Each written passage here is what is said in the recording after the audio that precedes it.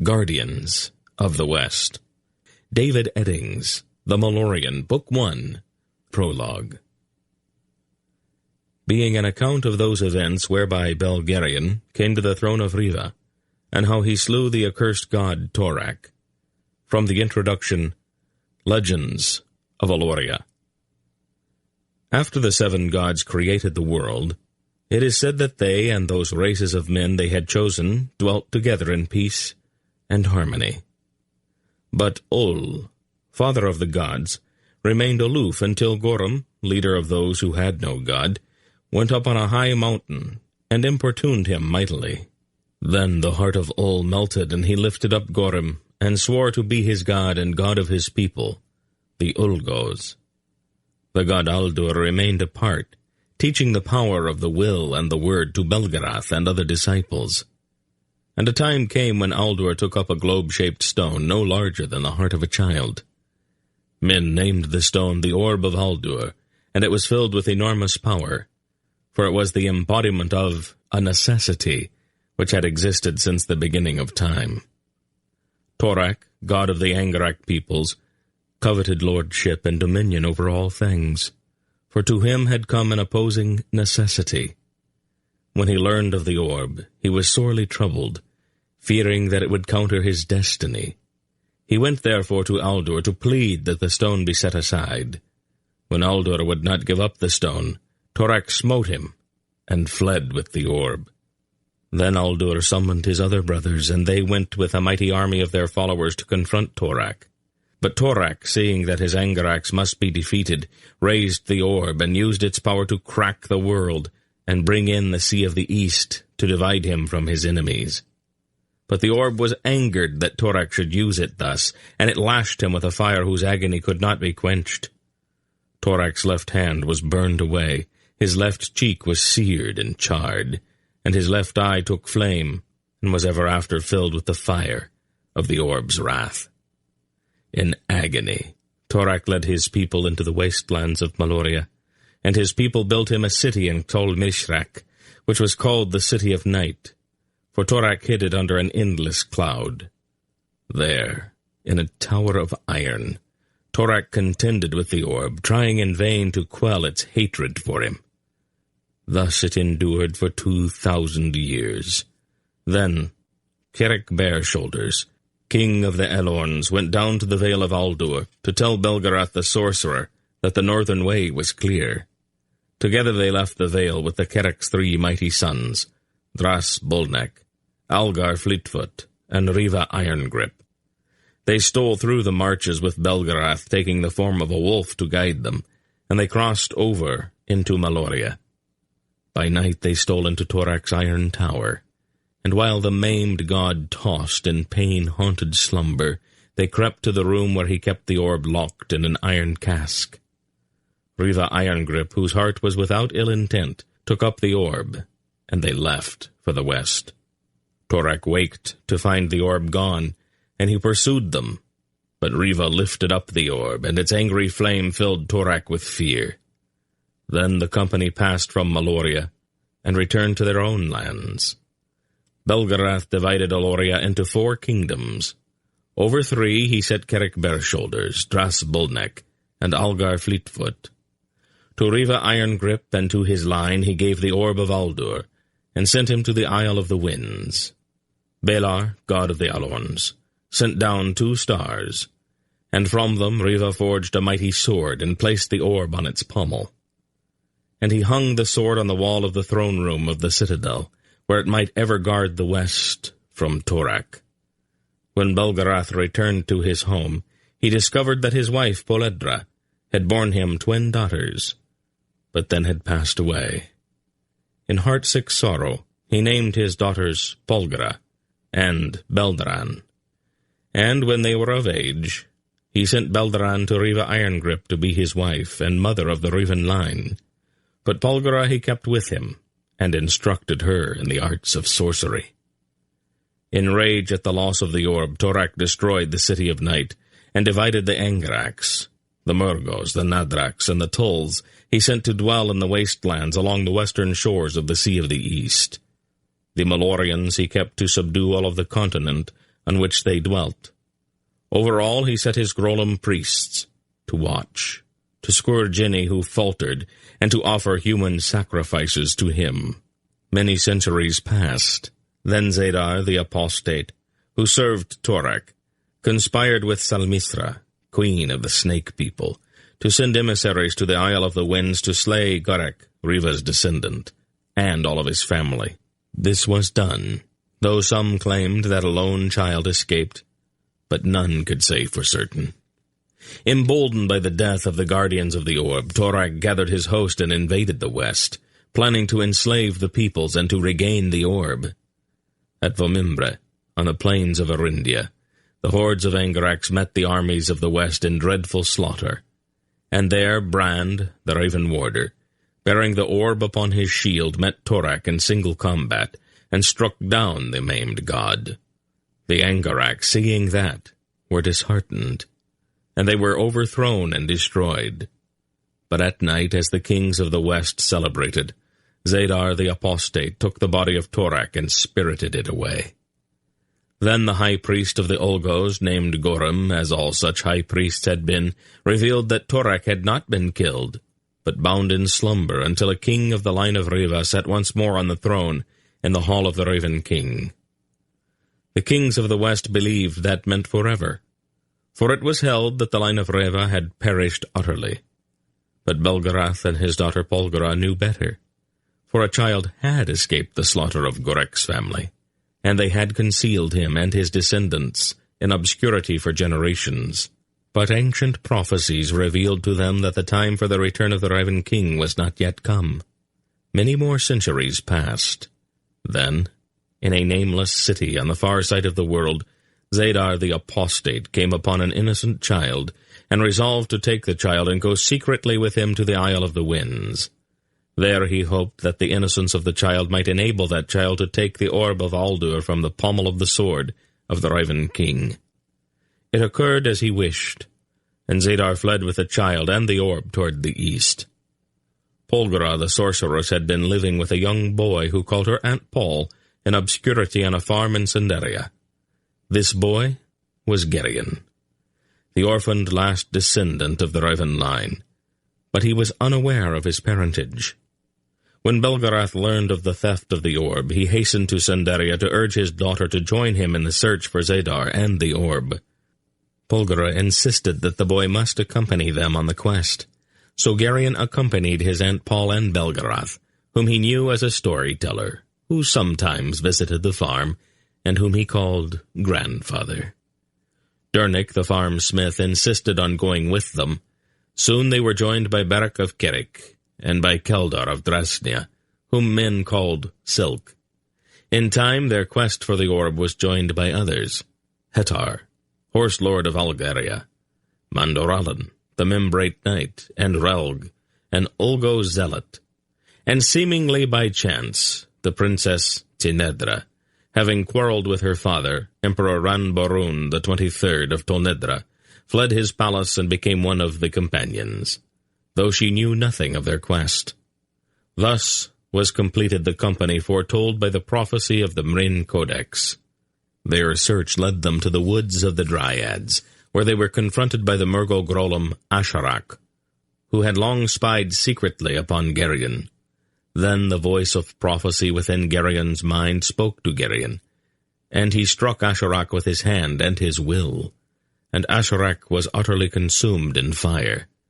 Thus Geryon learned that he was possessed of the power of sorcery. Polgara rejoiced, telling him that henceforth he should be named Belgeryon, as was proper for a sorcerer, for she knew then that the centuries of waiting were over, and that Geryon should be the one to reclaim the Raven throne, as foretold. Zadar the apostate fled from Belgarath in haste. Unwisely he entered the realms of Tuchek, high priest of the western Grolums. Like Zadar, Tuchek was a disciple of Torak, but the two had lived in enmity throughout the centuries. As Zadar crossed the barren mountains of Tolmurgos, Tuchek waited him in ambush and wrested from him the orb of Aldur and the child whose innocence enabled him to touch the orb and not die. Belgarath went ahead to seek out the trail of Zadar, But Beltira, another disciple of Aldur, gave him the news that Kruchik now held the child and the orb. The other companions went on to Nyssa, where Salmithra, queen of the snake-loving people, had Geryon seized and brought to her palace. But Polgara freed him and turned Salmithra into a serpent, to rule over the snake people in that form forever. When Belgarath rejoined his companions, he led the company on a difficult journey to the dark city of Rachtol, which was built upon a mountain-top in the desert of the Murgos. They accomplished the difficult climb to confront Kruchik, who knew of their coming and awaited with the child and the orb.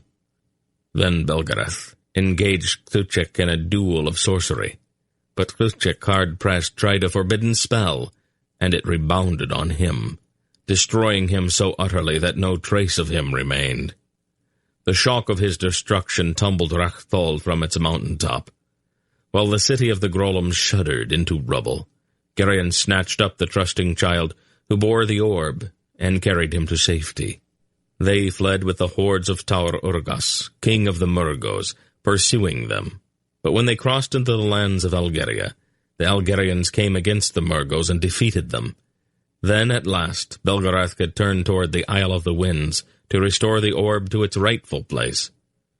There, in the hall of the Raven King at Eristide, the child whom they called Erand placed the orb of Aldur into Geryon's hand, and Geryon stood on the throne to set it in its accustomed place on the pommel of the great sword of the Raven King. As he did so, the orb leaped into flame, and the sword blazed with a cold blue fire. By these signs all knew that Geryon was indeed the true heir to the throne of Riva, and they acclaimed him the King of Riva, Overlord of the West, and the Keeper of the Orb. Soon, in keeping with the accords signed after the Battle of Omimbre, the boy who had come from a humble farm in Cinderia to become the Raven King was betrothed to the Princess Tinedra. But before the wedding could take place, the voice of prophecy that was within his head urged him to go to the room of documents and there take down the copy of the Marine Codex. In that ancient prophecy, he discovered that he was destined to take up Riva's sword and go with it to confront the maimed god Torak, and to slay or be slain, thereby to decide the fate of the world.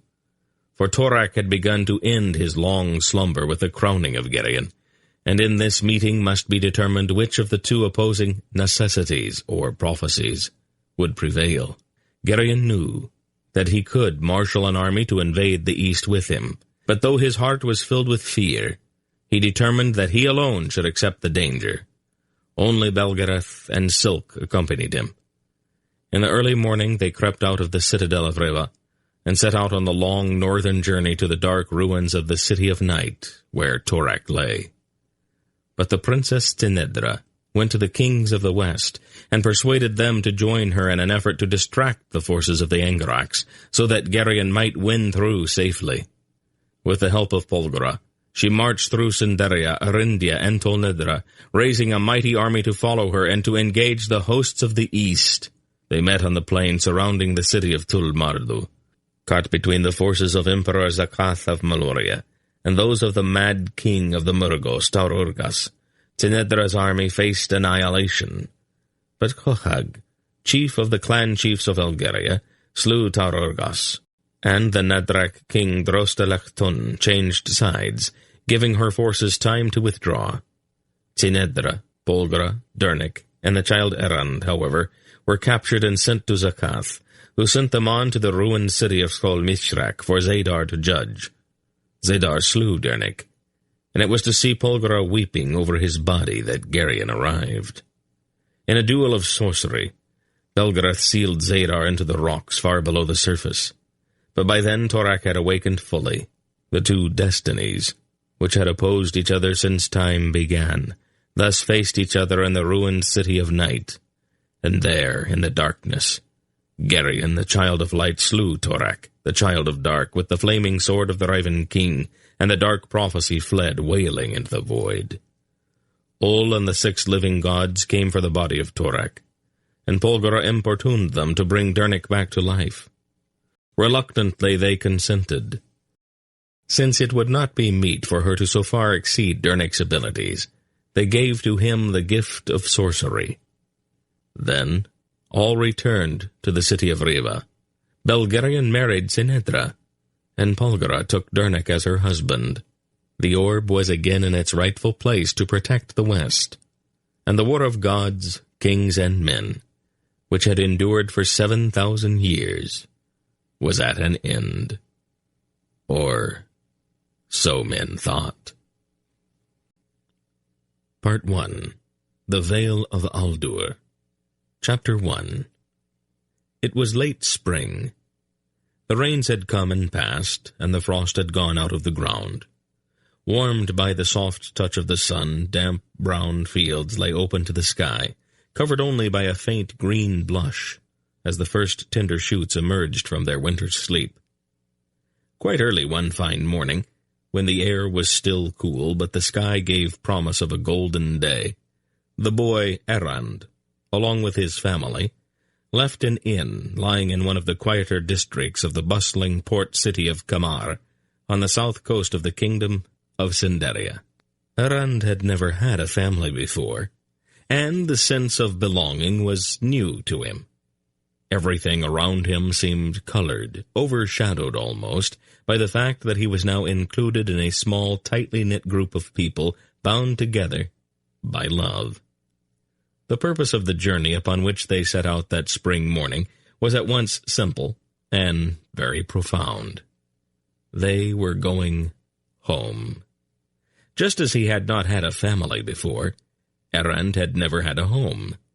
And though he had never seen the cottage in the Vale of Aldur, which was their destination, he nonetheless yearned toward that place as if its every stone and tree and bush had been imprinted upon his memory and imagination since the day he was born. A brief rain squall had swept in off of the Sea of the Winds about midnight, and then had passed as quickly as it had come, leaving the gray cobbled streets and tall tile-roofed buildings of Kamar washed clean to greet the morning. As they rolled slowly through the streets in the sturdy wagon which Dernick the smith, after much careful inspection, had bought 2 days earlier, Errand, riding burrowed amongst the bags of food and equipment which filled the wagon bed, could smell the faint salt tang of the harbor and see the bluish morning cast in the shadows of the red-roofed buildings they were passing. Dernick, of course, drove the wagon, his strong brown hands holding the reins in that competent way with which he did everything, transmitting somehow along those leather straps to the wagon team the comforting knowledge that he was completely in control and knew exactly what he was doing. The stout, placid mare upon which Belgarath, the sorcerer, rode, however, quite obviously did not share that comfortable security felt by the wagon horses.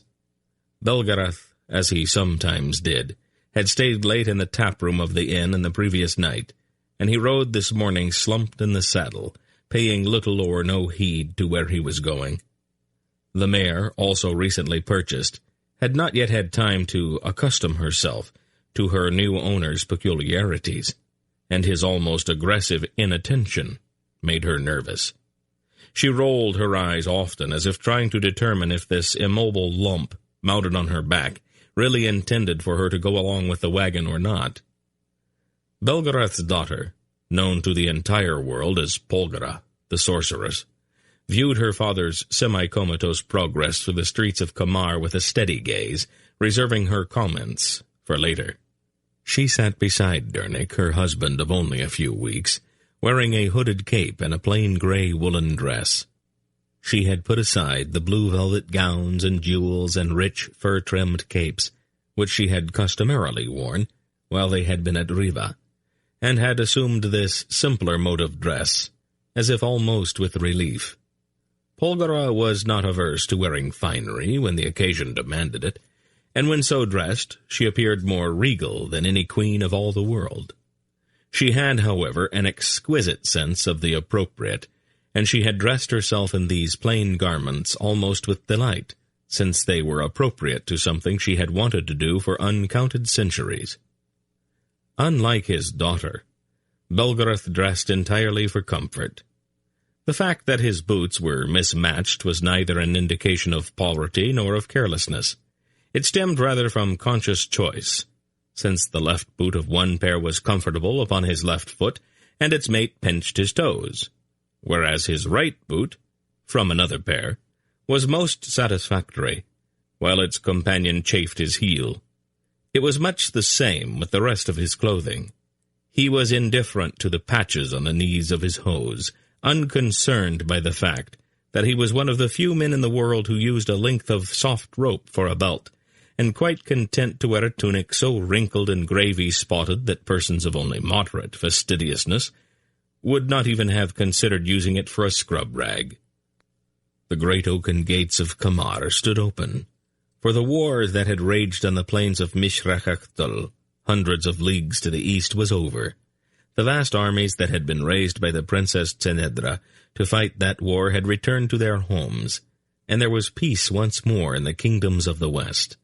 Belgarion, king of Riva, and the overlord of the west, sat upon the throne in the hall of the Riven king, with the orb of Aldur once again in its proper place above his throne.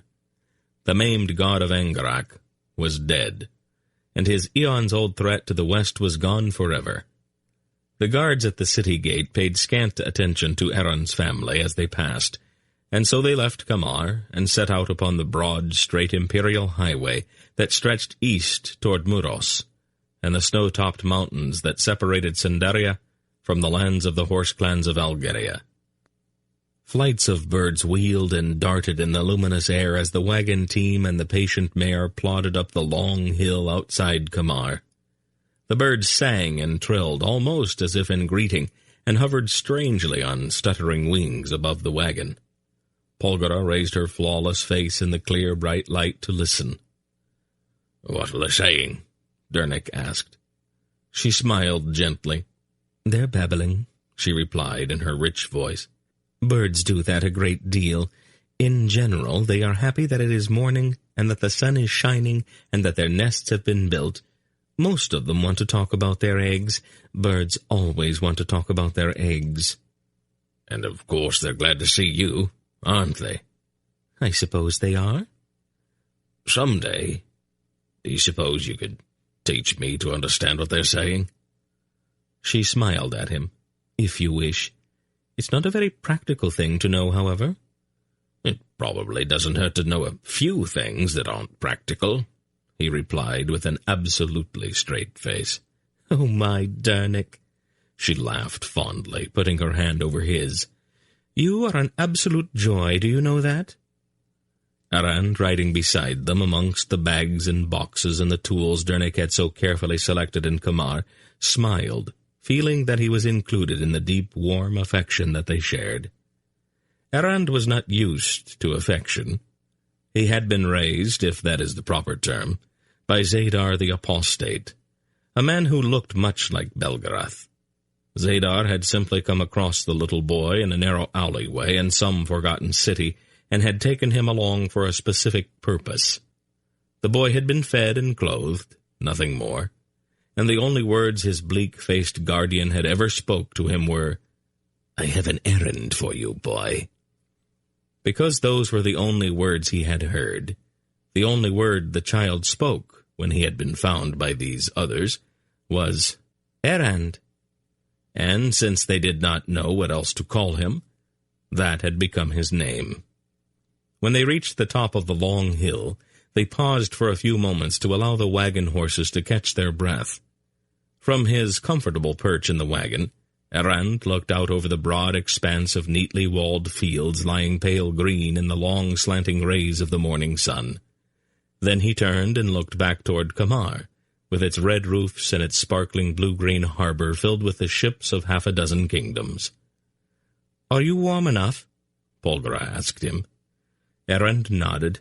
"Yes, thank you." The words were coming more easily to him now, though he still spoke but rarely. Belgarath lounged in his saddle, absently rubbing at his short white beard. His eyes were slightly bleary, and he squinted as if the morning sunlight was painful to him. "I sort of like to start out a journey in the sunshine," he said. It always seems to bode well for the rest of the trip." Then he grimaced. "I don't know that it needs to be this bright, however." "Are we feeling a bit delicate this morning, Father?" Polgara asked him archly. He turned to regard his daughter, his face set. "Why don't you go ahead and say it, Paul? I'm sure you won't be happy until you do."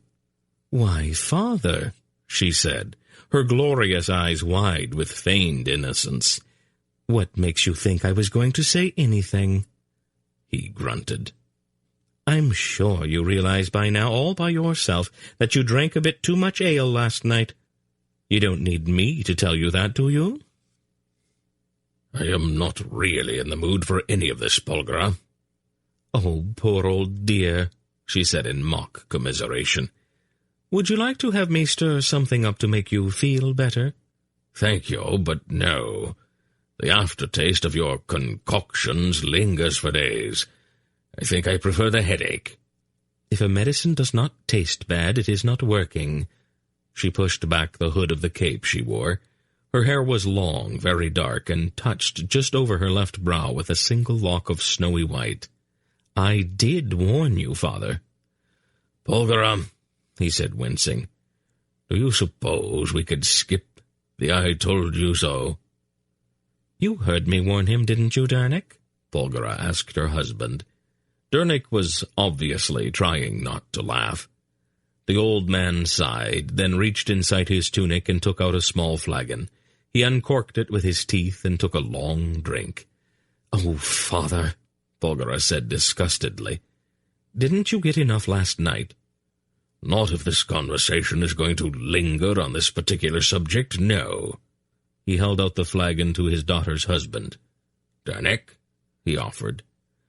"Oh, thanks all the same, Belgarath," Dernick replied, "but it's a bit early for me." "Paul," Belgarath said then, offering a drink to his daughter. "Don't be absurd." "As you wish." Belgarath shrugged, recorking the bottle and tucking it away again. "Shall we move along, then? It's a very long way to the Vale of Aldur." And he nudged his horse into a walk. Just before the wagon rolled down on the far side of the hill, Errand looked back toward Kamar and saw a detachment of mounted men coming out through the gate. Glints and flashes of reflected sunlight said quite clearly that at least some of the garments the men wore were made of polished steel.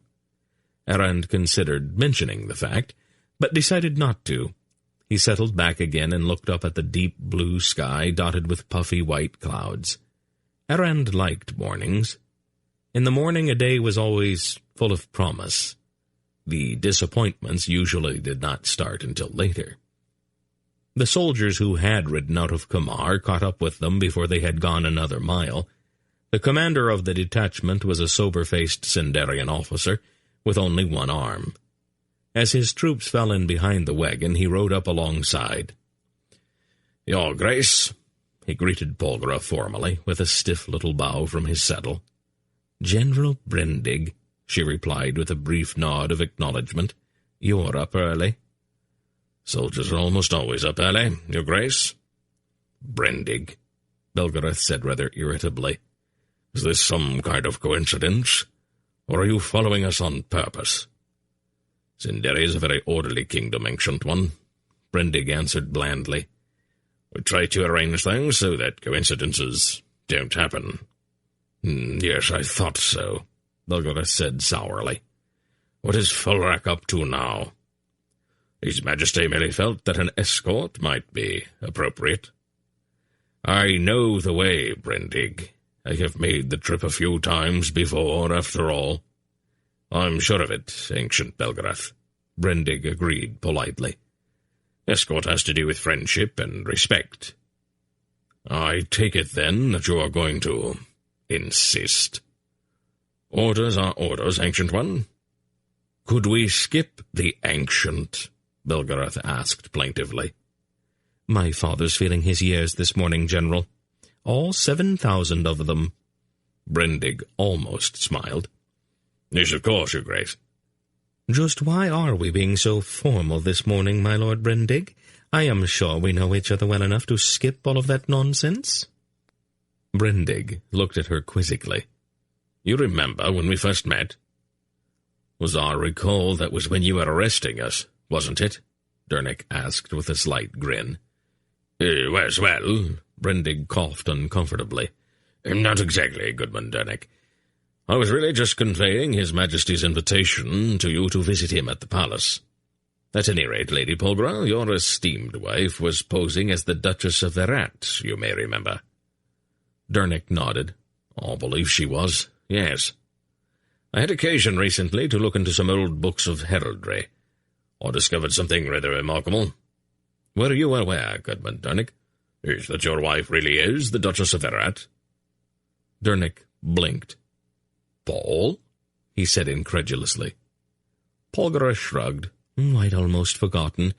It was a very long time ago." "Your title, nonetheless, is still valid, Your Grace. Every landholder in the district of Verat pays a small tithe each year into an account that's being held in Sindar for you." "Oh, how tiresome." "Wait a minute, Paul," Belgarath said, his eyes suddenly very alert. "Yes, Brendig. Just how big is this account of my daughter's, in round figures?" "Oh, several millions, I understand it," Brendig replied. "Well," Belgarath said, his eyes going wide. Well. Polgara gave him a level gaze. "What have you got in your mind, father?" she asked him pointedly. "Oh, it's just that I'm pleased for you, Paul," he said expansively. "Any father would be happy to know that his child has done so well." He turned back to Brendig.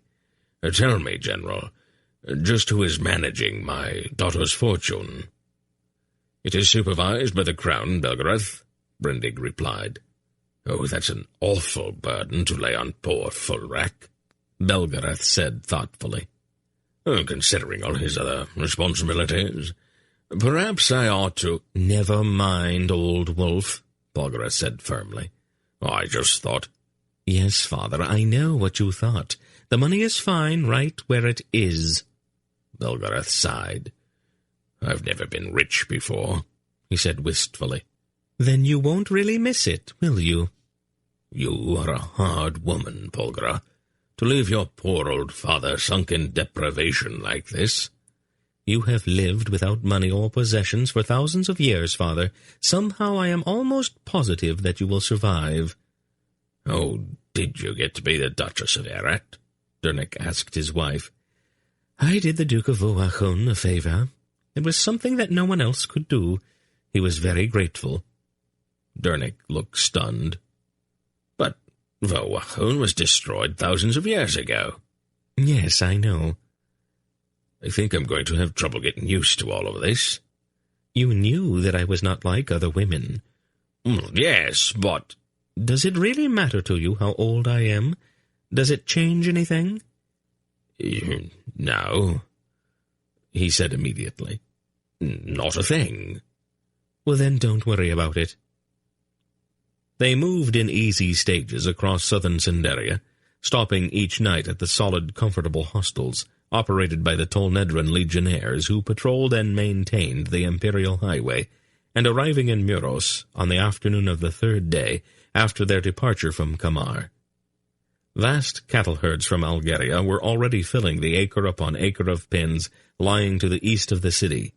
Muros was not a comfortable town during the season of the cattle drives. It was hot, dirty, and noisy.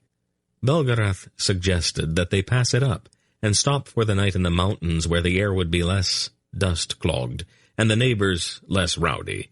"Are you planning to accompany us all the way to the Vale?" he asked General Brendig, after they had passed the cattle pens and were moving along the great north road toward the mountains. No, actually, Belgarath," Brendig replied, peering ahead at a band of Algar horsemen approaching along the highway. "As a matter of fact, I'll be turning back about now." The leader of the Algar riders was a tall, hawk-faced man in leather clothing, with a raven-black scalp-lock flowing behind him. When he reached the wagon, he reined in his horse.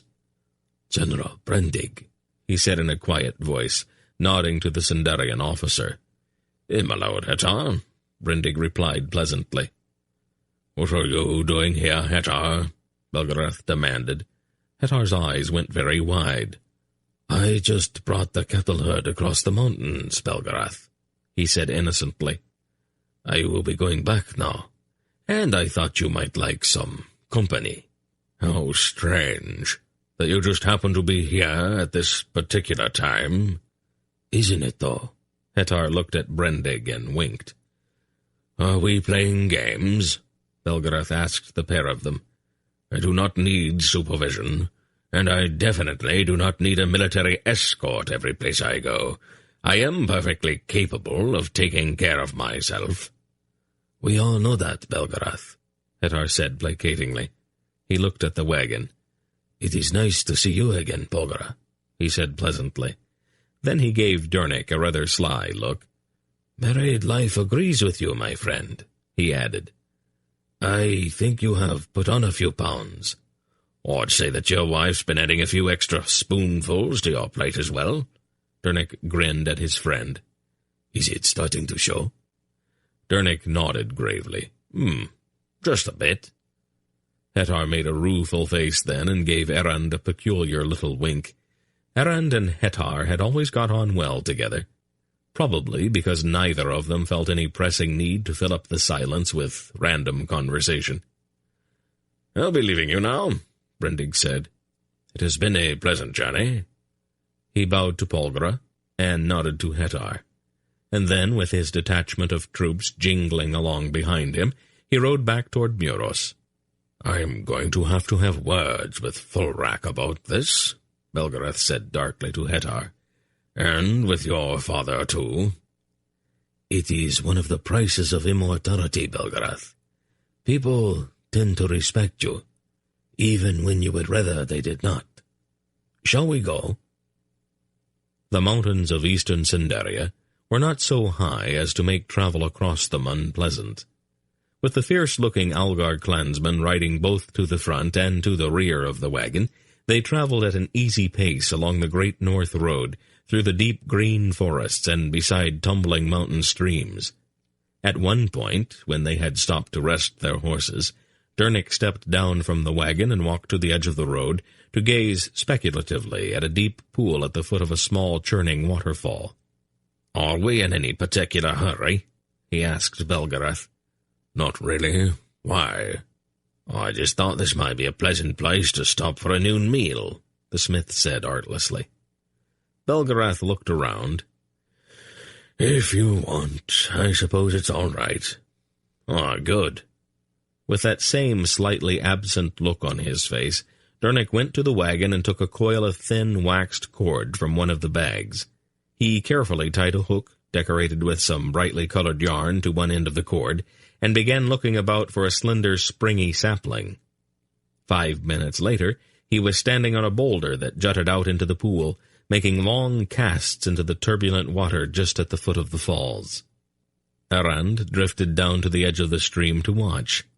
Dernick was casting into the center of the main flow of the current, so that the swiftly moving green water pulled his lure down deep into the pool. About a half-hour later, Polgara called to them. "Errand, Dernick, your lunch is ready." "Yes, dear," Dernick replied absently. "In a moment."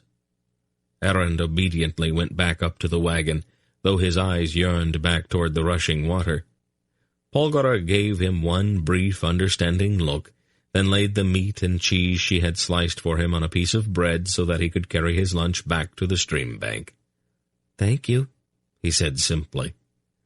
Dernick continued his fishing, his face still intent. Polgara came down to the water's edge. "Dernick," she called, "lunch." Yes," he replied, not taking his eyes off of the water. "I'm coming." He made another cast. Polgara sighed. "Oh, well, I suppose every man needs at least one vice."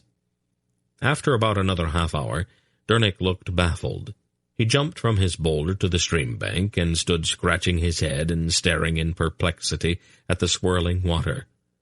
"I know they're in there," he said to Errand.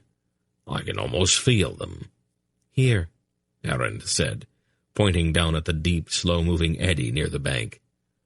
"Oh, I think they'd be further out, Errand," Dernick replied doubtfully. "Here," Errand repeated, pointing again. Dernick shrugged. "All right, if you say so." He flipped his lure out into the eddy. "I still think they'd be out in the main current, though." And then his pole bent sharply into a tense, quivering bow. He caught 4 trout in rapid succession, thick, heavy-bodied trout with silvery speckled sides and curved jaws filled with needle-like teeth. "Why did it take you so long to find the right spot?" Belgarath asked later that afternoon, when they were back on the highway. "You have to work that kind of pool methodically, Belgarath. You start at one side and work your way across, cast by cast." "I see. That's the only way to be really sure you've covered it all." "Of course." "I was very sure that they'd be lying, though." "Yes, naturally."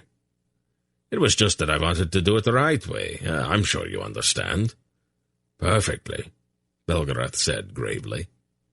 After they had passed through the mountains, they turned south, riding through the vast grasslands of the Algarian plain, where herds of cattle and horses grazed in that huge green sea of grass that rippled and swayed under the steady easterly breeze. Although Hettar strongly urged them to stop by the stronghold of the Algar clans, Polgara declined. "Tell Cochag and Sila that we may visit later, but we really should get to the Vale. It's probably going to take most of the summer to make my mother's house habitable again." Hettar nodded gravely and then waved a brief salute as he and his clansmen turned eastward and rode off across the rolling grasslands toward the mountain-like stronghold of his father, Cochag, chief of the clan chiefs of Algaria. The cottage that had belonged to Polgara's mother lay in a valley among the rolling hills marking the northern edge of the Vale of Aldur.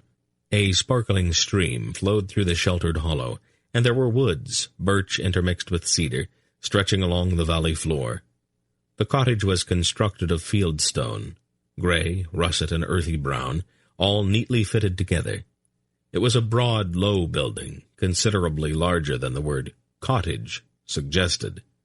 It had not been occupied for well over 3,000 years, and the thatching and the doors and window frames had long since surrendered to the elements, leaving the shell of the house standing, bramble-filled and unroofed, open to the sky. There was, nonetheless, a peculiar sense of waiting about it, as if Poledra, the woman who had lived here, had instilled in the very stones the knowledge that one day her daughter would return. They arrived in the middle of a golden afternoon, and Errand, lulled by a creaking wheel, had drifted into a doze. When the wagon stopped, Polgara shook him gently awake. "Errand, we're here." He opened his eyes and looked for the first time at the place he would forever call home. He saw the weathered shell of the cottage nestled in the tall green grass. He saw the woods beyond, with the white trunks of the birch trees standing out among the dark green cedars. And he saw the stream. The place had enormous possibilities. He realized that at once.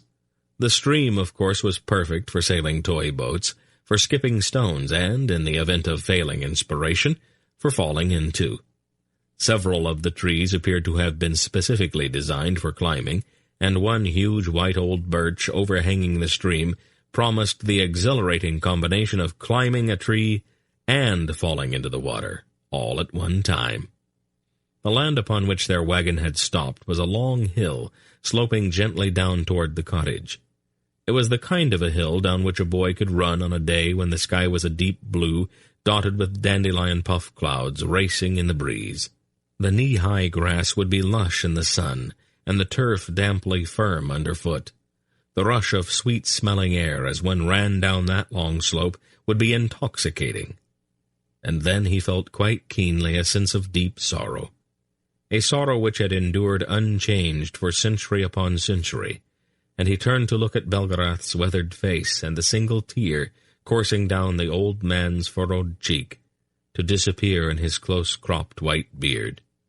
In spite of Belgarath's sorrow for his lost wife, Errand looked out at this small green valley, with its trees and its stream and its lush meadow, with a deep and abiding contentment. He smiled and said, "Home, trying the word and liking the sound of it. Polgara looked gravely into his face.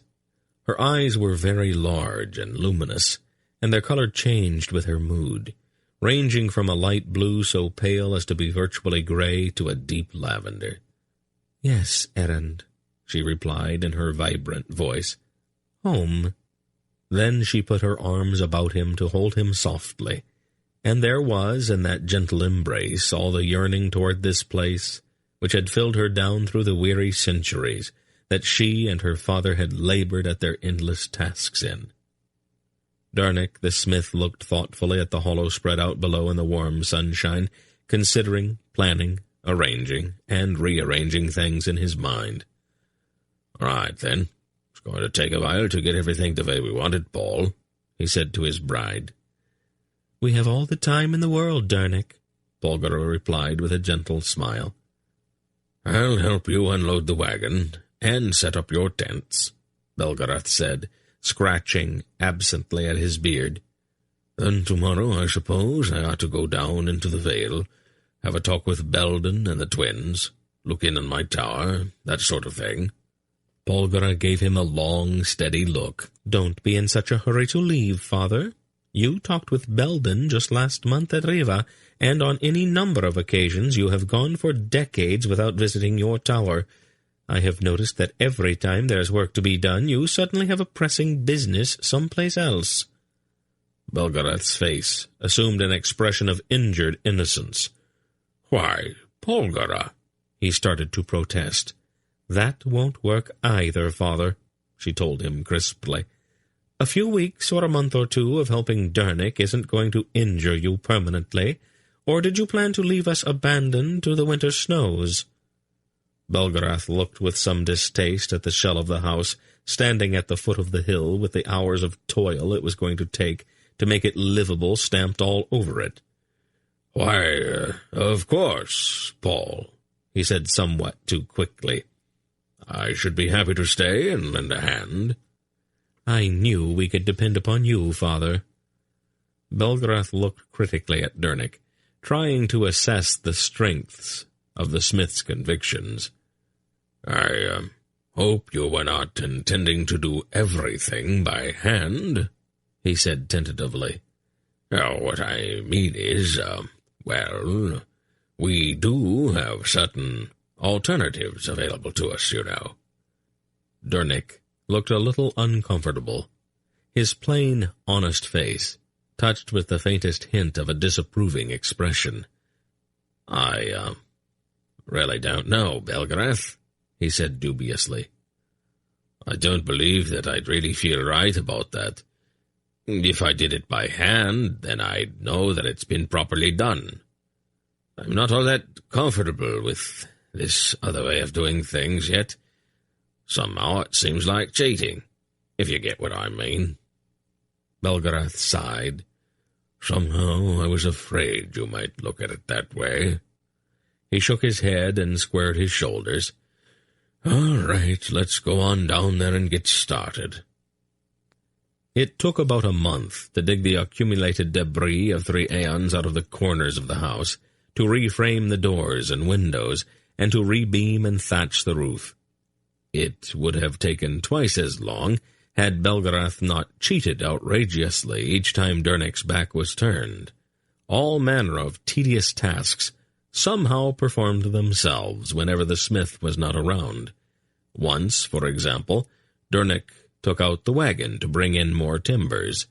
As soon as he was out of sight, Belgarath tossed aside the adze with which he had been laboriously squaring off a beam, looked gravely at Errand, and reached inside his jerkin for the earthenware jar of ale he had filched from Polgara's stores. He took a long drink, and then he directed the force of his will at the stubborn beam, and released it with a single muttered word. An absolute blizzard of white wood chips went flying in all directions. When the beam was neatly squared, the old man looked at Errand with a self-satisfied smirk and winked impishly. With a perfectly straight face, Errand winked back. The boy had seen sorcery performed before. Zadar, the apostate, had been a sorcerer, and so had Kruchik. Indeed, throughout almost his entire life, the boy had been in the care of people with that peculiar gift. Not one of the others, however, had that air of casual competence, that verve with which Belgarath performed his art. The old man's offhand way of making the impossible seem so easy that it was hardly worth mentioning was the mark of the true virtuoso. Errand knew how it was done, of course. No one can possibly spend that much time with assorted sorcerers without picking up the theory, at least. The ease with which Belgarath made things happen almost tempted him to try it for himself. But whenever he considered the idea, he realized that there wasn't really anything he wanted to do that badly. The things the boy learned from Dernick, while more commonplace, were nonetheless very nearly as profound. Errand saw almost immediately that there was virtually nothing the smith could not do with his hands. He was familiar with almost every known tool. He could work in wood and stone as readily as in iron and brass. He could build a house or a chair or a bed with equal facility. As Errand watched closely, he picked up the hundreds of little tricks and knacks that separated the craftsman from the bumbling amateur. Polgara dealt with all of the domestic matters. The tents in which they slept while the cottage was being readied were as neatly kept as any house. The bedding was aired daily, meals were prepared, and laundry was hung out to dry. On one occasion, Belgarath, who had come to beg or steal more ale, looked critically at his daughter, who was humming contentedly to herself as she cut up some recently cooked-down soap. "Paul," he said acidly, "you're the most powerful woman in the world. You have got more titles than you can count, and there is not a king in the world who does not bow to you automatically. Can you tell me exactly why you find it necessary to make soap that way? It is hard work, hot work, and the smell is awful." She looked calmly at her father. "I have spent thousands of years being the most powerful woman in the world, old wolf. Kings have been bowing to me for centuries, and I have lost track of all of the titles. This is, however, the very first time I have ever married. You and I were always too busy for that. I have wanted to be married, and I have spent my whole life practicing. I know everything a good wife needs to know, and I can do everything a good wife needs to do. Please don't criticize me, Father, and please don't interfere. I've never been so happy in my life." "Making soap?" "Well, that's part of it, yes." "Such a waste of time." He gestured negligently, and a cake of soap that had not been there before joined the one she had already made. "Father," she said, stamping her foot, "you stop that this minute." He picked up the 2 cakes of soap, one his, one hers. "Can you really tell me the difference between them, Paul?" "Mine was made with love. Yours is just a trick." "It's still going to get the clothes just as clean?" "Not mine, it won't." She took the cake of soap out of his hand, held it up, balanced neatly on her palm. Then she blew on it with a slight puff, and it instantly vanished. "Oh, that's a little silly, Paul." "Being silly at times runs in my family, I think. Just go back to your own work, Father, and leave me to mine." "You're almost as bad as Dernick is." She nodded with a contented smile. "I know. That's probably why I married him." "Come along, Errand," Belgarath said to the boy as he turned to leave. "This is the sort of thing that might be contagious, and I would not want you to catch it." "Oh, one other thing, Father. Stay out of my stores. If you want a jar of ale, ask me." Assuming a lofty expression, Belgarath strode away without answering. As soon as they were around the corner, however, Errand pulled a brown jar from inside his tunic and wordlessly gave it to the old man. "Excellent, my boy. You see how easy it is once you get the hang of it."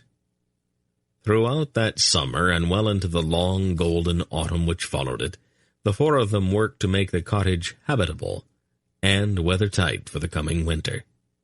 Errand did what he could to help, though more often than not his help consisted primarily of providing company while keeping out from underfoot. When the snows came, the entire world seemed somehow to change. More than ever before, the isolated cottage became a warm, safe haven. The central room, where they took their meals and where they all sat in the long evenings, faced a huge stone fireplace that provided both warmth and light. Errand, whose time was spent out of doors on all but the most bitterly cold days, was usually drowsy during those golden firelit hours between supper and bedtime, and he often lay on a fur rug before the fire, gazing into the dancing flames until his eyes slowly closed.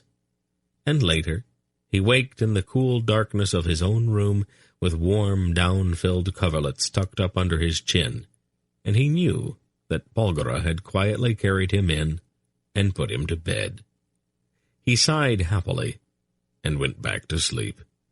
Dernick made him a sled, of course, and the long hill which ran down into the valley was perfect for sledding.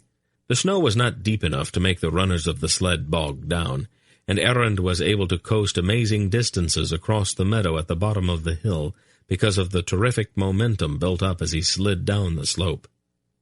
The absolute cap of the entire sledding season came late one bitingly cold afternoon, just after the sun had dropped into a bank of purple clouds on the western horizon, and the sky had turned to a pale, icy turquoise. Errand trudged up the hill through the frozen snow, pulling his sled behind him. When he reached the top, he stopped for a moment to catch his breath. The thatched cottage below nestled in the surrounding snowbanks, with the light from its windows golden and the column of pale blue smoke rising from its chimney, straight as an arrow, into the dead calm air. Errand smiled, lay down on his sled, and pushed off. The combination of circumstances was perfect for sledding. There was not even a breeze to impede his rapid descent, and he gathered astounding speed on his way down the hill.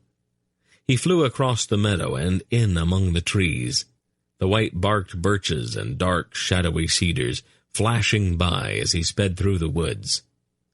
He might have gone even farther had the stream not been in his way, and even that conclusion to the ride was fairly exciting, since the bank of the stream was several feet high, and Errand and his sled sailed out of the dark water in a long, graceful arc, which ended abruptly in a spectacular icy splash. Polgara spoke to him at some length when he arrived home, shivering and with ice beginning to form up on his clothing and in his hair. Polgara, he noticed, tended to over-dramatize things, particularly when an opportunity presented itself for her to speak to someone about his shortcomings. She took one long look at him and immediately fetched a vile-tasting medicine, which she spooned into him liberally. Then she began to pull off those frozen pieces of clothing, commenting extensively as she did so. She had an excellent speaking voice and a fine command of language. Her intonations and inflections added whole volumes of meaning to her commentary. On the whole, however, Errand would have preferred a shorter, somewhat less exhaustive discussion of his most recent misadventure, particularly in view of the fact that Belgarath and Dernick were both trying, without much success, to conceal broad grins as Polgara spoke to him while simultaneously rubbing him down with a large rough towel. "Well," Dernick observed, "at least he won't need a bath for the rest of the week." Polgara stopped drying the boy and slowly turned her gaze toward her husband. There was nothing really threatening in her expression, but her eyes were frosty. "You said something?" No, dear, not really." He looked at Belgarath a bit uncomfortably. Then he rose to his feet. "Perhaps I'd better bring in some firewood," he said. One of Polgara's eyebrows went up, and her gaze moved on toward her father. "Well?" He blinked, his face a study in total innocence. Her expression did not change, but the silence became ominous, oppressive. "Why don't I give you a hand, Danik?" the old man suggested finally, also getting up. Then the two of them went outside, leaving Errand alone with Polgara. She turned back toward him. "You slid all the way down the hill?" she asked quite calmly. "And clear across the meadow?" He nodded. "And then through the woods?" He nodded again. "And then off of the bank and into the stream?" "Yes, ma'am," he admitted. "I don't suppose it occurred to you to roll off of the sled before it went over the edge and into the water?" Errand was not really a very talkative boy, but he felt that his position in this affair needed a bit of explanation. "Well," he began, "I didn't really think of rolling off, but I don't think I would have, even if I had thought of it." "I am sure there's an explanation for that." He looked at her earnestly. "Everything had gone so splendidly up until then that, well, it just wouldn't have seemed right to get off just because a few things started to go wrong." There was a long pause. "I see," she said at last, her expression grave. "Then it was in the nature of a moral decision, this riding the sled all the way into the stream?" "I suppose you might say that, yes." She looked at him steadily for a moment, and then slowly sank her face into her hands. "I'm not entirely certain that I have the strength to go through all of this again." "Through what?" he asked, slightly alarmed. "Raising Geryon was almost more than I could bear," she replied. "But not even he could have come up with a more illogical reason for doing something." Then she looked at him, laughed fondly, and put her arms about him. "Oh, Errand," she said, pulling him tightly to her, and everything was all right again. Chapter 2. Belgarath the Sorcerer was a man with many flaws in his character. He had never been fond of physical labor, and he was perhaps a bit too fond of dark brown ale. He was occasionally careless about the truth, and had a certain grand indifference to some of the finer points of property ownership. The company of ladies of questionable reputation did not particularly offend his sensibilities, and his choice of language very frequently left much to be desired. Polgara, the sorceress, was a woman of almost inhuman determination, and she had spent several thousand years trying to reform her vagrant father, but without much noticeable success. She persevered, however, in the face of overwhelming odds. Down through the centuries she had fought a valiant rearguard action against his bad habits. She had regretfully surrendered on the points of indolence and shabbiness. She grudgingly gave ground on swearing and lying. She remained adamant, however, even despite repeated defeats, on the points of drunkenness, thievery, and wenching. She felt, for some peculiar reason, that it was her duty to fight on those issues to the very death. Since Belgarath put off his return to his tower in the Vale of Aldur until the following spring, Errand was able to witness at close hand those endless and unbelievably involuted skirmishes between father and daughter with which they filled the periodic quiet spaces in their lives. Polgara's comments about the lazy old man's lounging about in her kitchen, soaking up the heat from her fireplace and the well-chilled ale from her stores with almost equal facility, were pointed, and Belgarath's smooth evasions revealed centuries of highly polished skill. Errand, however, saw past those waspish remarks and blandly flippant replies. The bonds between Belgarath and his daughter were so profound that they went far beyond what others might conceivably understand, and so, over the endless years, they found it necessary to conceal their boundless love for each other behind this endless facade of contention. This is not to say that Polgara might not have preferred a more upstanding father, but she was not quite as disappointed in him as her observations sometimes indicated. They both knew why Belgarath set out the winter in Poledra's cottage with his daughter and her husband. Though not one word of the matter had ever passed between them, they knew that the memories the old man had of this house needed to be changed. Not erased, certainly, for no power on earth could erase Belgarath's memories of his wife, but rather they needed to be altered slightly, so that this thatched cottage might also remind the old man of happy hours spent here, as well as that bleak and terrible day when he had returned to find that his beloved Poledra had died. After the snow had been cut away by a week of warm spring rains and the sky had turned blue once again, Belgarath at last decided that it was time to take up his interrupted journey. "I don't really have anything pressing," he admitted, "but I'd like to look in on Belden and the twins, and it might be a good time to tidy up my tower. I have sort of let that slide over the past few 100 years." "If you would like, we could go along," Polgara offered.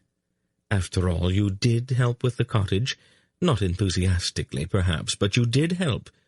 It only seems right that we help you with cleaning your tower."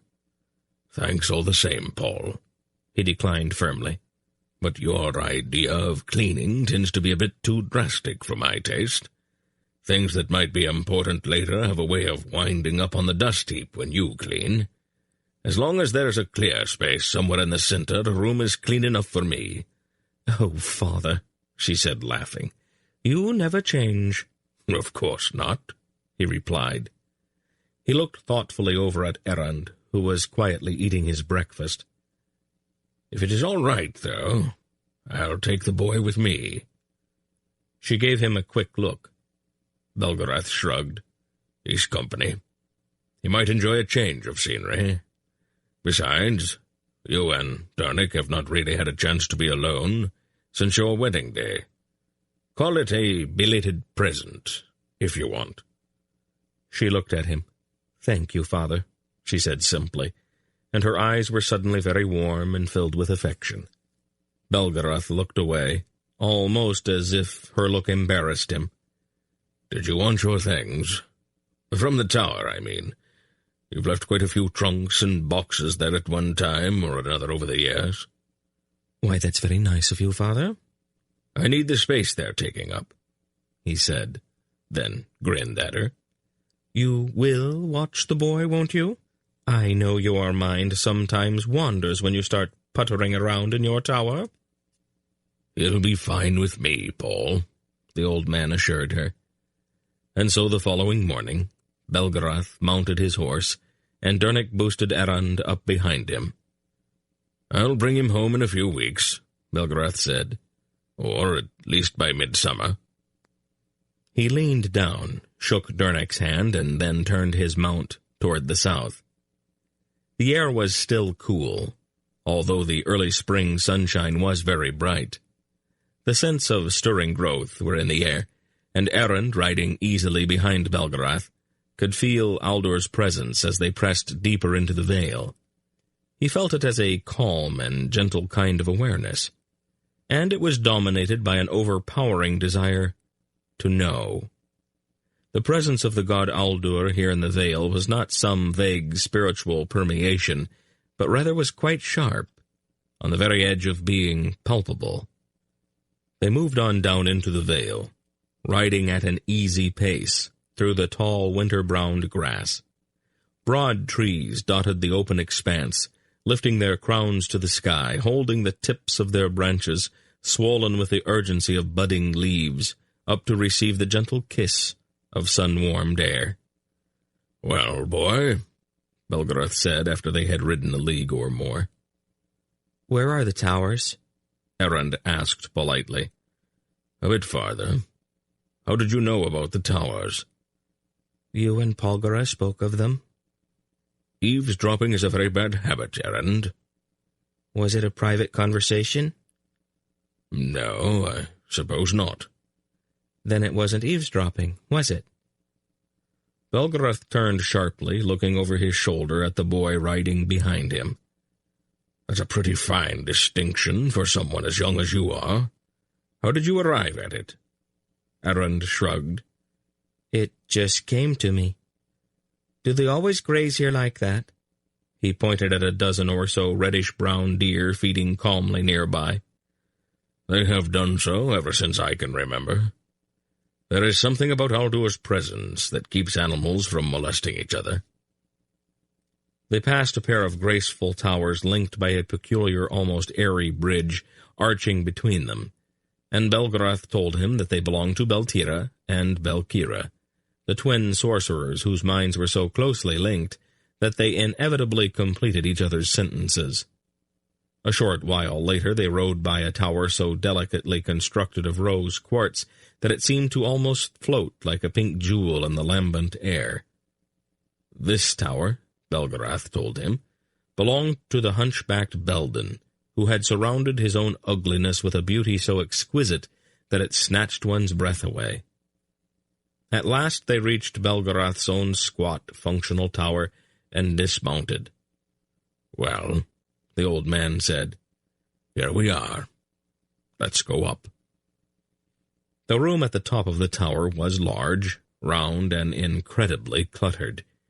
As he looked around it, Belgarath's eyes took on a defeated look. "Oh, this is going to take weeks."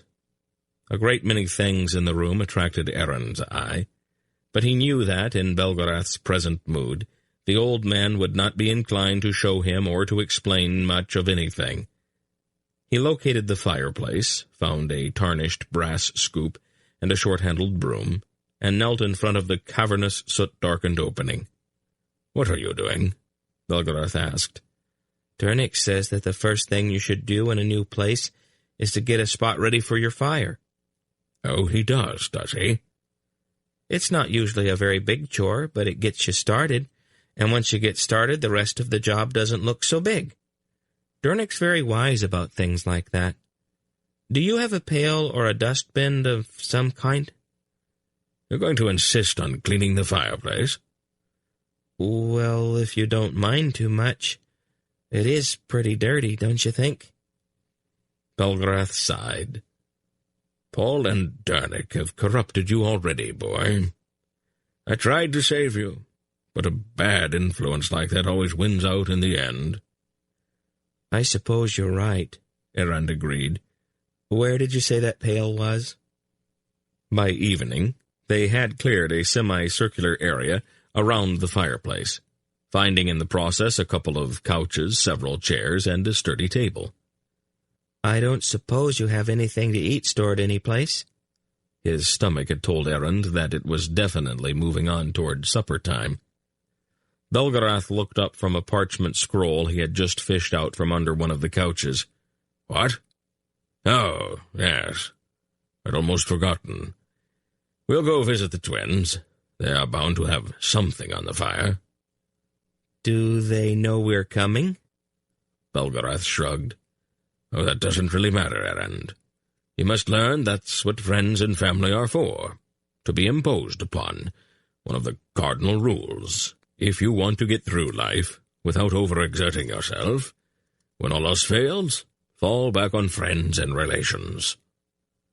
The twin sorcerers, Beltira and Belkira, were overjoyed to see them, and the something on the fire turned out to be a savory stew that was at least as good as the one that might have emerged from Belgarath's kitchen.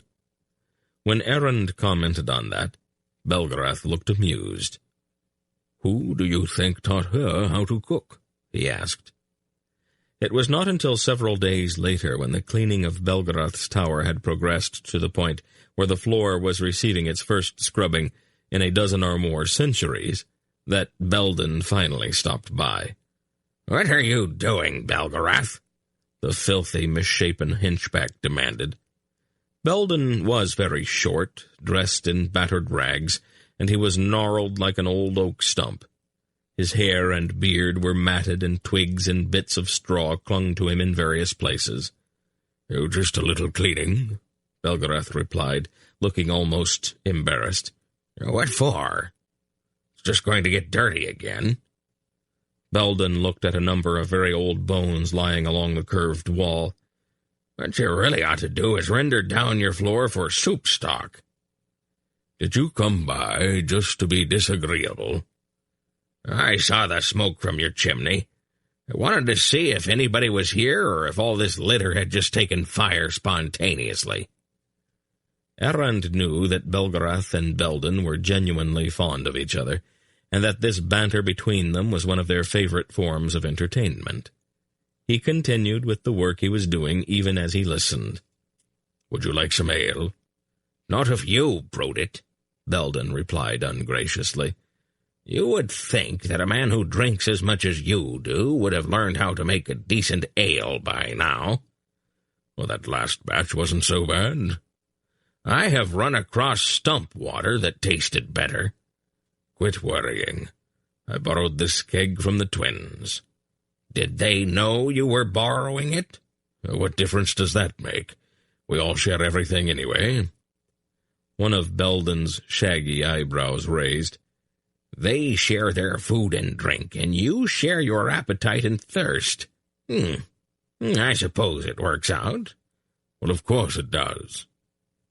Belgarath turned with a slightly pained look. "Errand, do you have to do that?" Errand looked up from the flagstones he was industriously scrubbing. "Does it bother you?" "Well, of course it bothers me. Don't you know it's terribly impolite to keep working like that when I'm resting?" "I'll try to remember that.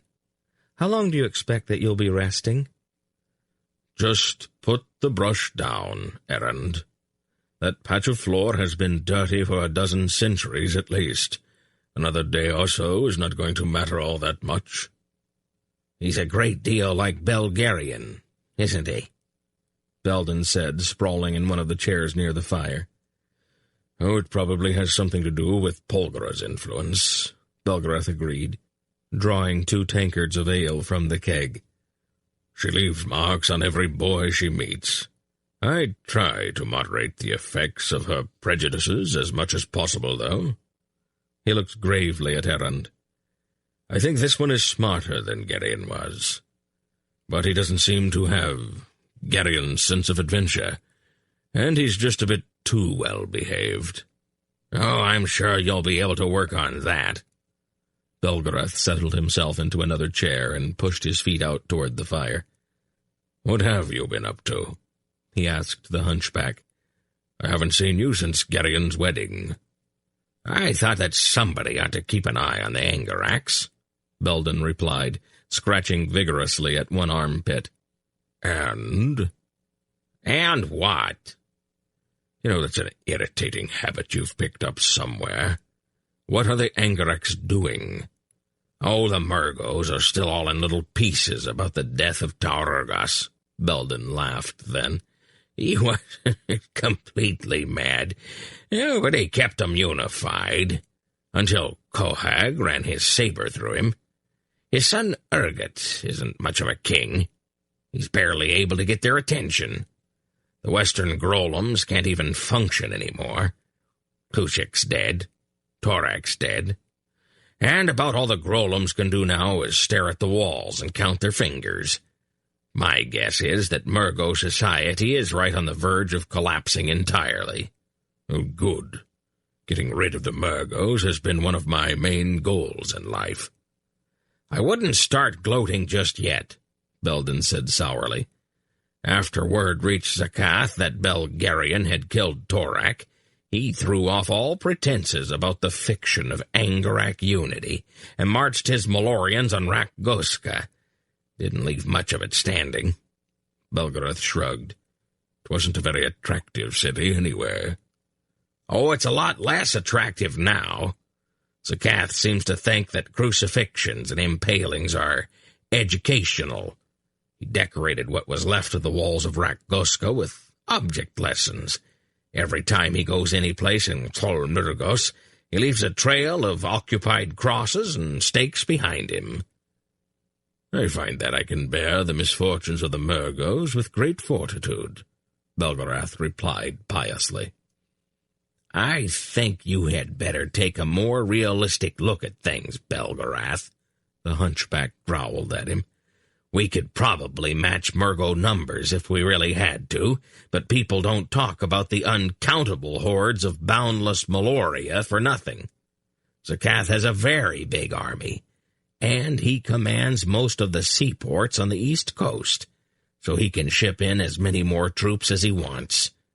If he succeeds in obliterating the Murgos, he's going to be camped on our southern doorstep with a lot of bored soldiers on his hands.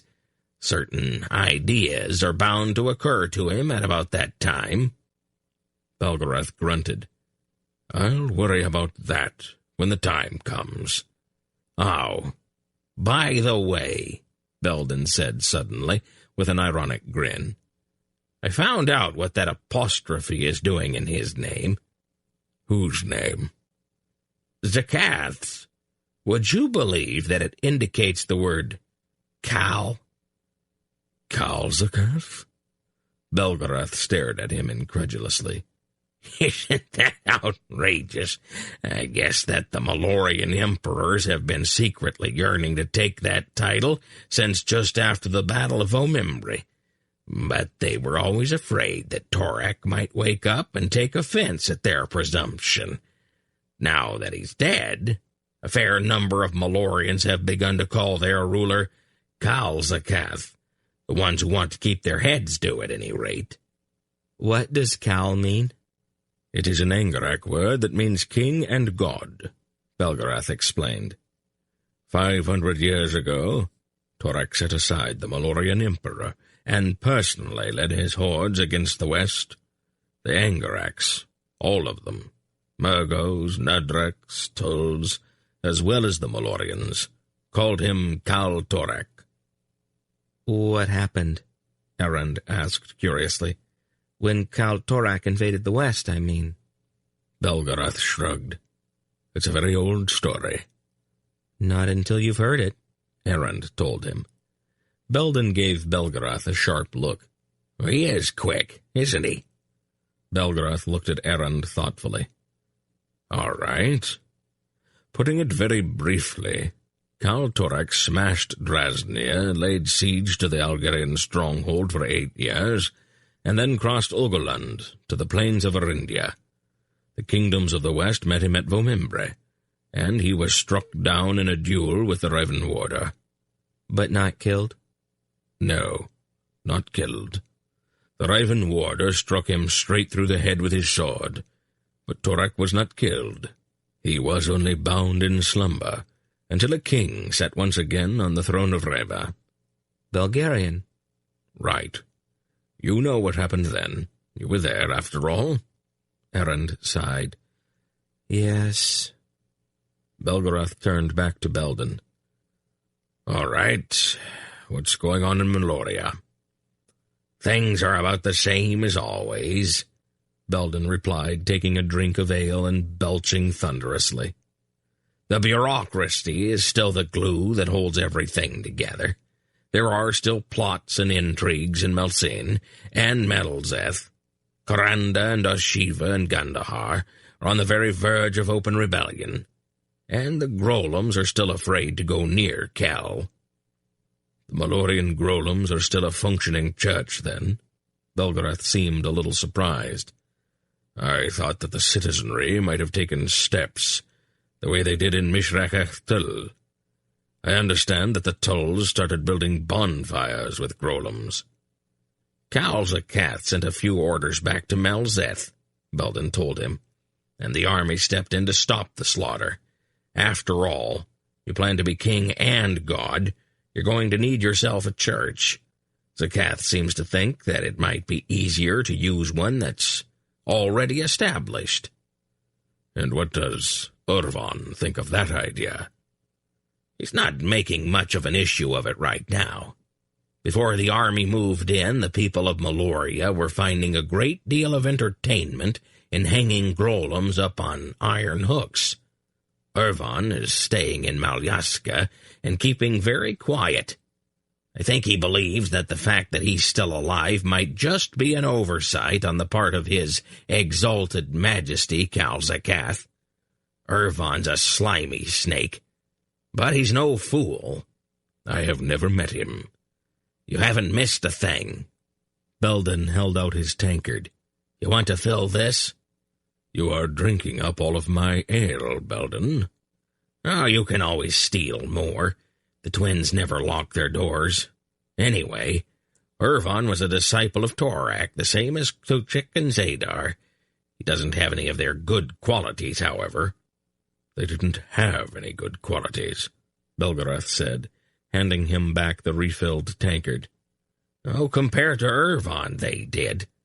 He's a natural-born bootlicker, a fawning, contemptible sneak. Even Torak despised him. But like all people with those charming traits, as soon as he got the least little bit of power, he went absolutely berserk with it. He's not satisfied with bows as a sign of respect. He wants people to grovel before him. You seem moderately unfond of him. I loathe that piebald backstabber. Piebald? He's got patches of skin on his face and hands with no color at all. He looks all splotchy, as if he had some gruesome disease. Oh, I'm viewed in some quarters as passing ugly, but Irvan could scare a troll into fits. Anyway, if Calzakath wants to turn the Grolem Church into a state religion with his face on the altars instead of Torak's, he's going to have to deal with Irvan first.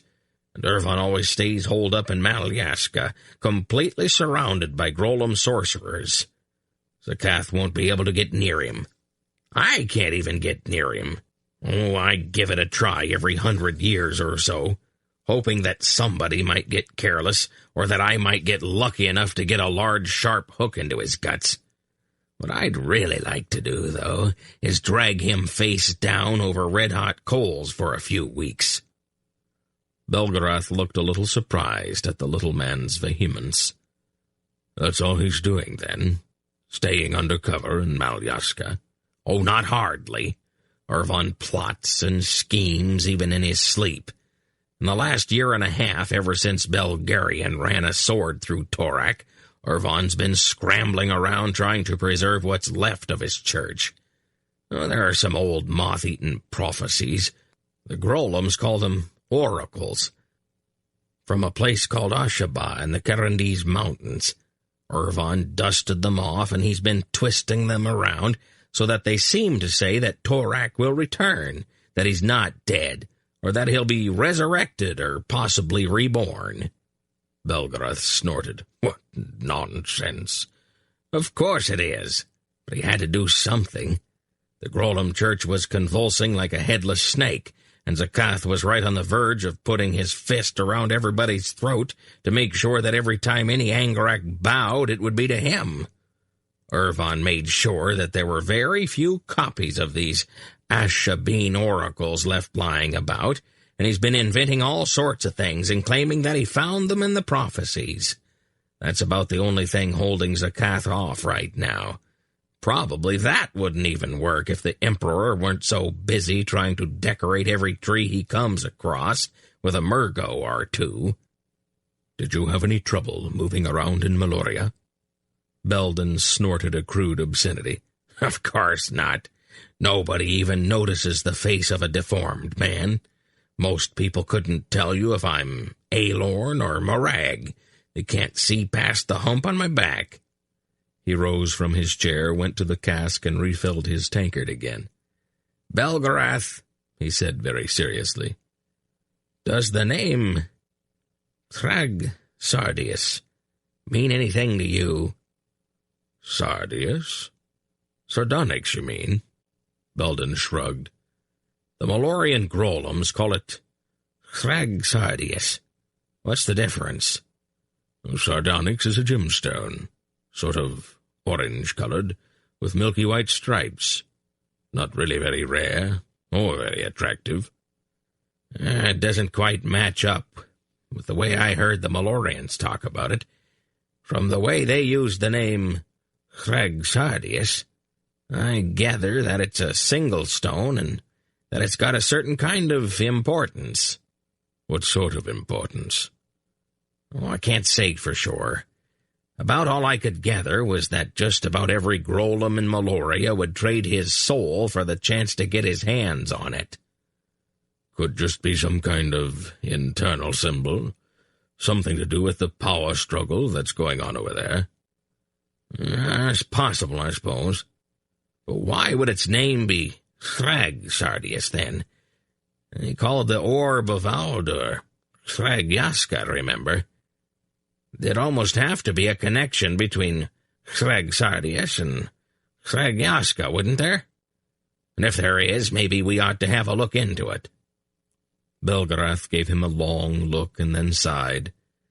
I thought, once Torak was dead, we might get a chance to rest. You've had a year or so. Much more than that, and you start to get flabby. You are a very disagreeable fellow, do you know that? Belden gave him a tight, ugly grin. Yes, I thought you might have noticed that.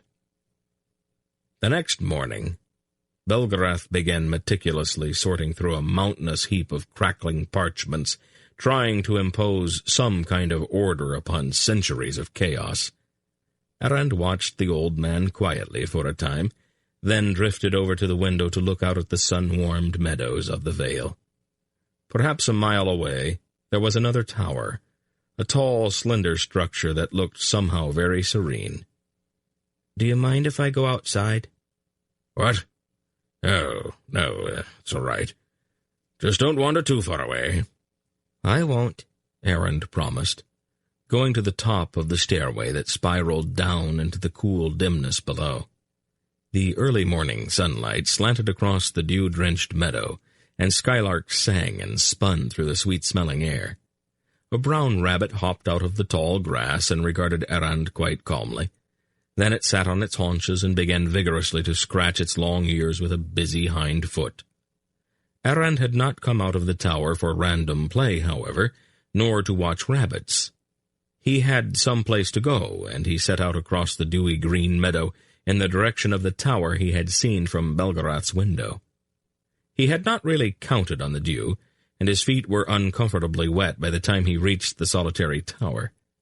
He walked around the base of the stone structure several times, his feet squelching in their sodden boots. "I wondered how long it would take you before you came by," a very calm voice said to him. "I was busy helping Belgarath," Errand apologized. "Did he really need the help?" "He was having a little trouble getting started." "Would you like to come up?" "If it's all right." "The door is on the far side." Errand went around the tower and found a large stone that had been turned to reveal a doorway. He went into the tower and on up the stairs. One tower room was much like another, but there were certain differences between this one and Belgarath's. As in Belgarath's tower, there was a fireplace here with a fire burning in it, but there appeared to be nothing in the flames here for them to feed upon. The room itself was strangely uncluttered, for the owner of this tower stored his parchment scrolls, tools, and implements in some unimaginable place, to be summoned as he required them. The owner of the tower sat beside the fire. His hair and beard were white, and he wore a blue, loose-fitting robe. "Come over to the fire and dry your feet, boy." "Thank you." "How is Polgara?" "Oh, very well, and happy. She likes being married, I think." He lifted one foot and held it close to the fire. "Don't burn your shoes." "I'll be careful." "Would you like some breakfast?" "Oh, that would be nice. Belgarath forgets about things like that sometimes." "On the table there." Errand looked at the table and saw a steaming bowl of porridge that had not been there before. "Thank you," he said politely, going to the table and pulling up a chair. "Was there something special you wanted to talk about?" "Oh, not really," Errand replied, picking up a spoon and starting on the porridge. "I just thought I should come by. The Vale is yours, after all." "Polgara's been teaching you manners, I see." Errand smiled. "And other things, too." "Are you happy with her errand?" "Yes, Aldur, I really am," Errand replied, and continued to eat his porridge. Chapter 3. As the summer progressed, Errand found himself rather naturally more and more in the company of Dernick. The smith, he soon discovered, was an extraordinarily patient man who did things the old way, not so much because of some moral bias against what Belgarath called the alternative we have available to us, but rather because he took a deep satisfaction in working with his hands. This was not to say that Dernick did not occasionally take shortcuts. Errand noticed a certain pattern to the smith's evasions. Dernick absolutely would not cheat on any project involving making something for Polgara, or for their home, no matter how laborious or tedious those projects might be. Dernick completed them with his hands and his muscles. Certain outside activities, however, were not quite so closely tied up with Dernick's sense of ethics.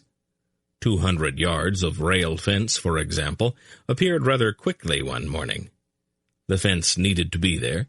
There was no question of that, since a nearby herd of Algar cattle had to be diverted from plodding with bovine stubbornness across Polgara's garden on their way to water. As a matter of fact, the fence actually began to appear instantly just in front of the startled cows. They regarded the first 50 feet or so in bafflement. Then, after considering the problem for several minutes, they moved to go around the obstruction. Another 50 feet of fence appeared in their path. In time, the cows grew surly about the whole thing, and even tried running, perhaps thinking in their sluggish way that they might be able to outrace this phantom fence-builder. Dernick, however, sat planted on a stump, his eyes intent, and his face determined, extending his fence section by section in front of the increasingly irritable cows. One dark brown bull, finally goaded into a fury of frustration, lowered his head, pawed the earth a few times, and charged the fence with a great bellow. Dernick made a peculiar twisting gesture with one hand, and the bull was suddenly charging away from the fence, turned around somehow in mid-stride without even knowing it. He ran for several hundred yards before it occurred to him that his horns had not yet encountered anything substantial. He slowed and raised his head in astonishment. He looked dubiously back over his shoulder at the fence, then turned around and gave it another try. Once again Dernick turned him, and once again he charged ferociously off in the wrong direction. The third time he tried it, he charged over the top of the hill and disappeared on the other side. He did not come back. Dernick looked gravely at Errand, then he winked. Polgara came out of the cottage drying her hands on her apron, and noted the fence which had somehow constructed itself while she had been washing the breakfast dishes. She gave her husband a quizzical look, and Dernick seemed a bit abashed at having been caught using sorcery rather than an axe. "Very nice fence, dear," she said encouragingly to him. "We kind of needed one there," he said apologetically. "Those cows, well, I had to do it in a hurry." "Dernick, there is nothing morally reprehensible about using your talent for this sort of thing, and you should practice every so often." She looked at the zigzag pattern of the interlocking rail fence, and then her expression became concentrated. One after another, each of the junctures of the rails was suddenly bound tightly together with stout rose bushes in full bloom. "There," she said contentedly, patting her husband's shoulder, then went back inside. "She's a remarkable woman. Do you know that?" Dernick said to Errand. "Yes," Errand agreed. Polgara was not always pleased with her husband's venture into this new field, however. On one occasion, toward the hot, dusty end of summer, when the vegetables in her garden were beginning to wilt, Polgara devoted the bulk of one morning to locating a small black rain cloud over the mountains in Ugoland, and gently herding its sodden puffiness toward the Vale of Aldur, more specifically, toward her thirsty garden. Errand was playing along the fence when the cloud came in low over the hill to the west, then stopped directly over the cottage and the waiting garden. Darnick glanced up from the harness he was mending, saw the blond-haired boy at play and the ominous black cloud directly over his head, and rather negligently pulled in his will. He made a small flipping gesture with one hand. "Shoo," he said to the cloud. The cloud gave a peculiar sort of twitch, almost like a hiccup, then slowly flowed on eastward. When it was several hundred yards beyond Polgara's parched garden, it began to rain, a nice, steady, soaking downpour that very satisfactorily watered several acres of empty grassland. Darnick was not at all prepared for his wife's reaction. The door to the cottage banged open, and Polgara emerged with her eyes flashing. She gave the happily raining cloud a hard stare, and the soggy-looking thing gave another of those peculiar hiccups, and actually managed to look guilty. Then Polgara turned and looked directly at her husband, her eyes a bit wild. "Did you do that?" she demanded, pointing at the cloud. "Why, yes," he replied. "I suppose I did, Paul." "Why did you do that?" "Well, Errand was out there playing," Darnick said, still concentrating most of his attention on the harness. "I didn't think you'd want him to get wet." Polgara looked at the cloud, wasting all of its rain on grass so deeply rooted that it could have easily survived a 10-month drought. Then she looked at her garden and its drooping turnip tops and pathetic beans. She clenched her teeth tightly together to keep in certain words and phrases which she knew might shock her straight-laced and proper husband. She raised her face to the sky and lifted her arms in supplication. "Why me?" she demanded in a loud, tragic voice. "Why me?" "Why, dear," Darnick said mildly, "whatever's wrong?" Polgara told him what was wrong, at some length. Darnick spent the next week putting in an irrigation system leading from the upper end of their valley to Polgara's garden, and she forgave him for his mistake almost as soon as he had finished it. The winter came late that year, and autumn lingered in the vale. The twins, Beltira and Belkira, came by just before the snows set in, and told them that after several weeks of discussion, both Belgarath and Belden had left the vale, and that each of them had gone away with that serious expression on his face that meant there was trouble somewhere. Errand missed Belgarath's company that winter. To be sure, the old sorcerer had more often than not managed to get him in trouble with Polgara, but Errand felt somehow that he should not really be expected to devote every waking moment to staying out of trouble. When the snow came, he took up sledding again.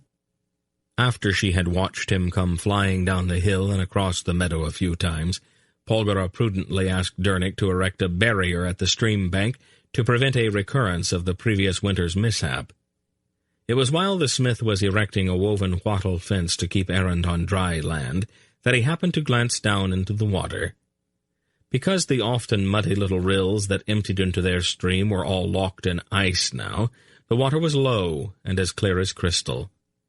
Darnick could very clearly see the long, narrow shapes hovering like shadows in the current above the beds of gravel that formed the bottom. "What a curious thing," he murmured, his eyes taking on that peculiarly abstracted look. "I've never noticed them there before."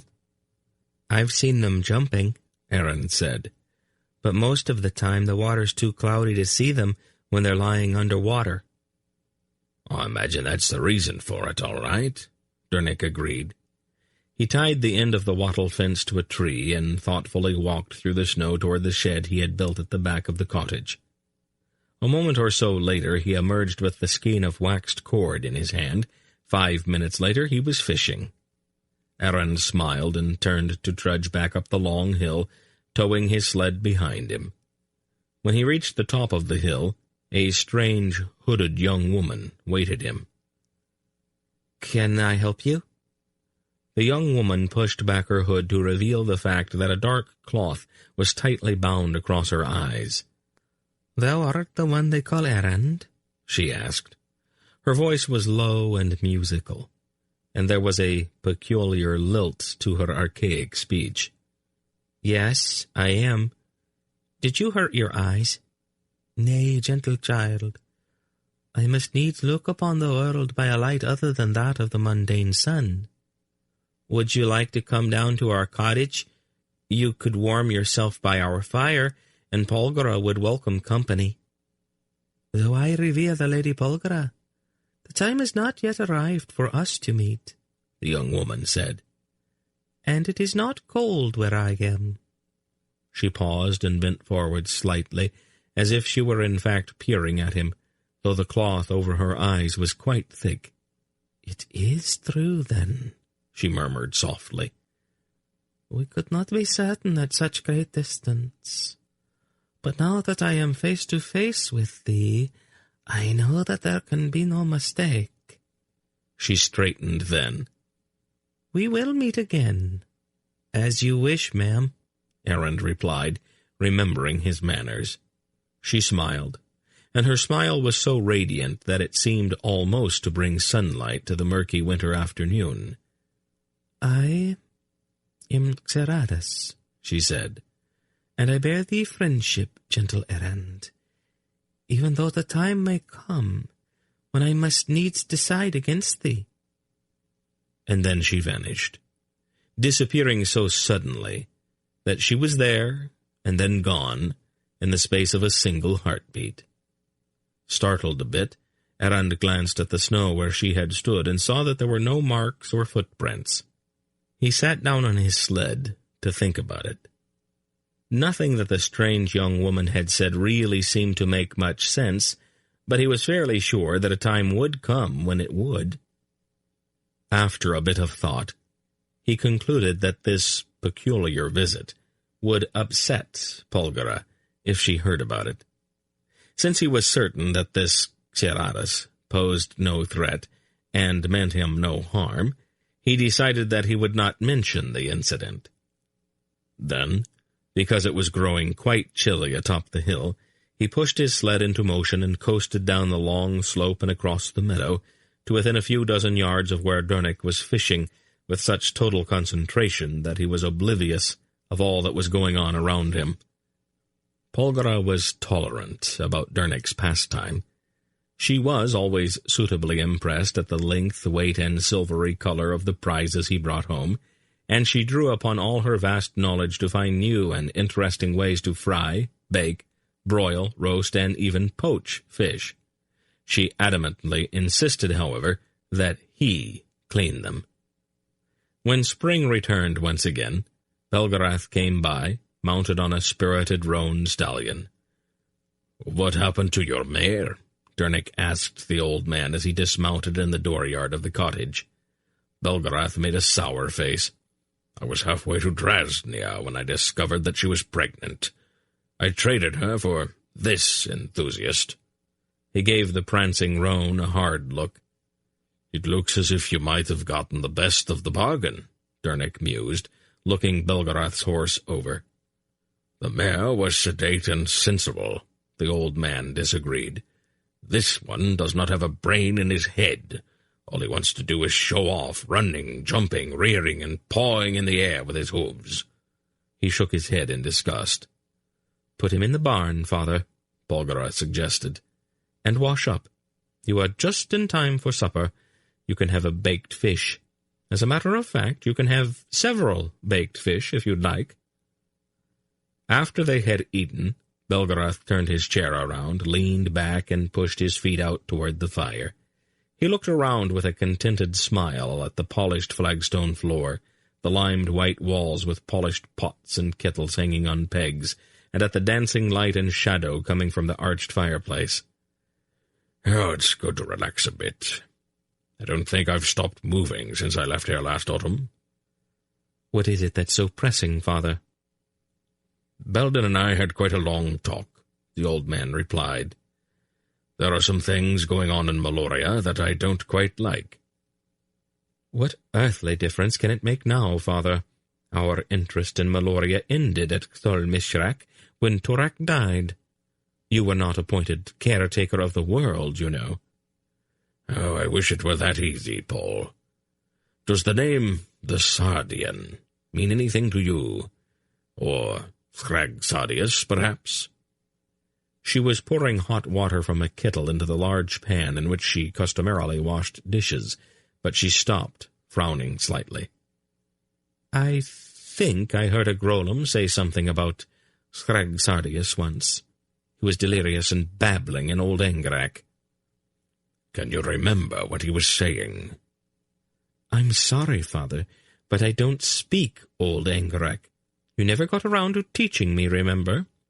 She looked at Errand and crooked one finger at him. Errand sighed disconsolately, got up and fetched a dish-towel. "Don't make faces, Errand. It does not hurt you to help clean up after supper." She looked back at Belgarath as she started to wash the dishes. "What is the significance of the Sardian, or whatever you call it?"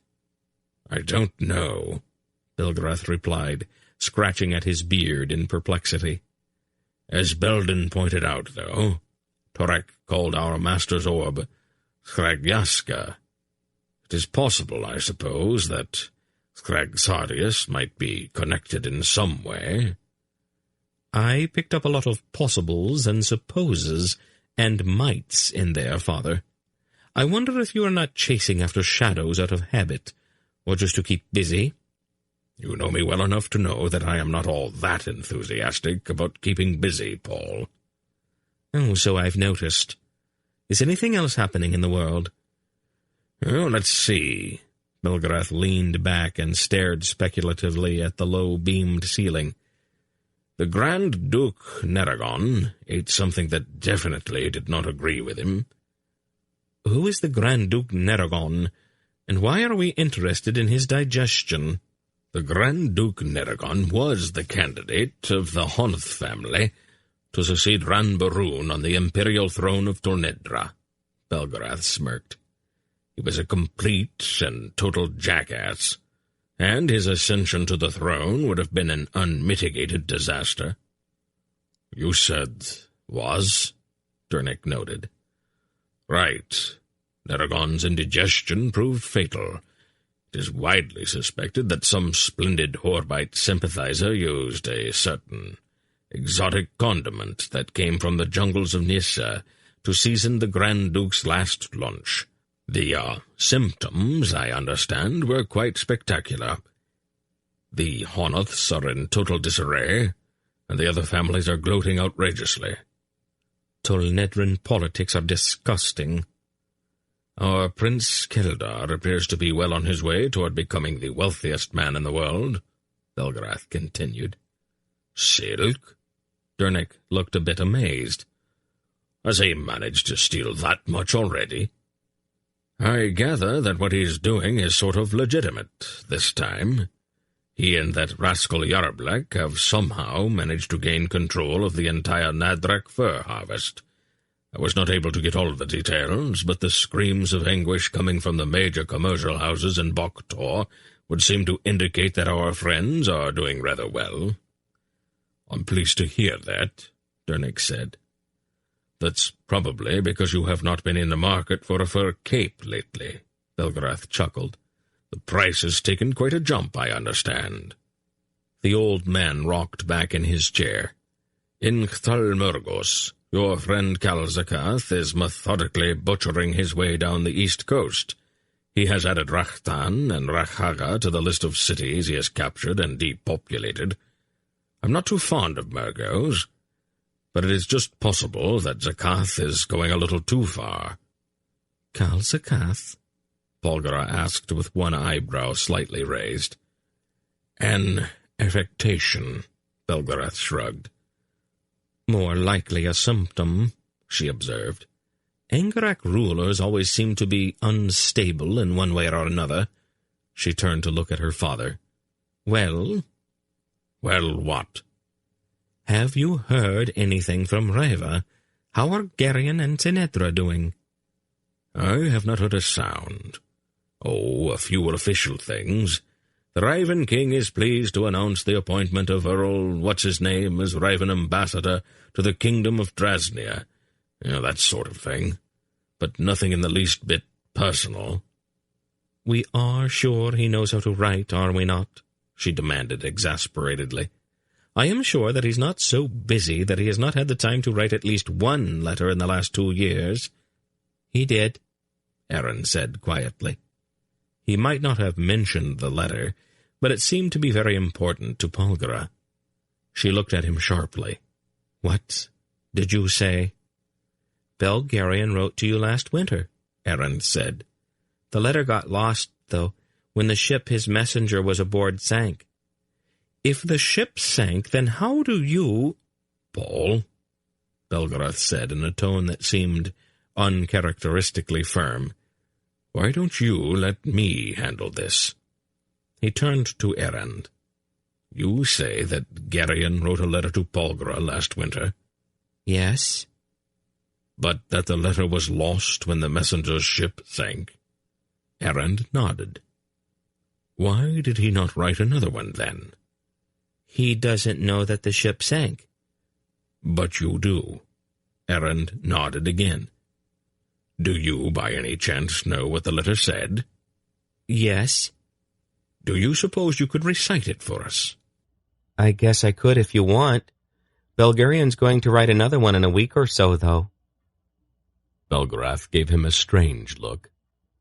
"Why don't you tell us what the first one said? That way we won't miss anything." "All right," Erend agreed. He frowned, concentrating very hard. "He started out by saying, 'Dear Aunt Paul and Dernick.' I think that's sort of nice, don't you?" "Just recite the letter, Erend," Belgarath said patiently. "Save the comments for later." "All right." Erend stared thoughtfully into the fire. "I'm sorry I haven't written earlier," he recited. "But I've been terribly busy learning how to be a good king. It's easy enough to be king. All you need is to be born into the right family. To be a good king is harder, though. Brand helps me as much as he can, but I still have to make a lot of decisions about things that I don't really understand. Sinedra is well, at least I think so. We are hardly talking to each other anymore, so it's kind of hard to say for sure. Brand is a bit concerned that we haven't had any children yet, but I don't think he needs to worry. So far as I can tell, we're never going to have any children, and maybe it's just as well. I really think we should have gotten to know each other a little better before we got married. I'm sure that there's some way that we could have called it off. Now it's too late. We'll just have to make the best of it. If we don't see each other too much, we can usually manage to be civil to each other, at least civil enough to keep up appearances. Barak came by in that big warboat of his last summer, and we had a very good visit. He told me all about—" "Just a moment, Erend." Polgara stopped the recitation. "Does he say any more about the trouble he is having with Sinedra?" "No, ma'am," Erend replied after a moment, during which he quickly ran through the rest of the letter in his mind. "He wrote about Barak's visit and some news he got from King Anheg, and a letter from Mandaralan. That's about all. He said that he loves you and misses you very much. That's how we ended it." Polgara and Belgarath exchanged a very long look. Erend could feel their perplexity, but he was not sure exactly how to set their minds at rest about the matter. "You're sure that's the way the letter went?" Belgarath asked him. Erend nodded. "That's what he wrote." "And you knew what was in the letter as soon as he wrote it?" Erend hesitated. "I don't know if it was like that exactly. It doesn't really work that way, you know. You have to sort of think about it. And I didn't really think about it until the subject came up, when Polgara was talking about it just now." "Does it matter how far away the other person is?" Belgarath asked curiously. "No," Erend replied. "I don't think so. It just seems to be there when I want it to be." "No one can do that, Father," Polgara said to the old man. "No one has ever been able to do that." "Apparently, the rules have changed," Belgarath said thoughtfully. "I think we will have to accept it as genuine, don't you?" She nodded. "He doesn't have any reason to make it up." "I think you and I are going to have some very long talks together, Erend," the old man said. "Perhaps," Polgara said, "but not just yet." She turned back to the boy. "Could you repeat what Geryon said about Tsenedra for me?" Erend nodded. "Tsenedra is well. At least I think so. We are hardly talking to each other anymore, so it's kind of hard to say for sure. Brand is a bit concerned that—" "That's fine, Erend," she said, raising one hand slightly. Then she looked into the boy's face. After a moment, one of her eyebrows shot up.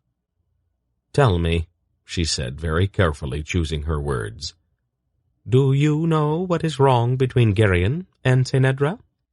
"Yes," Erend replied. "Tsenedra did something that made Geryon very angry, and then he did something that embarrassed her in public, and that made her angry. She thinks that he doesn't pay enough attention to her, and that he spends all of his time on his work, so that he won't have to spend any with her.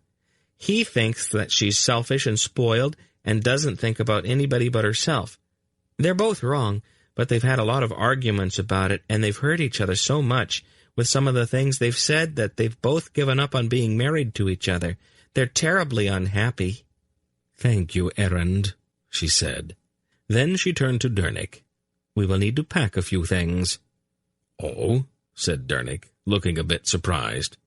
"We are going to Riva," she said quite firmly. Chapter 4. At Kamar, Belgarath ran across an old friend in a tavern near the harbor. When he brought the bearded, fur-clad Kerek to the inn where they were staying, Polgara gave the swaying sailor a penetrating look. "How long have you been drunk, Captain Greldick?"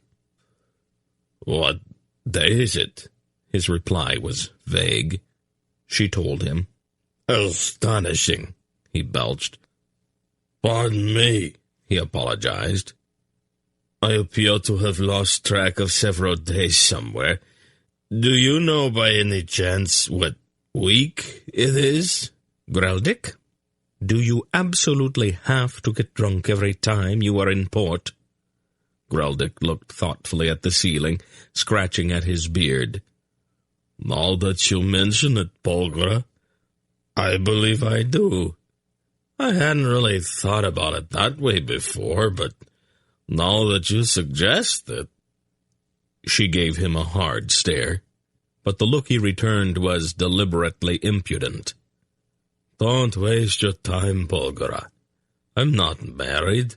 I've never been married, and I'm not ever going to get married.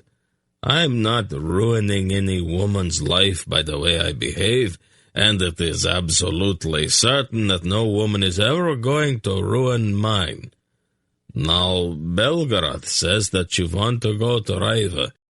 I'll round up my crew, and we'll leave on the morning tide."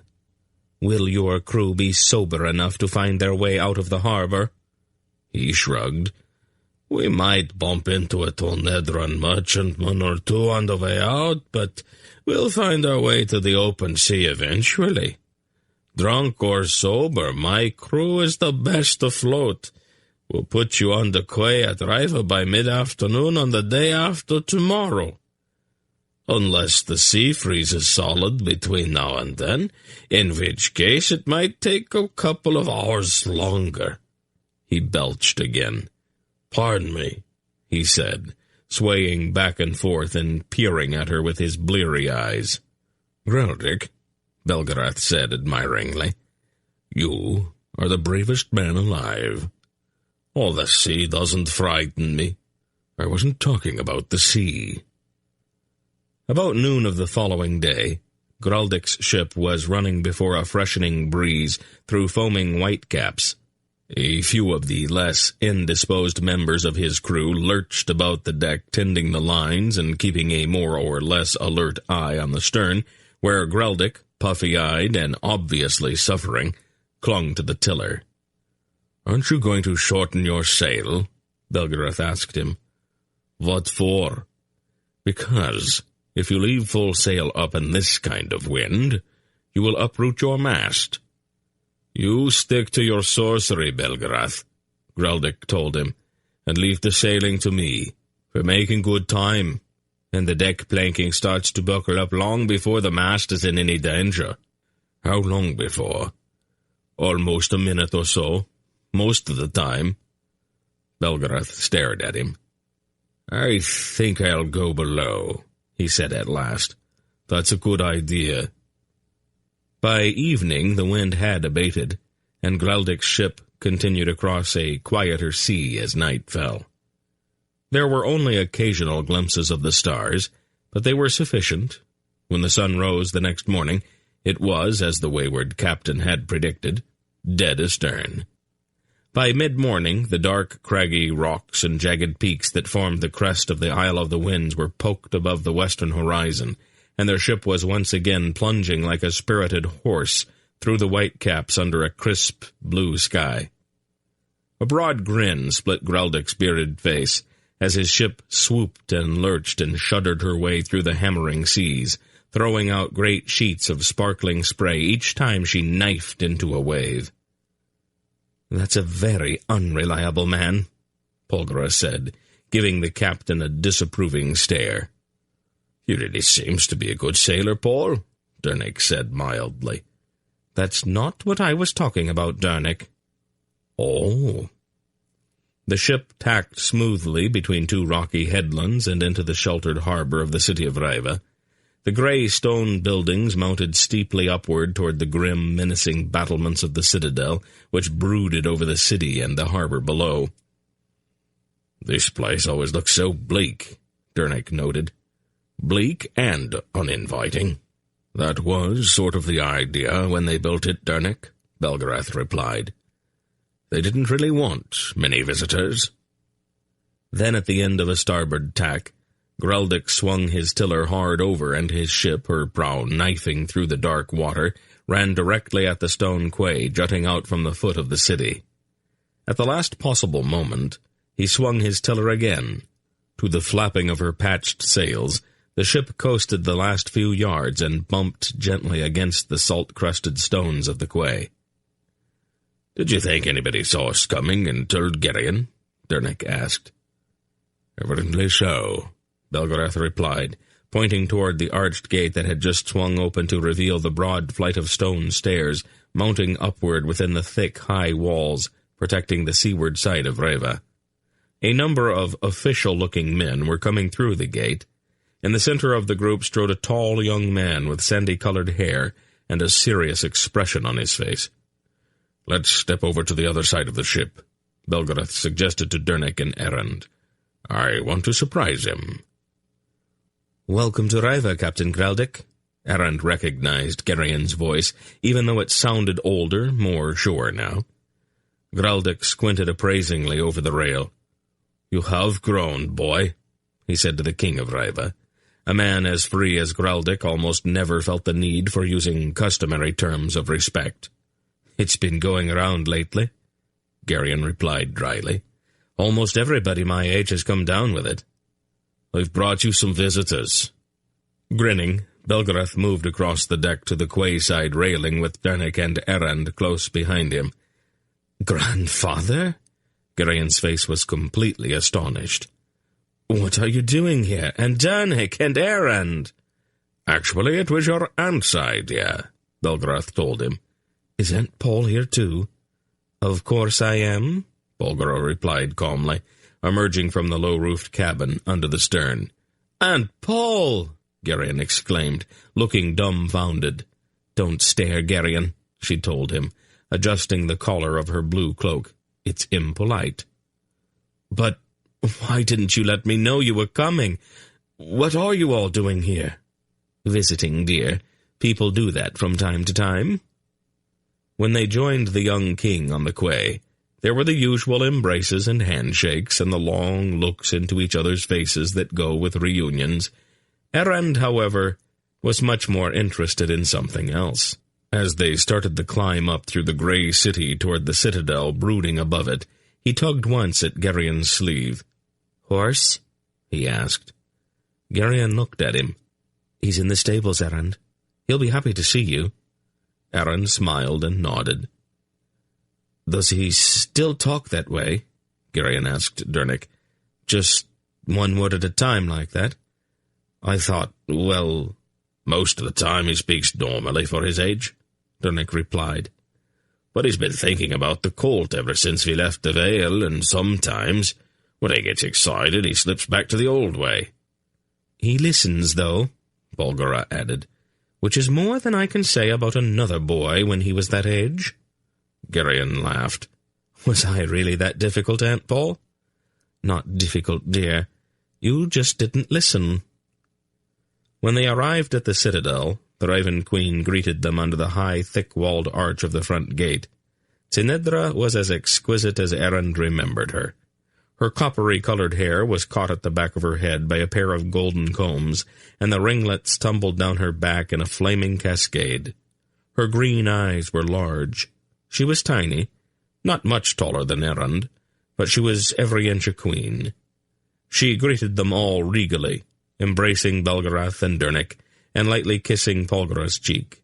Then she held out both hands to Errand, and he took them in his and looked into her eyes. There was a barrier there, the faintest hint of the defensive tightening with which she kept the hurt away. She drew him to her and kissed him. Even in that gesture, he could feel the unhappy tenseness that she was probably no longer even aware of. As she removed her soft lips from his cheek, Errand once again looked deeply into her eyes, letting all of the love and hope and compassion he felt for her flow into his gaze. Then, without even thinking, he reached out his hand and gently touched her cheek. Her eyes went very wide, and her lip began to tremble. That faint touch of agate-hard defensiveness about her began to crumble. 2 great tears welled up in her eyes. Then, with a broken-hearted wail, she turned and stumbled blindly, her arms outstretched. "Oh, Lady Polgara!" she cried. Polgara calmly took the sobbing little queen in her arms and held her. She looked directly into Errand's face, however, and one of her eyebrows was raised questioningly. Errand returned her look and gave her a calm, answering nod. "Well," Belgarath said, slightly embarrassed by Tinedra's sudden weeping. He scratched at his beard and looked around the inner courtyard of the citadel and the broad granite steps leading up to the massive door. "Have you got anything to drink, Candy?" he asked Gerion. Polgara, her arms still about the weeping Tinedra, gave him a level look. "Isn't it a bit early, Father?" "Oh, I don't think so," he replied blandly. "A bit of ale helps to settle the stomach after a long sea voyage." "There is always some excuse, isn't there?" "Yes, I can usually manage to think of something." Errand spent the afternoon in the exercise yard at the rear of the royal stables. The chestnut-colored colt was not really a colt anymore, but rather a full-grown young stallion. His dark coat was glossy, and his muscles rippled under that coat as he ran in a wide circle about the yard. The single white patch on his shoulder seemed almost incandescent in the bright sunlight. The horse had known somehow that Errand was coming, and had been restive and high-strung all morning. The stableman cautioned Errand about that. "Be careful of him. He's a bit flighty today for some reason." "He'll be fine now," Errand said, calmly unlatching the door to the young horse's stall. "I wouldn't go—" The stableman started sharply, half reaching out as if to pull the boy back. But Errand had already entered the stall with the wide-eyed animal. The horse snorted once and pranced nervously, his hooves thudding on the straw-covered floor.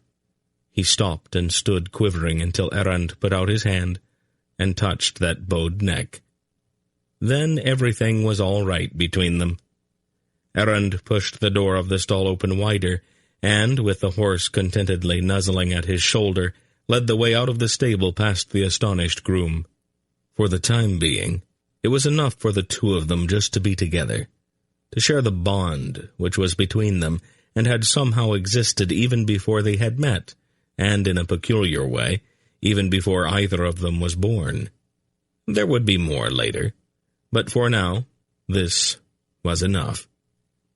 When the purple hue of evening began to creep up the eastern sky, Errand fed the horse, promised that he would come again the following day, and went back into the citadel in search of his friends.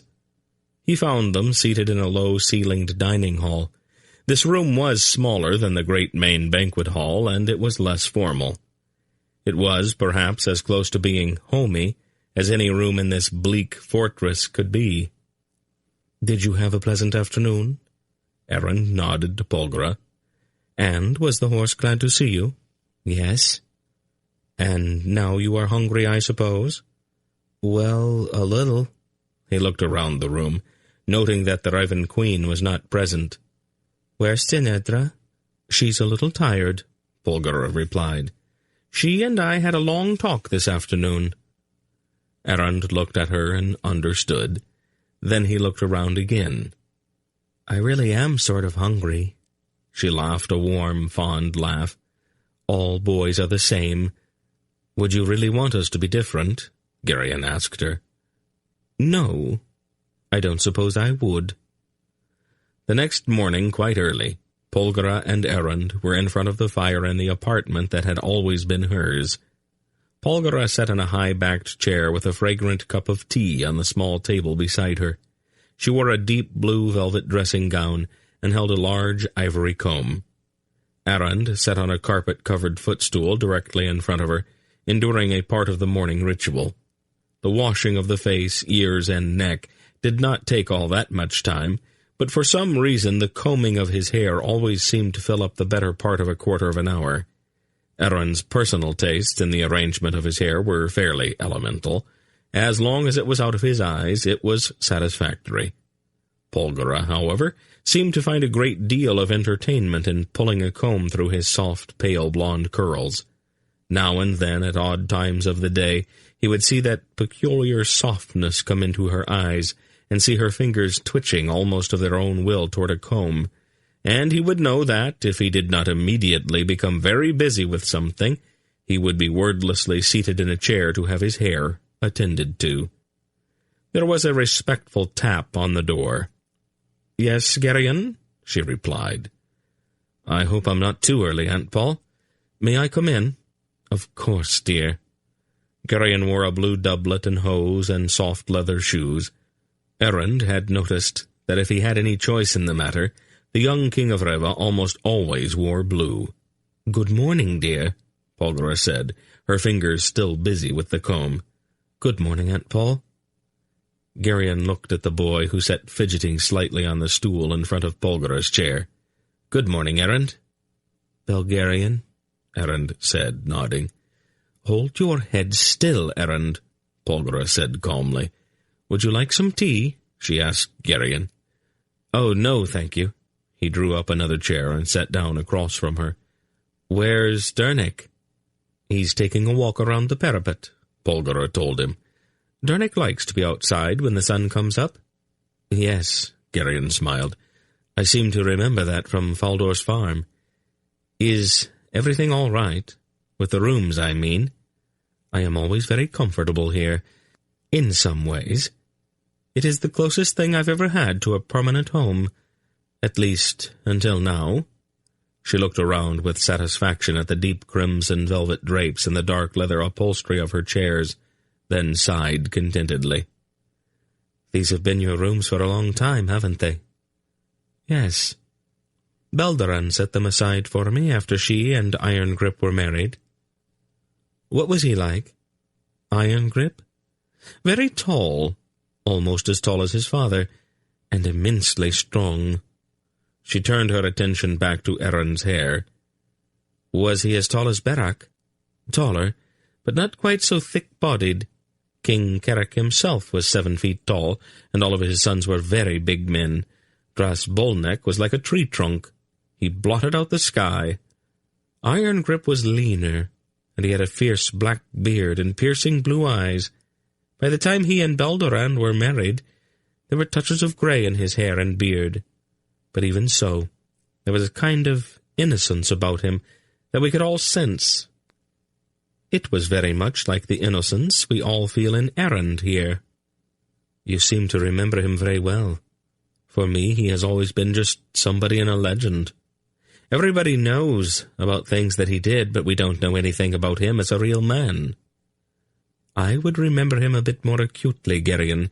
After all, there had been the possibility that I might have married him. Iron Grip? Aldur told Father to send one of his daughters to the Raven King to be his wife. Father had to choose between Baldoran and me. I think the old wolf made the right choice. But I still looked at Iron Grip in a rather special way.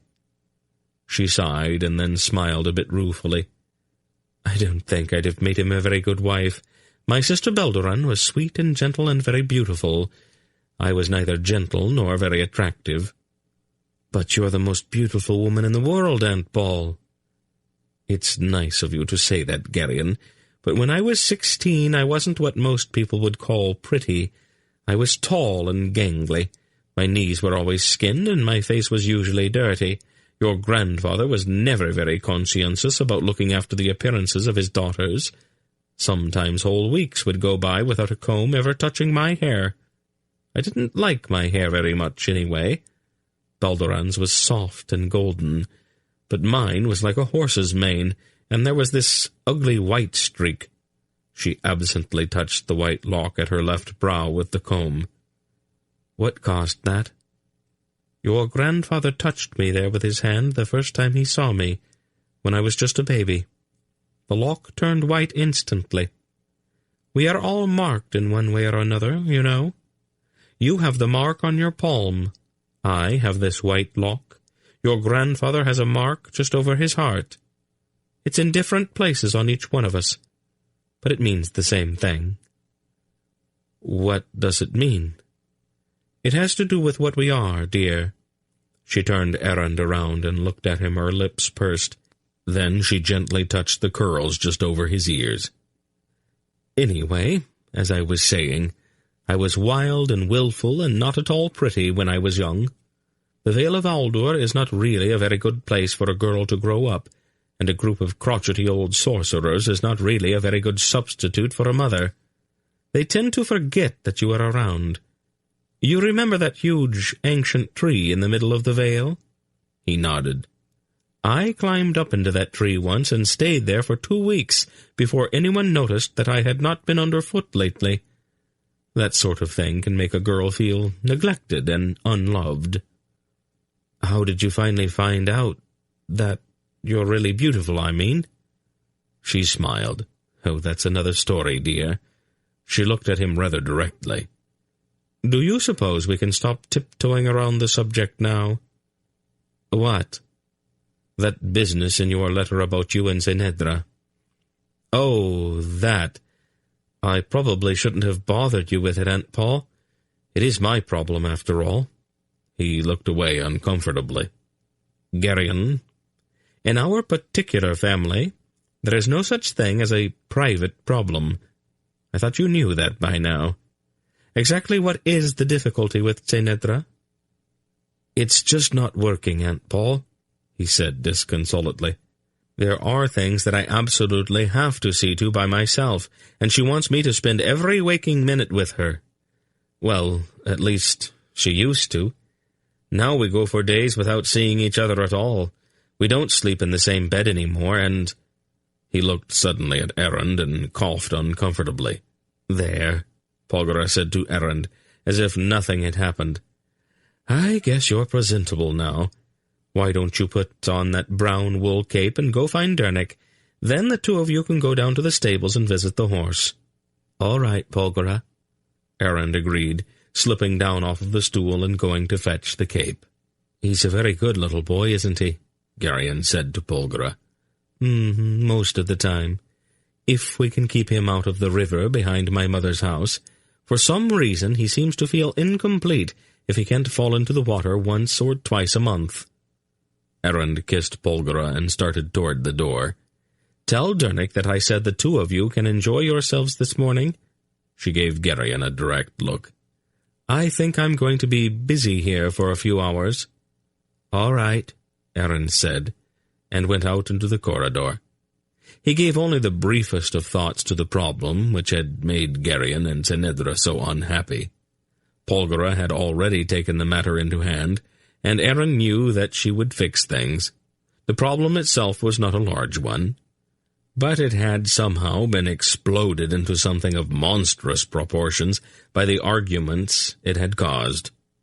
The smallest misunderstanding, Erend realized, could sometimes fester like a hidden wound, if words spoken in haste and in heat were allowed to stand without apology or forgiveness. He also realized that Geryon and Zenedra loved each other, so much so that they were both extremely vulnerable to those hasty and heated words. Each had an enormous power to hurt the other. Once they were both made fully aware of that, the whole business could be allowed to blow over. The corridors of the citadel of Riva were lighted by torches held in iron rings protruding from the stone walls. Erend walked down a broad hallway leading to the east side of the fortress, and the steps leading to the parapet and the battlements above. When he reached the thick east wall, he paused to look out one of the narrow windows that had admitted a slender band of steel-gray light from the dawn sky. The citadel was high above the city, and the gray stone buildings and narrow cobblestone streets below were still lost in shadow and morning mist. Here and there lighted windows gleamed in the houses of early risers. The clean salt smell of the sea, carried by an onshore breeze, wafted over the island kingdom. Contained within the ancient stones of the citadel itself was the sense of desolation the people of Rira Irongrip had felt when they had first glimpsed this rocky isle rising grim and storm-lashed out of a laden sea. And within those stones was that stern sense of duty that had made the Ravens wrest their fortress and their city directly from the rock itself, to stand forever in defense of the orb of Aldur. Erend climbed the flight of stone stairs and found Dernick standing at the battlements, looking out over the sea of the winds that was rolling endlessly to crash in long, muted combers against the rocky shore. "She finished with your hair, I see," Dernick noted. Erend nodded. "Finally?" Dernick laughed. "We can both put up with a few things if they please her, can't we?" "Yes. She's talking with Belgarian right now. I think she wants us to stay away until they've talked it all out." Dernick nodded. "That's the best way, really. Paul and Geryon are very close. He'll tell her things when they're all alone that he wouldn't say if we were around. I hope she can get things straightened out between him and Zenedra." "Polgara will fix it," Erend assured him. From somewhere in a meadow high above them, where the morning sun had already touched the emerald grass, a shepherdess lifted her voice to sing to the flock.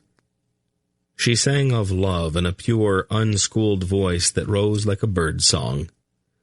"Oh, that's the way love should be," Dernick said.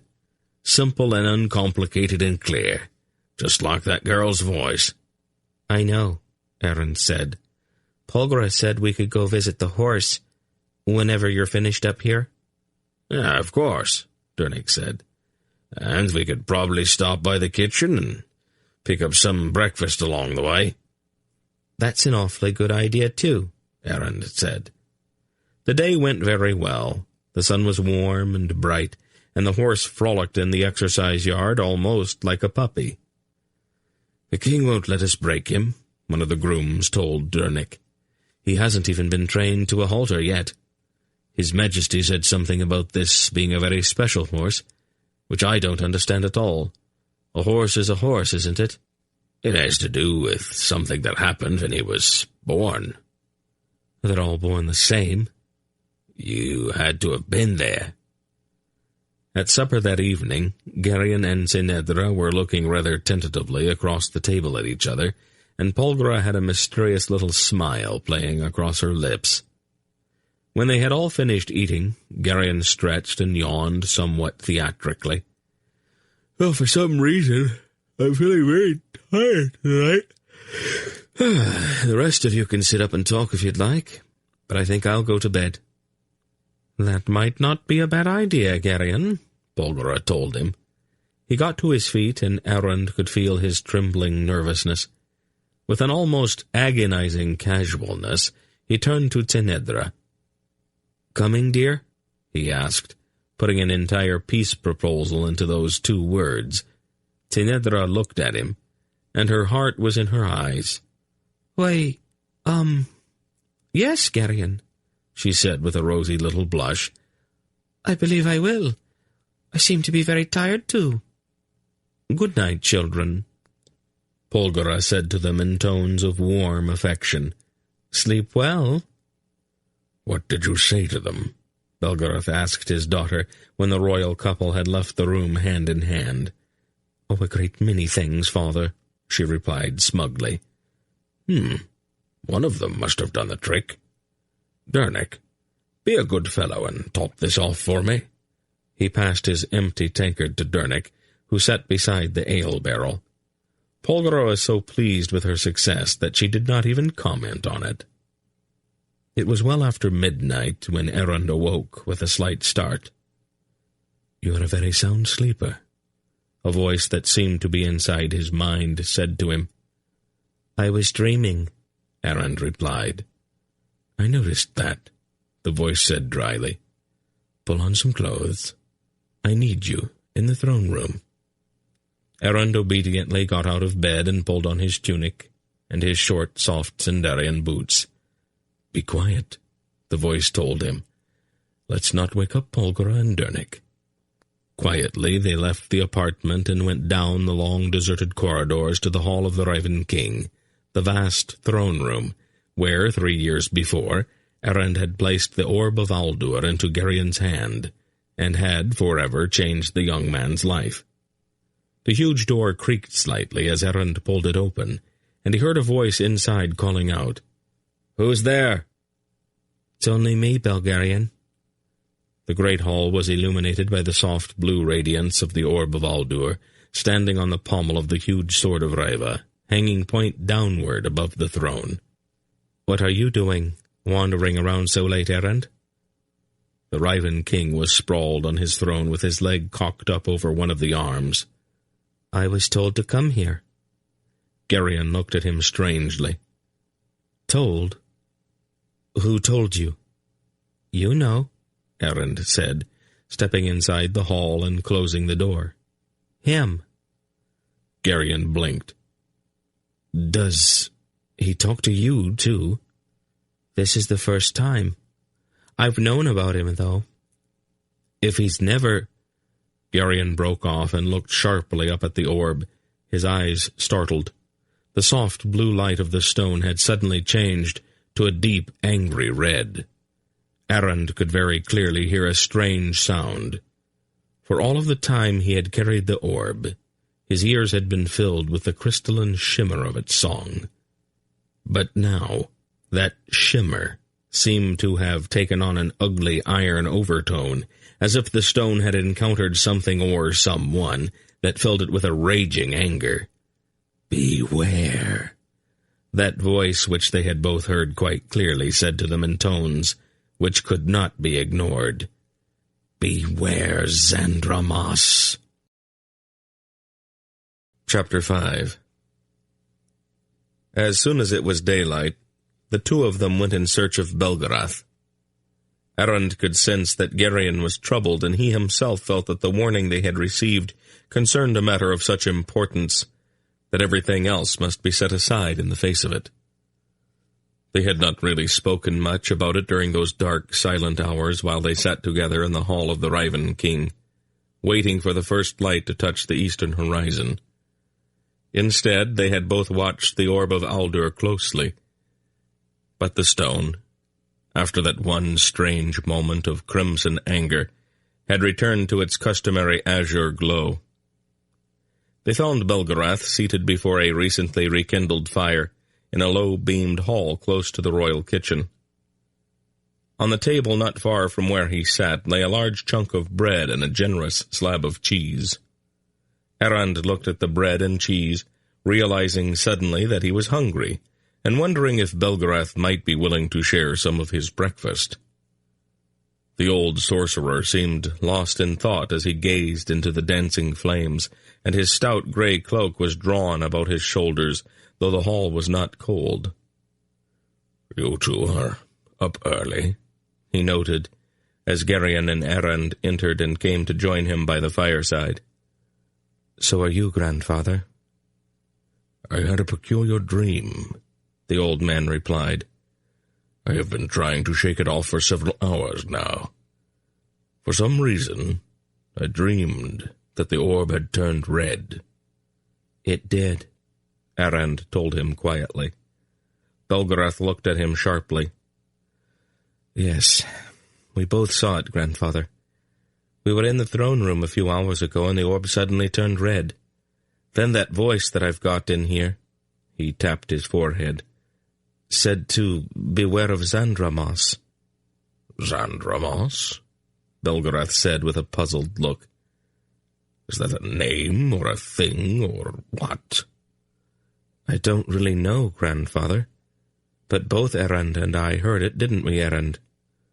Errand nodded, his eyes still on the bread and cheese. "What were the two of you doing in the throne room at that hour?" "I was asleep," Geryon answered. Then his face flushed slightly. "Well, sort of asleep. Tinedra and I talked until quite late. We haven't talked very much lately, and so we had a lot of things to say to each other. Anyway, he told me to get up and go to the throne room." Belgarath looked at Errand. "And you?" "He woke me up," Errand replied. "And he—" "Hold it," Belgarath said sharply. "Who woke you up?" "The same one who woke up Geryon." "You know who he is?" "Yes." "And you know what he is?" Errand nodded. "Has he ever spoken to you before?" "No." "But you knew immediately who and what he is?"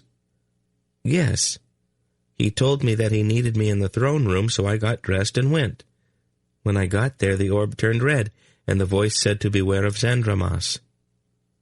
Belgarath was frowning. "You are both absolutely positive that the orb changed color?" "Yes, grandfather," Geryon assured him. "And it sounded different, too. It usually makes this kind of ringing noise, like the sound a bell makes after you strike it. This was altogether different." "And you are sure that it turned red? I mean, it wasn't just a darker shade of blue or something?" "No, grandfather. It was definitely red." Belgarath got up out of his chair, his face suddenly grim. "Come with me," he said shortly, and started toward the door. "Where are we going?" "To the library.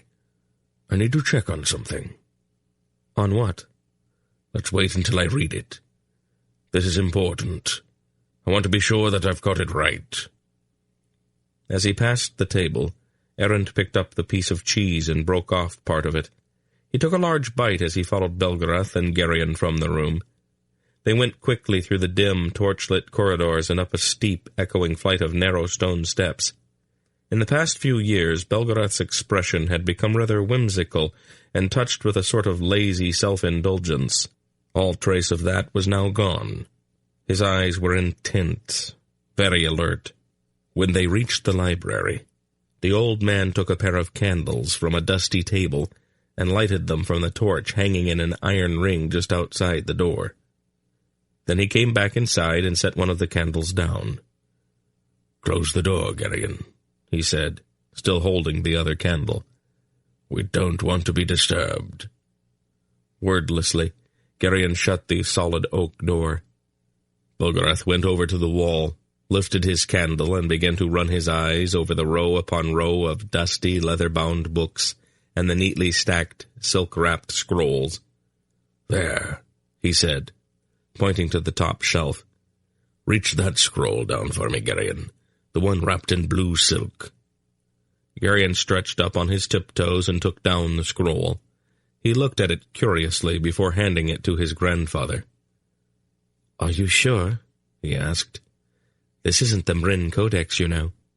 "No," Belgarath told him. "It isn't. Don't get your attention so locked onto the Mrin Codex that you ignore all of the others." He set down his candle and carefully untied the silver-tasseled cord binding the scroll. He stripped off the blue silk cover and began to unroll the crackling parchment, his eyes running quickly over the ancient script. "Ah, here it is. Behold," he read, "in the day that Aldur's ore burns hot with crimson fire, shall the name of the Child of Dark be revealed." "But Torak was the Child of Dark," Geryon protested. "What is that scroll?" "The Darine Codex," Belgarath told him. "It's not always as reliable as the Mrin, but it's the only one that mentions this particular event." "What does it mean?" Geryon asked, looking perplexed. "It is a bit complicated," Belgarath replied, his lips pursed and his eyes still fixed on the passage in question. "Rather simply put, there are two prophecies." "Yes, I knew that, but I thought that when Torak died, the other one just, well..." "Not exactly. I don't think it's that simple. The two have been meeting in these confrontations since before the beginning of the world. Each time there's a child of light and a child of dark. When you and Torak met at Ktal Mishrak, you were the child of light. Torak was the child of dark. It wasn't the first time the two had met. Apparently it was not to be the last either." "You mean that it's not over yet?" Geryon demanded incredulously. "Well, not according to this," Belgarath said, tapping the parchment. "All right, if this Andromos is the child of dark, who is the child of light? As far as I know, Geryon, you are." "Me? Still?" "Until we hear something to the contrary." "Why me?" "Haven't we had this conversation before?" Belgarath asked dryly. Geryon's shoulders slumped. "Now I've got this story about again, on top of everything else." "Oh, stop feeling sorry for yourself, Geryon. We're all doing what we have to do, and sniveling about it won't change a thing." "I wasn't sniveling." "Or whatever you call it, stop it. Get to work." "What am I supposed to do?" Geryon's tone was just a trifle sullen. "You can start here," the old man said, waving one hand to indicate all of the dusty books and silk-wrapped scrolls. "This is perhaps one of the world's best collections of prophecy. Western prophecy, at least. It doesn't include the oracles of the Malloreon Grolems, of course, or the collection that Tuchik had at Rachtol, or the secret books of those people at Kel. But it is a place to start. I want you to read your way through this, all of it, and see if you can find out anything at all about this Xandromos. Make a note of every reference to the Child of Dark. Most of them will probably have to do with Torak, but there might be some that mean Xandromos instead." He frowned slightly. "While you are at it, keep an eye out for anything that has to do with something called the Sardian or Thrag Sardius." "What's that?" "I don't know. Belden ran across the term in Malloreon. It might be important, or it might not." Geryon looked around the library, his face blanching slightly. "Are you telling me that this is all prophecy?" "Oh, of course not. A lot of it, most of it probably, is the collected ravings of assorted madmen, all faithfully written down." "Why would anybody want to write down what crazy people say?" "Because the Mrin Codex is precisely that, the ravings of a lunatic. The Mrin prophet was so crazy that he had to be chained up. A lot of very conscientious people went out after he died and wrote down the gibberish of every madman they could find, on the off chance that there might be prophecy hidden in it somewhere. How do I tell the difference? I'm not really sure. Maybe after you've read them all, you'll be able to come up with a way to separate them. If you do, let us know. It could save us all a lot of time. Geryon looked around the library in dismay. But, grandfather, this could take years. Well, you had probably better get started then, hadn't you? Try to concentrate on things that are supposed to happen after the death of Torak. We're all fairly familiar with the things that led up to that. Grandfather, I'm not really a scholar. What if I miss something? Don't, Belgarath told him firmly. Like it or not, Geryon, you are one of us. You have the same responsibilities that the rest of us do. You might as well get used to the idea that the whole world depends upon you. And you also might just as well forget that you ever heard the words, "Why me?" That is the objection of a child. You're a man now. Then the old man turned and looked very hard at Erend. "And what are you doing mixed up in all of this?" he asked. "I'm not sure," Erend replied calmly. "We'll probably have to wait and see, won't we?" That afternoon, Erend was alone with Polgara in the warm comfort of her sitting room. She sat by the fire with her favorite blue robe about her, and her feet on a carpeted footstool. She held an embroidery hoop in her hands, and was humming softly as her needle flashed in the golden firelight. Erend sat in the leather-covered armchair opposite of hers, nibbling on an apple and watching her as she sewed. One of the things he loved about her was her ability to radiate a kind of calm contentment when she was engaged in simple domestic tasks. At such quiet times her very presence was soothing. The pretty Raven girl who served as Polgara's maid tapped softly and entered the room. "Lady Polgara," she said with a little curtsy, "my Lord Brand asks if he might have a word with you." "Of course, dear," Polgara replied, laying aside her embroidery. "Show him in, please." Erend had noticed that Polgara tended to call all young people dear, most of the time without even being aware that she was doing it. The maid escorted the tall, gray-haired Raven warder into the room, curtsied again, and then quietly withdrew. "Polgara," Brand greeted her in his deep voice. He was a large, bulky man with a deeply lined face and tired, sad eyes, and he was the last Raven warder. During this centuries-long interregnum following the death of King Gorak at the hands of Queen Salmisra's assassins, the Isle of the Winds and the Raven people had been ruled by a line of men chosen for their ability and their absolute devotion to duty. So selfless had been that devotion that each Raven warder had submerged his own personality and had taken the name Brand. Now that Geryon had come at last to claim his throne, there was no further need for that centuries-old stewardship. So long as he lived, however, this big, sad-eyed man would be absolutely committed to the royal line, not perhaps so much to Geryon himself, but rather to the concept of the line, and to its perpetuation. It was with that thought uppermost in his mind that he came that quiet afternoon to thank Polgara for taking the estrangement of Geryon and his queen in hand. How did they manage to grow so far apart? When they married, they were so close that you couldn't pry them away from each other. "It all started about a year ago," Brand replied in his rumbling voice. "There are two powerful families on the northern end of the island.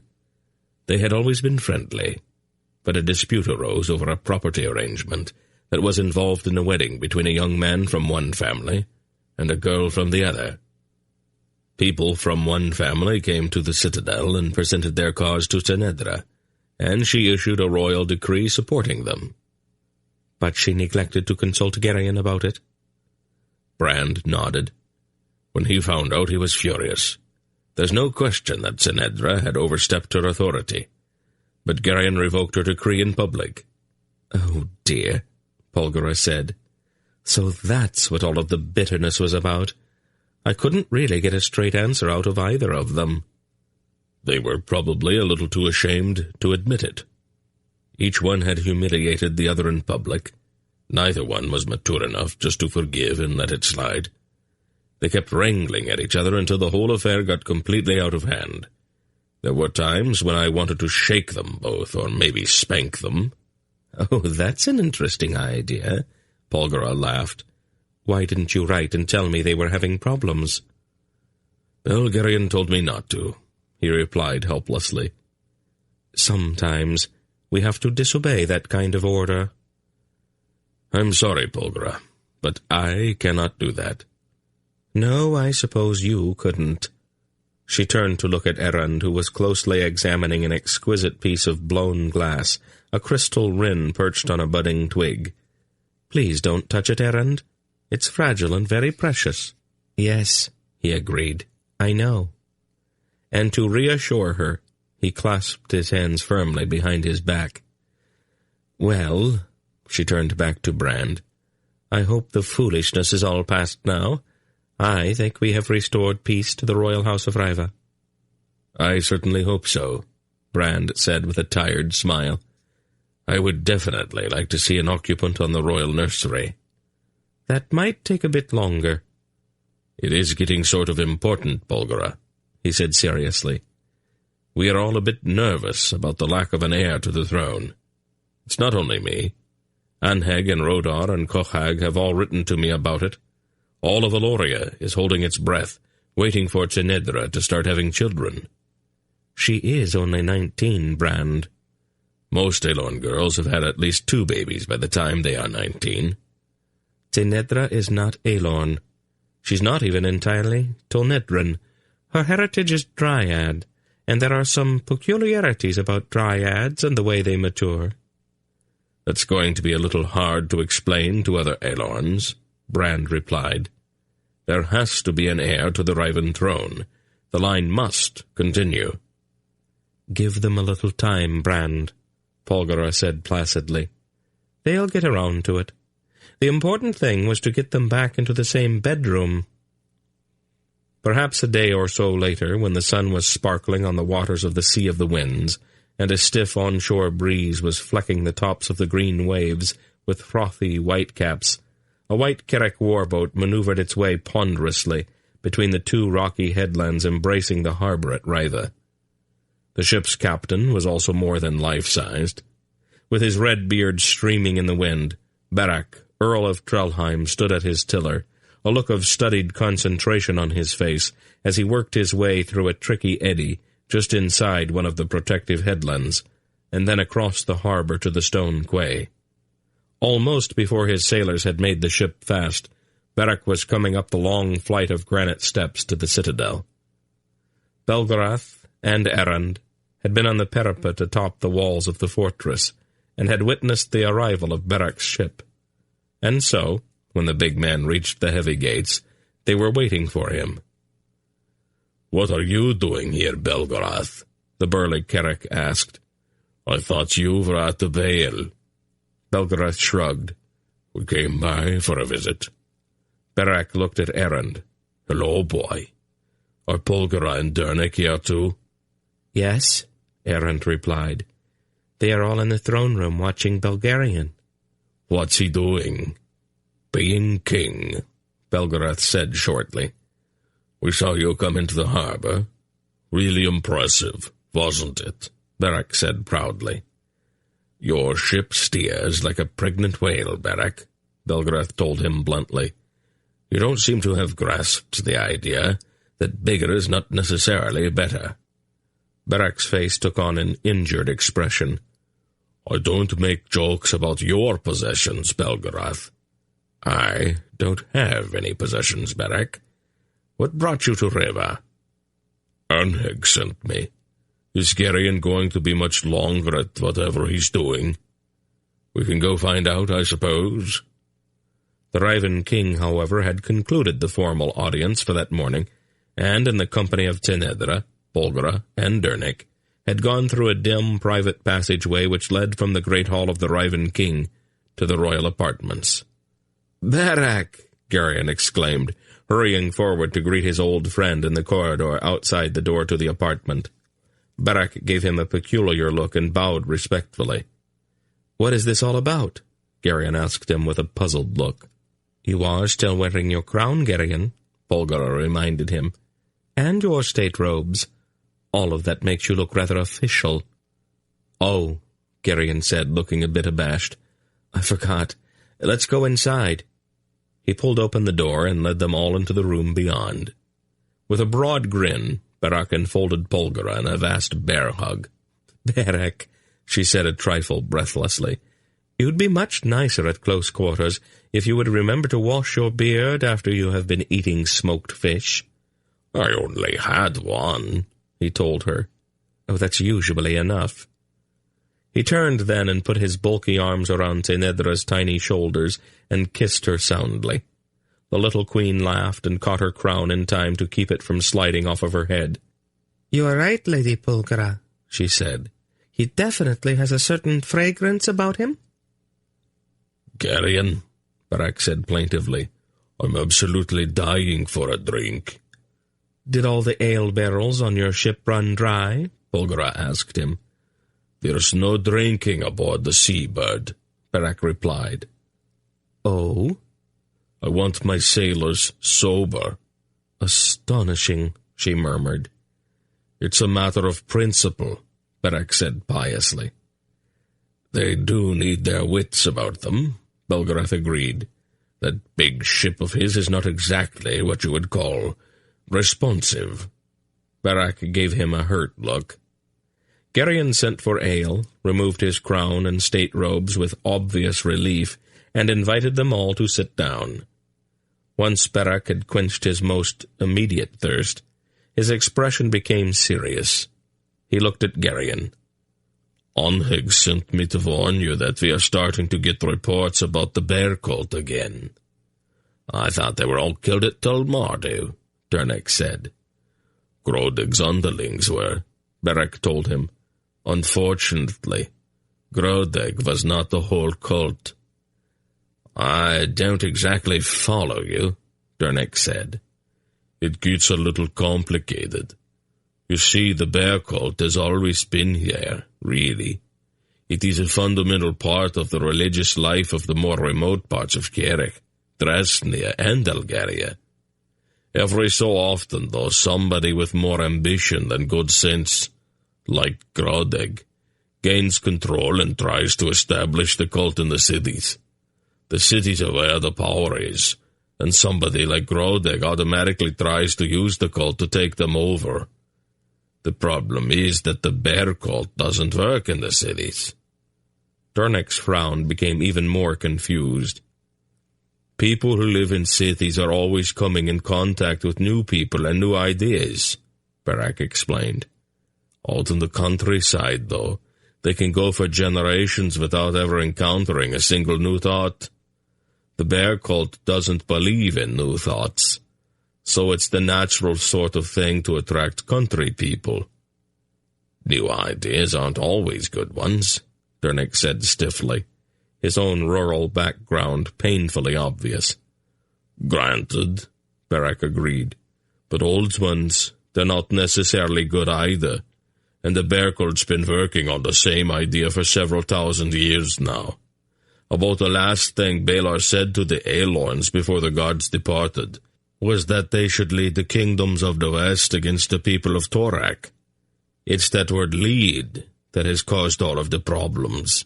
It can mean many things, unfortunately. Bear cultists have always taken it to mean that their very first step in obeying Balar's instructions should be a campaign to force the other Western kingdoms to submit to Aelorn domination. A good bear cultist isn't thinking about fighting Engarax because all of his attention is fixed on subduing Sindaria, Arendia, Tolnedra, Daissa, and Maragor."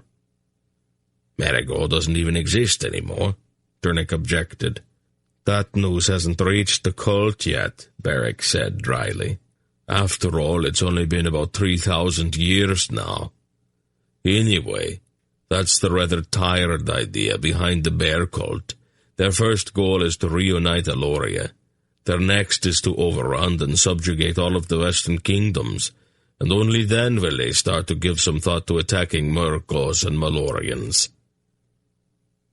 They are just a bit backward then, aren't they? Dernick observed. Some of them haven't even discovered fire yet, Beric snorted. I don't really see why Anheg is so concerned, Beric, Belgarath said. The bear cult doesn't really cause any problems out there in the countryside. They jump around bonfires on Midsummer's Eve. They put on bearskins and shuffle around in single file in the dead of winter and recite long prayers in smoky caves until they get so dizzy that they can't stand up. Where's the danger in that? I'm getting to it, Beric said, pulling at his beard. Always before, the rural bear cult was just a reservoir of undirected stupidity and superstition. But in the last year or so, something new has been going on. Oh? Belgarath looked at him curiously. There's a new leader of the cult. We don't even know who he is. In the past, bear cultists from one village didn't even trust the other ones, so they were never organized enough to be any problem. This new leader of theirs, he has changed all of that. For the first time in history, rural bear cultists are all taking orders from one man. Belgarath frowned. That is serious, he admitted. This is very interesting, Beric, Girion said, looking a bit perplexed. But why did King Anheg send you all the way here to warn me? From what I have been told, the bear cult has never been able to get a foothold here on the Isle of the Winds. Anheg wanted me to warn you, to take a few precautions, since this new cult's antagonism is directed primarily at you. Me? What for? You married a Tolnedron, Beric told him. To a bear cultist, a Tolnedron is worse than a Murgo. That's a novel position, Tenedra said with a toss of her curls. That's the way these people think, Beric told her. Most of these blockheads don't even know what an Angarak is. They have all seen Tolnedrons, though, usually merchants who deal quite sharply. For 1,000 years they've been waiting for a king to come and pick up Riva's sword and lead them on a holy war to crush all of the kingdoms of the West into subjugation. And when he does finally show up, the very first thing he does is marry an imperial Tolnedron princess. The way they look at it, the next Rivan king is going to be a mongrel. They hate you like a poison, my little sweetheart. What an absolute absurdity, she exclaimed. Of course it is, the big Carrick agreed. But absurdity has always been a characteristic of the mind dominated by this religion. We'd all be a lot better off if Balor had just kept his mouth shut. Belgarath laughed suddenly. What's so funny? Asking Balor to keep his mouth shut would probably have been the most futile thing any human being could even contemplate, the old sorcerer said, still laughing. I remember one time when he talked for a week and a half straight, without stopping. What was he saying? Girion asked curiously. He was explaining to the early Aelons why it wasn't a good idea to start a trek into the far north at the beginning of winter. Sometimes in those days you really had to talk to an Aelon to get an idea through to him. That hasn't really changed all that much, Tenedra said, with an arch look at her husband. Then she laughed and fondly touched his hand. The next morning dawned clear and sunny, and Errand, as he usually did, went to the window as soon as he awoke to see what the day promised. He looked out over the city of Vreva, and saw the bright morning sun standing over the Sea of the Winds, and he smiled. There was not a hint of cloud. Today would be fine. He dressed himself in the tunic and hose which Polgara had laid out for him, and then went to join his family. Dernick and Polgara sat in 2 comfortable leather-upholstered chairs, one on each side of the fire, talking together quietly and sipping tea. As he always did, Errand went to Polgara, put his arms about her neck and kissed her. "You slept late," she said, brushing his tousled hair back from his eyes. "I was a little tired," he replied. "I didn't get much sleep the night before last." So I heard." Almost absently she pulled him up onto her lap and held him nestled against the soft velvet of her blue robe. "He's growing a bit big for your lap," Dernick noted, smiling fondly at the two of them. "I know," Polgara answered. "That's why I hold him as often as I can. Very soon he'll outgrow laps and cuddling, so I need to store up as much as I can now. It's all very well for them to grow up, but I miss the charm of having a small one about." There was a brief tap at the door, and Belgarath entered. "Well, good morning, Father." "Paul," he nodded briefly. "Dernick, did you manage to get Beric put to bed last night?" Dernick asked with a grin. "We poured him in about midnight. Bran's sons helped us with him. He seems to be getting heavier as he puts on the years." "You are looking surprisingly well," Polgara observed, "considering the fact that you spent the evening at Gerion's ale barrel." "I did not drink all that much," he told her, coming to the fire to warm his hands. She looked at him with one raised eyebrow. "I've got a lot on my mind," he said. Then he looked directly at her. "Is everything straightened out between Gerion and Sinedra?" "I think so, yes." "Let's be sure. I don't want things here to fly apart again. I'm going to have to get back to the Vale. But if you think you ought to stay and keep an eye on those two, I can go on ahead." His voice was serious, even decisive. Errand looked at the old man, noting once again that Belgarath seemed sometimes to be two different people. When there was nothing of any urgency going on, he revelled in his leisure, amusing himself with drink, deception, and petty theft. When a serious problem arose, however, he could set all of that aside and devote almost unlimited concentration and energy to solving it. Polgara quietly put Errand down and looked at her father. "It is serious, then?" "I don't know, Paul. And I don't like it when things are going on that I don't know about. If you have finished with what you came here to do, I think we had better get back. As soon as we can get Beric on his feet, we'll have him take us to Kumar. We can pick up horses there. I need to talk with Belden, see if he knows anything about this Sandramas thing." "We'll be ready whenever you want to leave, Father." Later that same morning, Errand went to the stables to say goodbye to the frolicsome young horse. He was a bit sad to be leaving it so soon. He was genuinely fond of Gerion and Sinedra.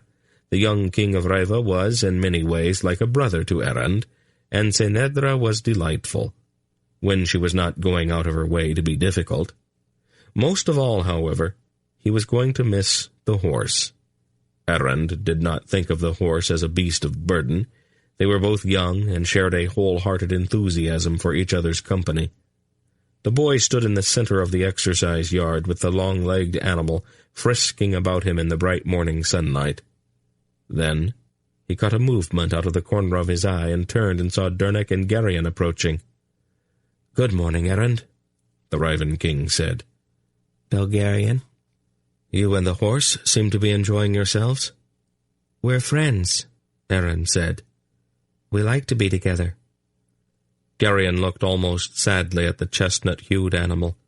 The horse came to him and curiously nuzzled at his clothing. Gerion rubbed the pointed ears and ran his hand down the smooth, glossy forehead. Then he sighed. "Would you like to have him for your very own?" "You don't own friends, Belgarion." "You're right," Gerion agreed. "But would you like it if he went back to the Vale with you?" "But he likes you, too." "I can always come and visit," the Raven King said. "There really isn't much room for him to run here, and I'm always so busy that I don't have the time to spend with him the way I should. I think it would be best for him if he went with you. What do you think?" Errand considered that, trying to think only of the well-being of the young animal, and not of his own personal preferences. He looked at Geryon and saw how much this generous offer had cost his friend. When he finally answered, his voice was quiet and very serious. "I think you're right, Belgarian. The Vale would be better for him. He wouldn't have to be pinned up there." "You'll have to train him," Geryon said. "He's never been ridden." "He and I can work on that," Erend assured him. "He'll go with you, then?" "Thank you." "You're welcome, Erend." "And done." Erend could hear the voice as clearly as if it had spoken in his own mind. "What?" Geryon's silent reply was startled. "Excellently done, Geryon. I want these two to be together. They have things to do that need the both of them." Then the voice was gone. Chapter 6. The best way to begin is to lay a tunic or a coat across his back, Hetar said in his quiet voice. The tall Algar wore his usual black leather, and he stood with Erend in the pasture, lying to the west of Boledra's cottage. "Be sure that it is something that has your scent on it. You want him to get used to your smell and the idea that it's all right if something that smells like you is on his back." "He already knows what I smell like, doesn't he?" Erend asked. "This is just a little different," Hetar told him. "You have to go at these things slowly. You don't want to frighten him. If he is frightened, he will try to throw you off of his back." "We're friends," Erend tried to explain. "He knows I won't do anything to hurt him. So why should he try to do something to hurt me?" Hetar shook his head and looked out over the rolling grassland. "Just do it the way I explained, Erend. Believe me, I know what I am talking about." "If you really want me to, but I think it's an awful waste of time." "Trust me." Erend obediently laid one of his old tunics across the horse's back several times, while the horse looked at him curiously, quite obviously wondering what he was doing. Erend wished that he could make Hetar understand. They had already wasted a good part of the morning on the hawk-faced Algar warrior's cautious approach to horse training. If they had just got right on with it, Erend knew that he and the horse could be galloping together across the free open expanse of the hills and the valleys stretched out before them. "Is that enough?" Erend asked, after he had put the tunic on the horse's back several times. "Can I get on him now?" Hetar sighed. "It looks as if you are going to have to learn the hard way. Go ahead, climb on. If you want. Try to find a soft place to land when he throws you off, though." "He wouldn't do that," Erend replied confidently. He put his hand on the chestnut's neck and gently led him over to where a white boulder stuck up out of the turf. "Don't you think you ought to bridle him first?" Hetar asked him. "At least that gives you something to hang on to." "I don't think so. I don't believe he'd like that bridle." "It's up to you," Hetar said. "Do it any way you like. Just try not to break anything when you fall." "Oh, I don't think I'll fall." "Tell me, do you know what the word wager means?" Erend laughed and climbed up on the boulder. "Well, here we go." He threw his leg over the horse's back. The colt flinched slightly and stood trembling. "It's all right," Erend assured him in a calm voice. The horse turned and looked at him with soft astonishment in his large liquid eyes. "You had better hang on," Hetar warned. But his eyes had an oddly puzzled look, and his voice was not quite as certain as the words. "He's fine." Erend flexed his legs, not actually even bringing his heels in contact with the chestnut's flanks. The horse took a tentative step forward, then looked back inquiringly. "That's the idea," Erend encouraged him. The horse took several more steps, then stopped to look back over his shoulder again. "Good," Erend said, patting his neck. "Very, very good." The horse pranced about enthusiastically. "Watch out," Hetar said sharply. Erend leaned forward and pointed toward a grassy knoll several hundred yards off to the southwest. "Let's go up there," he said into the sharply upstanding ear. The horse gave a sort of delighted shudder, bunched himself, and ran for the hilltop as hard as he could. When moments later they crested the knoll, he slowed and pranced about proudly. "All right," Aaron said, laughing with sheer delight. "Now why don't we go to that tree way over there on that other hillside?" "It was unnatural," Hettar said moodily that evening, as they all sat at the table in Poledra's cottage, bathed in golden firelight. "Well, they seem to be doing all right," Dernick said mildly. "But he is doing everything wrong," Hettar protested. "That horse should have gone absolutely wild when Aaron just got on him like that, without any warning at all. And you don't tell a horse where you want him to go. You have to steer him. That's what the reins are for." "Aaron is an unusual boy," Belgarath told him. "And the horse is an unusual horse. As long as they get along and understand each other, what difference does it make?" "It is unnatural," Hettar said again with a baffled look. "I kept waiting for the horse to panic, but his mind stayed absolutely calm. I know what a horse is thinking, and about the only thing that colt was feeling when Aaron got on his back was curiosity. Curiosity! He did not do or think anything the way he should." He shook his head darkly, and his long black scalp lock swung back and forth as if in emphasis. "It is unnatural," he growled, as if that were the only word he could think of to sum up the situation. "I think you have already said that several times, Hettar," Polgara told him. "Why don't we just drop the subject, since it seems to bother you so much, and you can tell me about Adara's baby instead?" An expression of fatuous pleasure came over Hettar's fierce hawk-like face. "He's a boy," he said with the overwhelming pride of a new father. "We gathered that," Polgara said calmly. "How big was he when he was born?" "Oh," Hettar looked perplexed. "About so big, I'd say." He held his hands half a yard apart. "No one took the trouble to measure him?" "They might have done that, I suppose. My mother and the other ladies were doing all sorts of things right after he came." "And would you care to estimate his weight?" "Probably about as much as a full-grown hare, I suppose. A fairly good-sized one. Or perhaps the weight of one of those red Sindarian cheeses." "I see. Perhaps 1.5 feet long and 8 or 9 pounds. Is that what you are trying to say?" Her look was steady. "About that, I suppose." "Why didn't you say so, then?" she demanded in exasperation. He looked at her, startled. "Is it really that important?" "Yes, Hettar, it really is that important. Women like to know these things." "I'll have to remember that. About all I was really interested in was whether he had the usual number of arms, legs, ears, nose, things like that.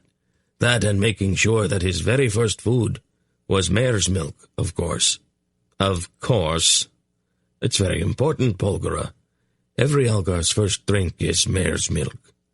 "That makes him part horse, I suppose?" He blinked. "No, of course not. But it establishes a sort of bond." "Did you milk the mare for him, or did you make him crawl out and find one for himself?"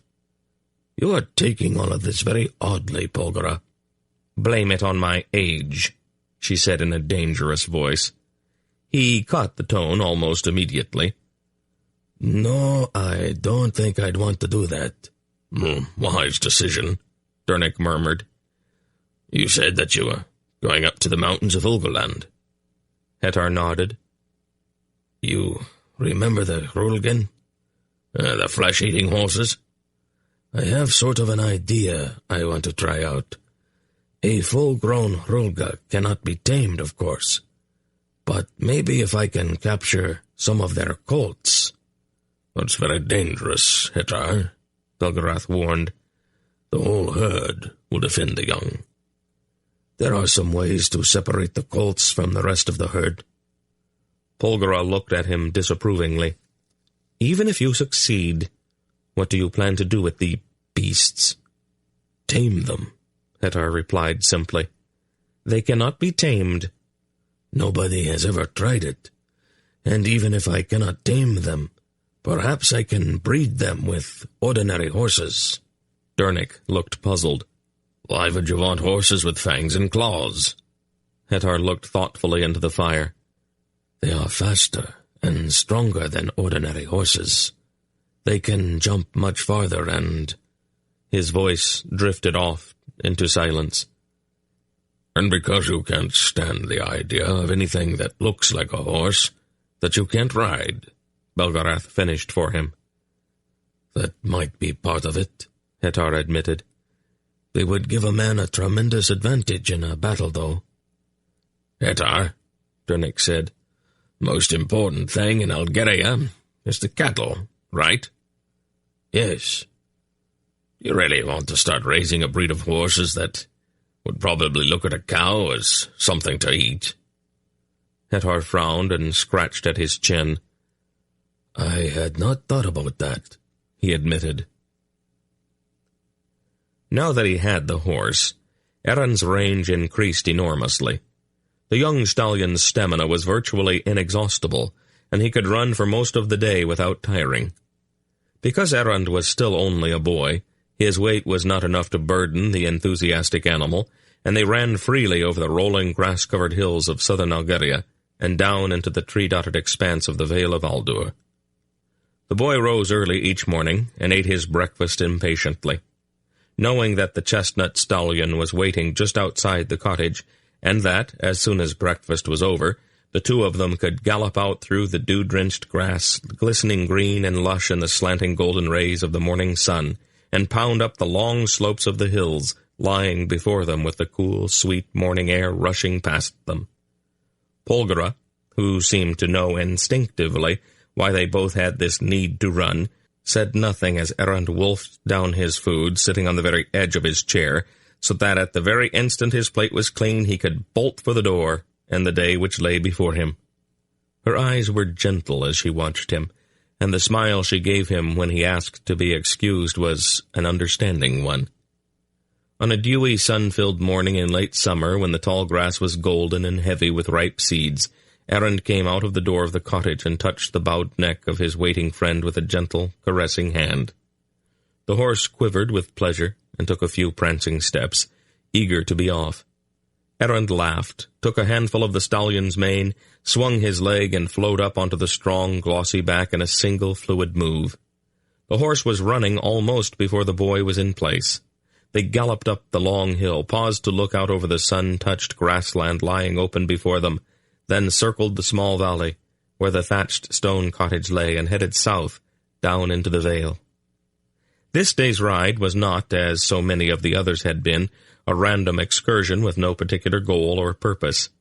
For several days now, Erend had felt the presence of a strange, subtle awareness emanating from the vale that seemed to be calling to him, and as he had emerged from the cottage door he had suddenly resolved to find out exactly what it was that seemed to summon him so quietly. As they moved down into the quiet vale, past placidly gazing deer and curious rabbits, Erend could feel that awareness growing stronger. It was a peculiar kind of consciousness, dominated more than anything by an incredible patience, an ability, it seemed, to wait for eons for a response to these occasional quiet calls. As they crested a tall, rounded hill a few leagues to the west of Belgarath's tower, a brief shadow flickered across the bending grass. Erend glanced up and saw a blue-banded hawk circling on motionless wings on a rising column of sun-warmed air. Even as the boy watched, the hawk tilted, side-slipped, then spiraled down in long, graceful circles. When it was no more than inches above the golden tassels of the ripe grass, it flared its wings, thrust down with its taloned feet, and seemed somehow to shimmer in the morning sun. When the momentary shimmer faded, the hawk was gone, and the hunchbacked Belden stood waist-deep in the tall grass, with one eyebrow cocked curiously. "What are you doing all the way down here, boy?" he asked, without any kind of preamble. "Good morning, Belden," Erend said calmly, leaning back to let the horse know that he wanted to stop for a few minutes. "Does Paul know how far from home you've been going?" the ugly man demanded, ignoring Aaron's gesture toward politeness. "Probably not entirely," Aaron admitted. "She knows that I'm out riding, but she might not know how much ground we can cover." "I've got better things to do than spend every day watching over you, you know," the irascible old man growled. "You don't have to do that." "Yes, as a matter of fact, I do. It's my month for it." Aaron looked at him puzzled. "Didn't you know that one of us watches over you every time you leave the cottage?" "Why would you want to do that?" "You do remember Zadar, don't you?" Aaron sighed sadly. "Yes." "Oh, don't waste your sympathy on him. He got exactly what he deserved." "Nobody deserves that." Belden gave a snort of ugly laughter. "He's lucky that it was Belgarath who caught up with him. If it had been me, I'd have done a lot more than just seal him up inside solid rock. But that's beside the point. You remember why Zadar found you and took you with him?" "To steal the Orb of Aldur." "Right. So far as we know, you are the only person besides Belgarion who can touch the orb and keep on living. Other people know that too. So you might as well get used to the idea of being watched. We are not going to let you wander around alone where somebody might get his hands on you. Now, you didn't answer my question." "Which question?" "What are you doing all the way down in this part of the Vale?" "There's something I need to see." "What's that?" "I don't know. It's up ahead somewhere. What is it that's off in that direction?" "There's nothing out there but the tree." "Well, that must be it, then. It wants to see me." "See?" "Maybe that's the wrong word." Belden scowled at him. "Are you sure it's the tree?" "No, not really. All I know is that something in that direction has been, I want to say, inviting me to come by. Would that be the proper word?" "It's talking to you, not me. Pick any word you like." "All right, let's go then." "Would you like to ride? Horse can carry us both." "Haven't you given him a name yet?" "Horse is good enough. He doesn't seem to feel that he needs one. Would you like to ride?" "Why would I want to ride when I can fly?" Aaron felt a sudden curiosity. "What's it like?" he asked. "Flying, I mean." Belden's eyes suddenly changed to become distant and almost soft. "Oh, you couldn't even begin to imagine. Well, just keep your eyes on me. When I get over the tree, I'll circle to show you where it is." He stooped in the tall grass, curved out his arms, and gave a strong leap. As he rose into the air, he shimmered into feathers and swooped away. The tree stood in a solitary immensity in the middle of a broad meadow, its trunk larger than a house, its widespread branches shading entire acres, and its crown rising hundreds of feet into the air. It was incredibly ancient. Its roots reached down almost into the very heart of the world, and its branches touched the sky.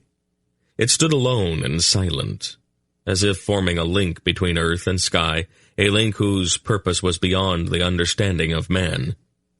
As Aaron rode up to the vast shaded area beneath the tree's shelter, Belden swooped in, hovered, and dropped, almost seeming to stumble into his natural form.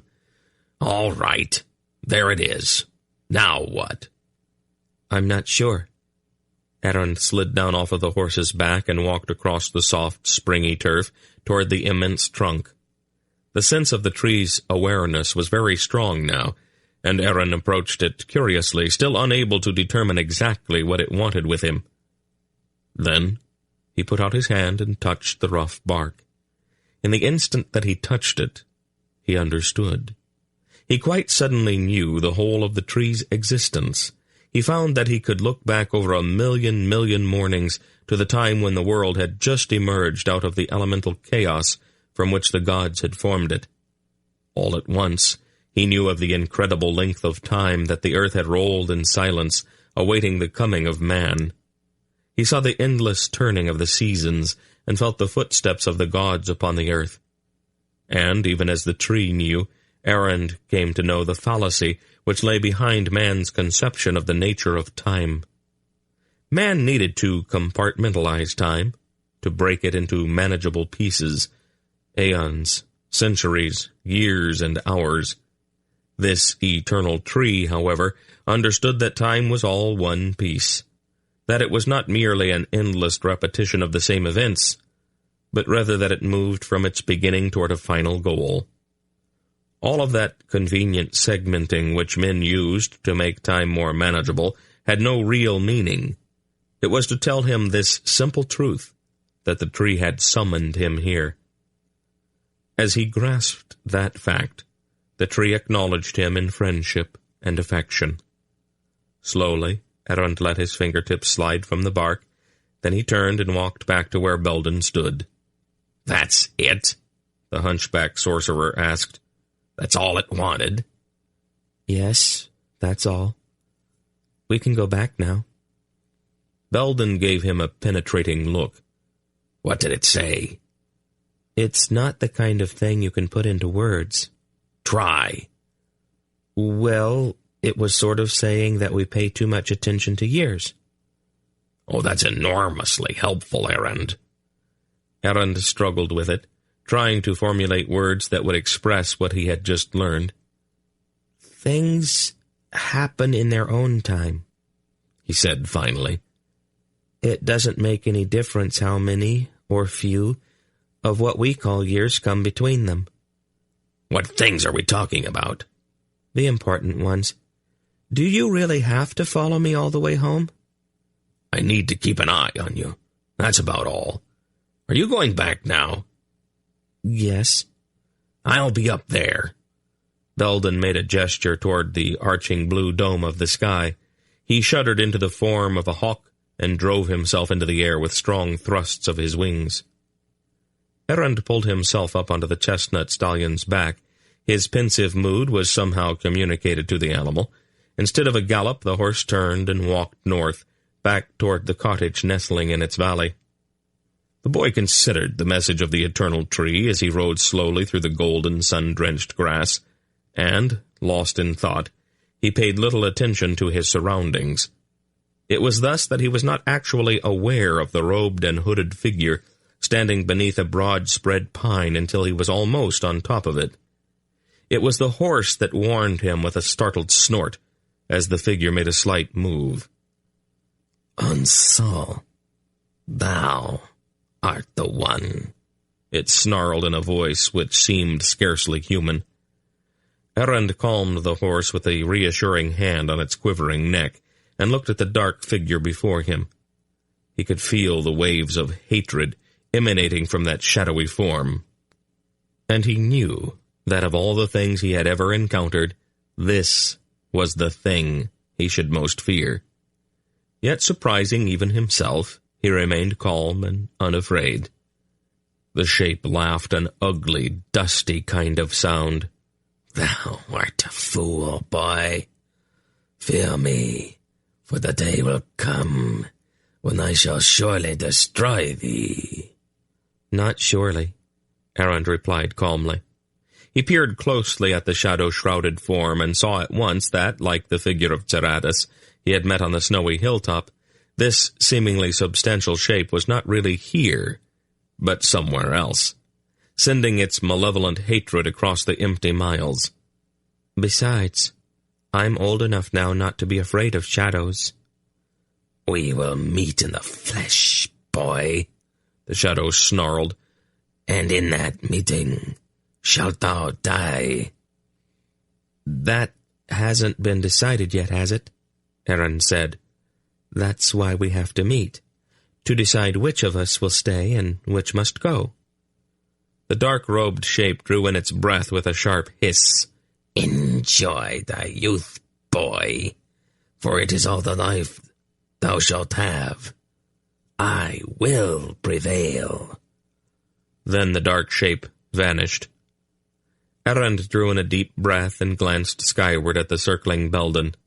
He realized that not even the hawk's sharp eyes could have penetrated the spreading tree limbs to where that strange cowled figure had stood. Belden could not know of the meeting. Errand nudged the stallion's flanks, and they moved away from the solitary tree at a flowing canter, riding in the golden sunlight toward home. Chapter 7. The years that followed were quiet years at the cottage. Belgarath and Belden were often away for long periods of time, and when they returned, travel-stained and weary, their faces usually wore the frustrated look of men who have not found what they are looking for. Although Dernick was often on the stream bank, bending all of his attention to the problem of convincing some wary trout that a thumbnail-sized bit of polished metal with a few strands of red yarn trailing behind it in the current was not merely edible, but irresistibly delicious, he nonetheless maintained the cottage and its immediate surroundings in that scrupulously tidy condition which announced louder than words that the proprietor of any given farmstead was a Sindar. Although rail fences by their very nature zigzagged and tended to meander with the lay of the ground, Dernick firmly insisted that his fence lines be absolutely straight. He was quite obviously constitutionally incapable of going around any obstacle. Thus, if a large rock happened to intrude itself in the path of one of his fences, he immediately stopped being a fence builder and became an excavator. Polgara immersed herself in domesticity. The interior of her cottage was immaculate. Her doorstep was not merely swept, but frequently scrubbed. The rows of beans, turnips, and cabbages in her garden were as straight as any of Dernick's fences, and weeds were absolutely forbidden. Her expression, as she toiled at these seemingly endless tasks, was one of dreamy contentment, and she hummed or sang very old songs as she worked. The boy Errand, however, tended on occasion toward vagrancy. This was not to say that he was indolent, but many of the chores around a rural farmstead were tedious, involving repeating the same series of actions over and over again. Stacking firewood was not one of Errand's favorite pastimes. Weeding the garden seemed somehow futile, since the weeds grew back overnight. Drying the dishes seemed an act of utter folly, since left alone, the dishes would dry themselves without any assistance whatsoever. He made some effort to sway Polgara to his point of view in this particular matter. She listened gravely to his impeccable logic, nodding her agreement as he demonstrated with all the eloquence at his command that the dishes did not really need to be dried. And when he had finished, summing up all his arguments with a dazzling display of sheer brilliance, she smiled and said, "Yes, dear," and implacably handed him the dish-towel. Errand was hardly overburdened with unremitting toil, however. In point of fact, not a day went by when he did not spend several hours on the back of the chestnut stallion, roaming the grasslands surrounding the cottage as freely as the wind. Beyond the timeless, golden doze of the Vale, the world moved on. Although the cottage was remote, visitors were not uncommon. Hettar, of course, rode by often, and sometimes he was accompanied by Adara, his tall, lovely wife, and their infant son. Like her husband, Adara was an Algar to her fingertips, as much at home in the saddle as she was on her feet. Errand was very fond of her. Though her face always seemed serious, even grave, there lurked just beneath that calm exterior an ironic, penetrating wit that absolutely delighted him. It was more than that, however. The tall, dark-haired girl, with her flawless features and alabaster skin, carried about her a light, delicate fragrance that always seemed to tug at the outer edges of his consciousness. There was something elusive, yet strangely compelling, about that scent. Once, when Polgara was playing with the baby, Adara rode with Errand to the top of a nearby hill, and there she told him about the perfume she wore, and where it originated. "You did know that Geryon is my cousin?" she asked him. "Yes. We had ridden out from the stronghold once. It was in the winter, when everything was locked in frost. The grass was brown and lifeless, and all of the leaves had fallen from the bushes. I asked him about sorcery, what it was and what he could do with it. I didn't really believe in sorcery. I wanted to, but I just could not bring myself to believe it. He took up a twig and wrapped some dry grass around it. Then he turned it into a flower right in front of my eyes." Errand nodded. "Yes, that's the kind of thing Geryon would do. Did it help you to believe?" She smiled. "Not right away. At least not altogether. There was something else I wanted him to do, but he said he couldn't." "What was that?" She blushed rosily and then laughed. "It still embarrasses me. I wanted him to use his power to make Hetar love me. But he didn't have to do that," Errand said. "Hetar loved you already, didn't he?" "Well, he needed a little help to make him realize it, but I was feeling very sorry for myself that day. When we rode back to the stronghold, I forgot the flower and left it behind, on the sheltered side of a hill. A year or so later, the whole hillside was covered with low bushes and these beautiful little lavender flowers. Tenedra calls the flower Adara's rose, and Ariana thought it might have some medicinal value, even though we have never been able to find anything that it cures. I like the fragrance of the flower, and it eased mine in a sort of special way. So I sprinkle petals in the chests where I keep my clothes." She laughed a wicked sort of little laugh. "It makes Hetar very affectionate." "I don't think that's entirely caused by the flower," Errand said. "Perhaps. But I am not going to take any chances with that. If the scent gives me an advantage, I'm certainly going to use it." "That makes sense, I suppose."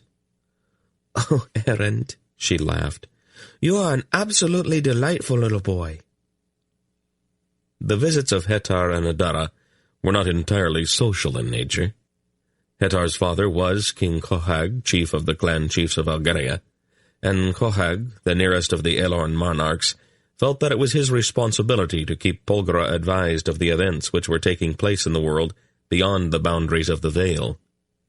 From time to time he sent reports of the progress of the bloody, endless war in southern Solmurgos, where Kal-Zakath, emperor of Malloreon, continued his implacable march across the plains of Hecha and into the great southern forest in Gorot. The kings of the west were at a loss to explain Zakath's seemingly unreasoning hatred of his Murgo cousins.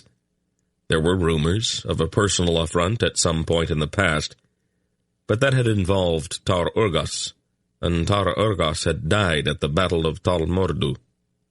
Zakath's enmity for the Murgos, however, had not died with the madman who ruled them, and he now led his Malloreons in a savage campaign evidently designed to exterminate all of Murgodom, and to erase from human memory all traces of the fact that the Murgos had ever existed.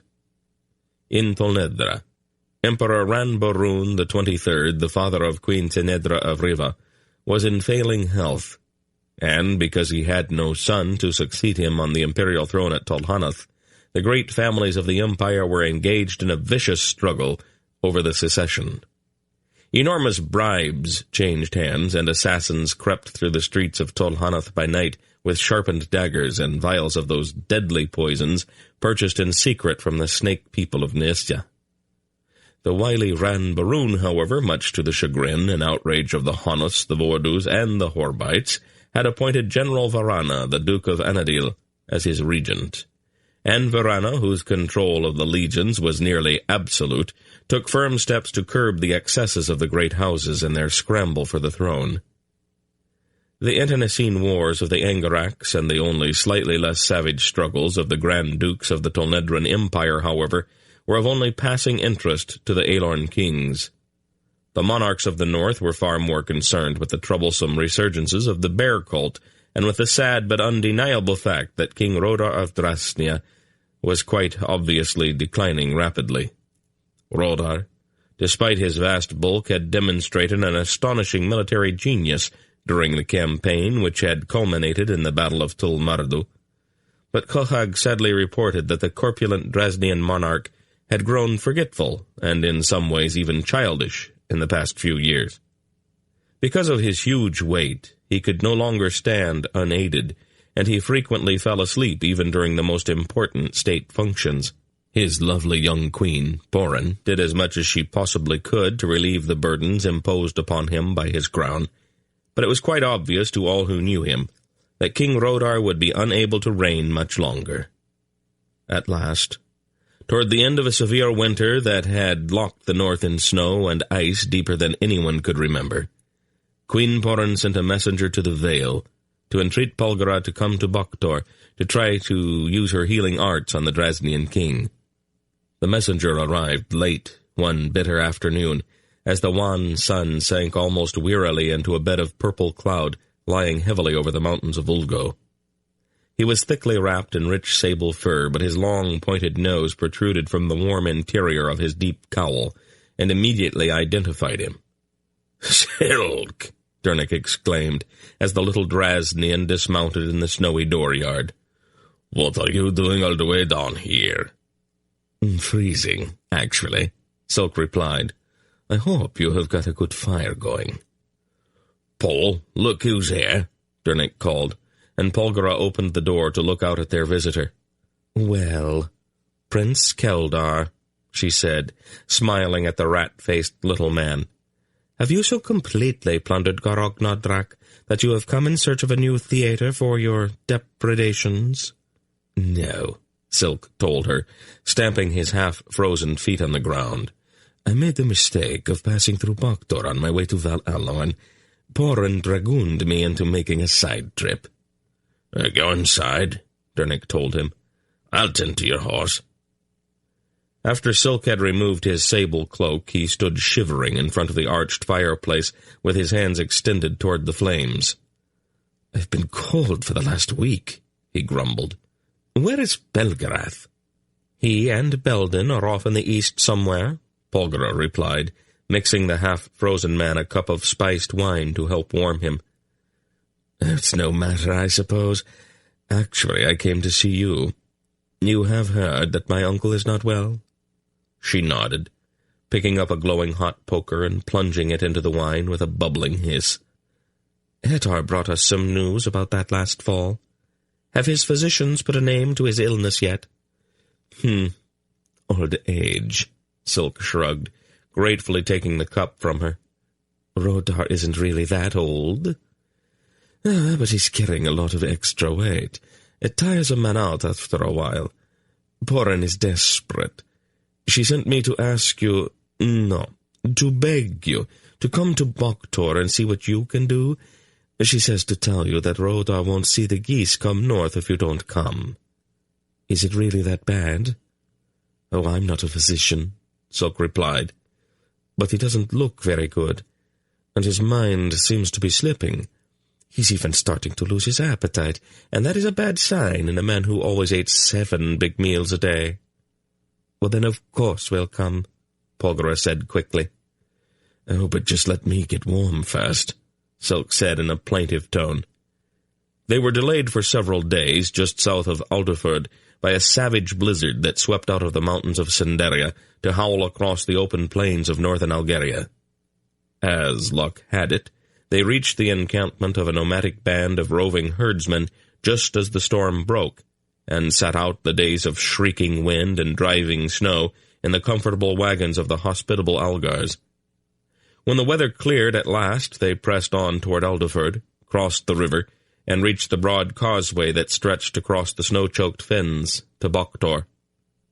Queen Porin, still lovely, despite the dark circles under her eyes that spoke so eloquently of her sleepless concern, greeted them at the gates of King Rodar's palace.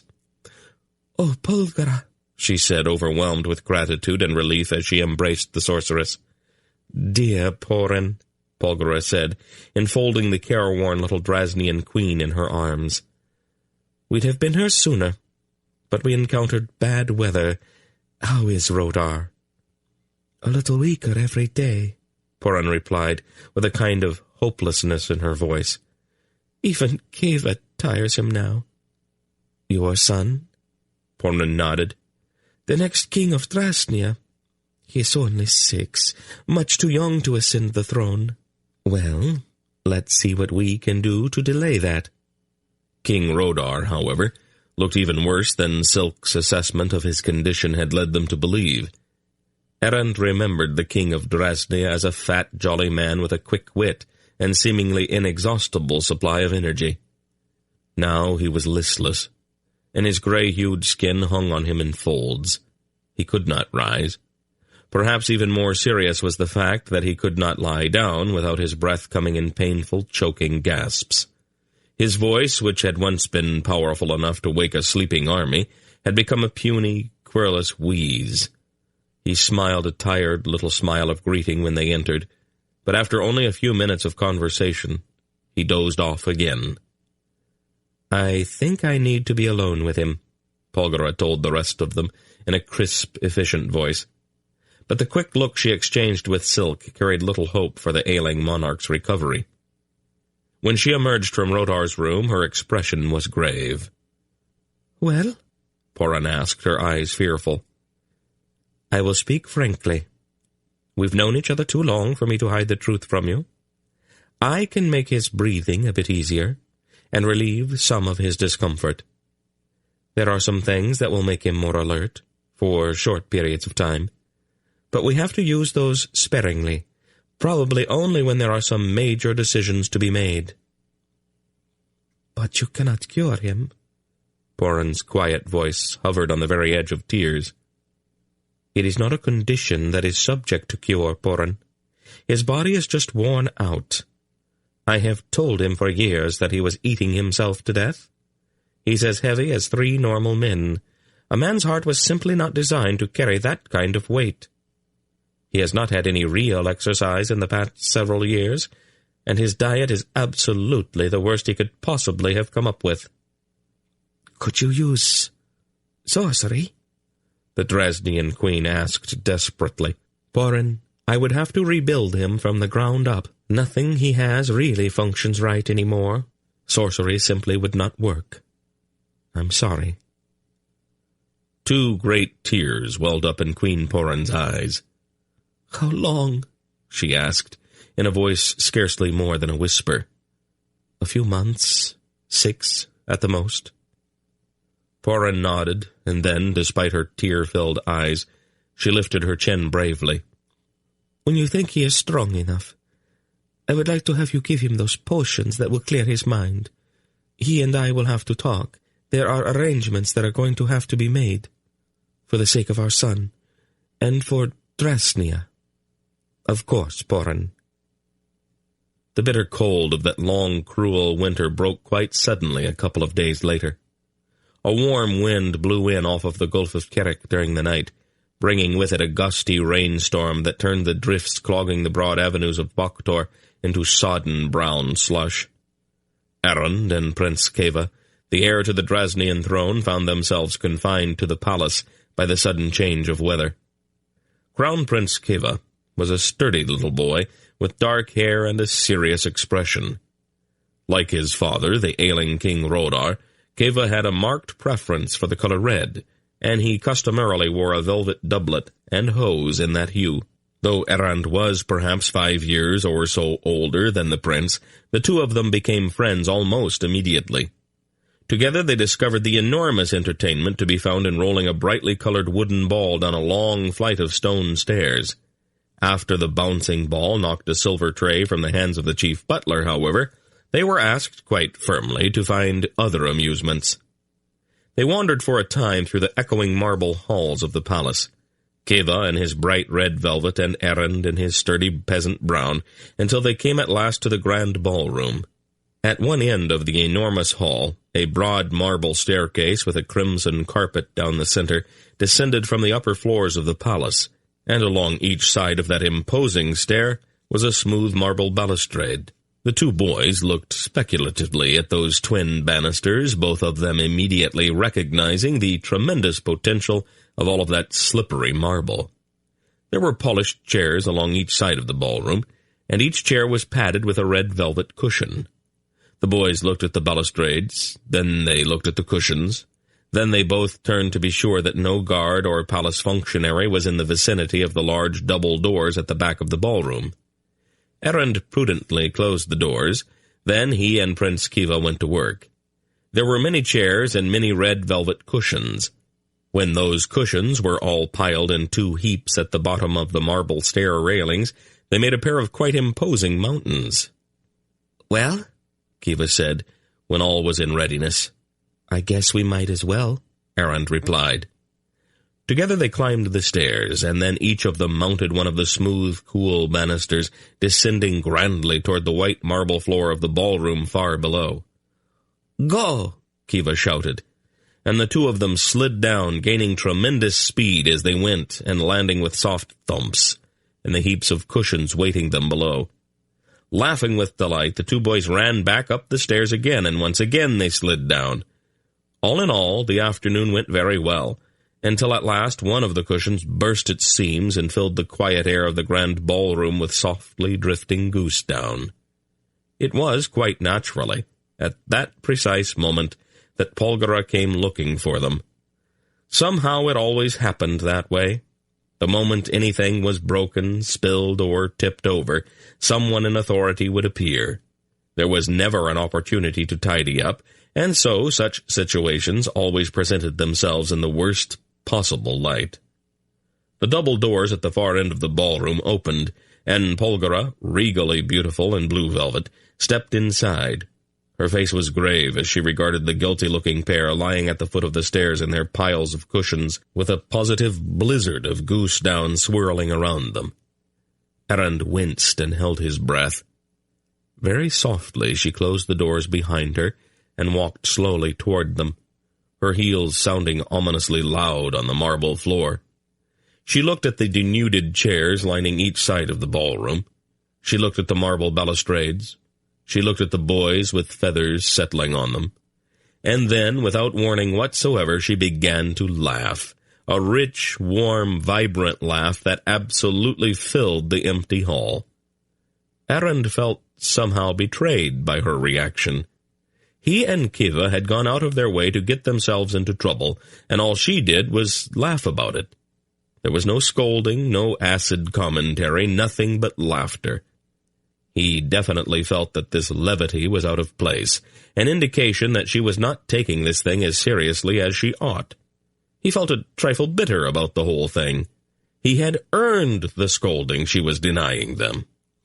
"You boys will clean it up, won't you?" she asked them. "Of course, Lady Polgara," Kiva assured her quickly. "We were just about to do that."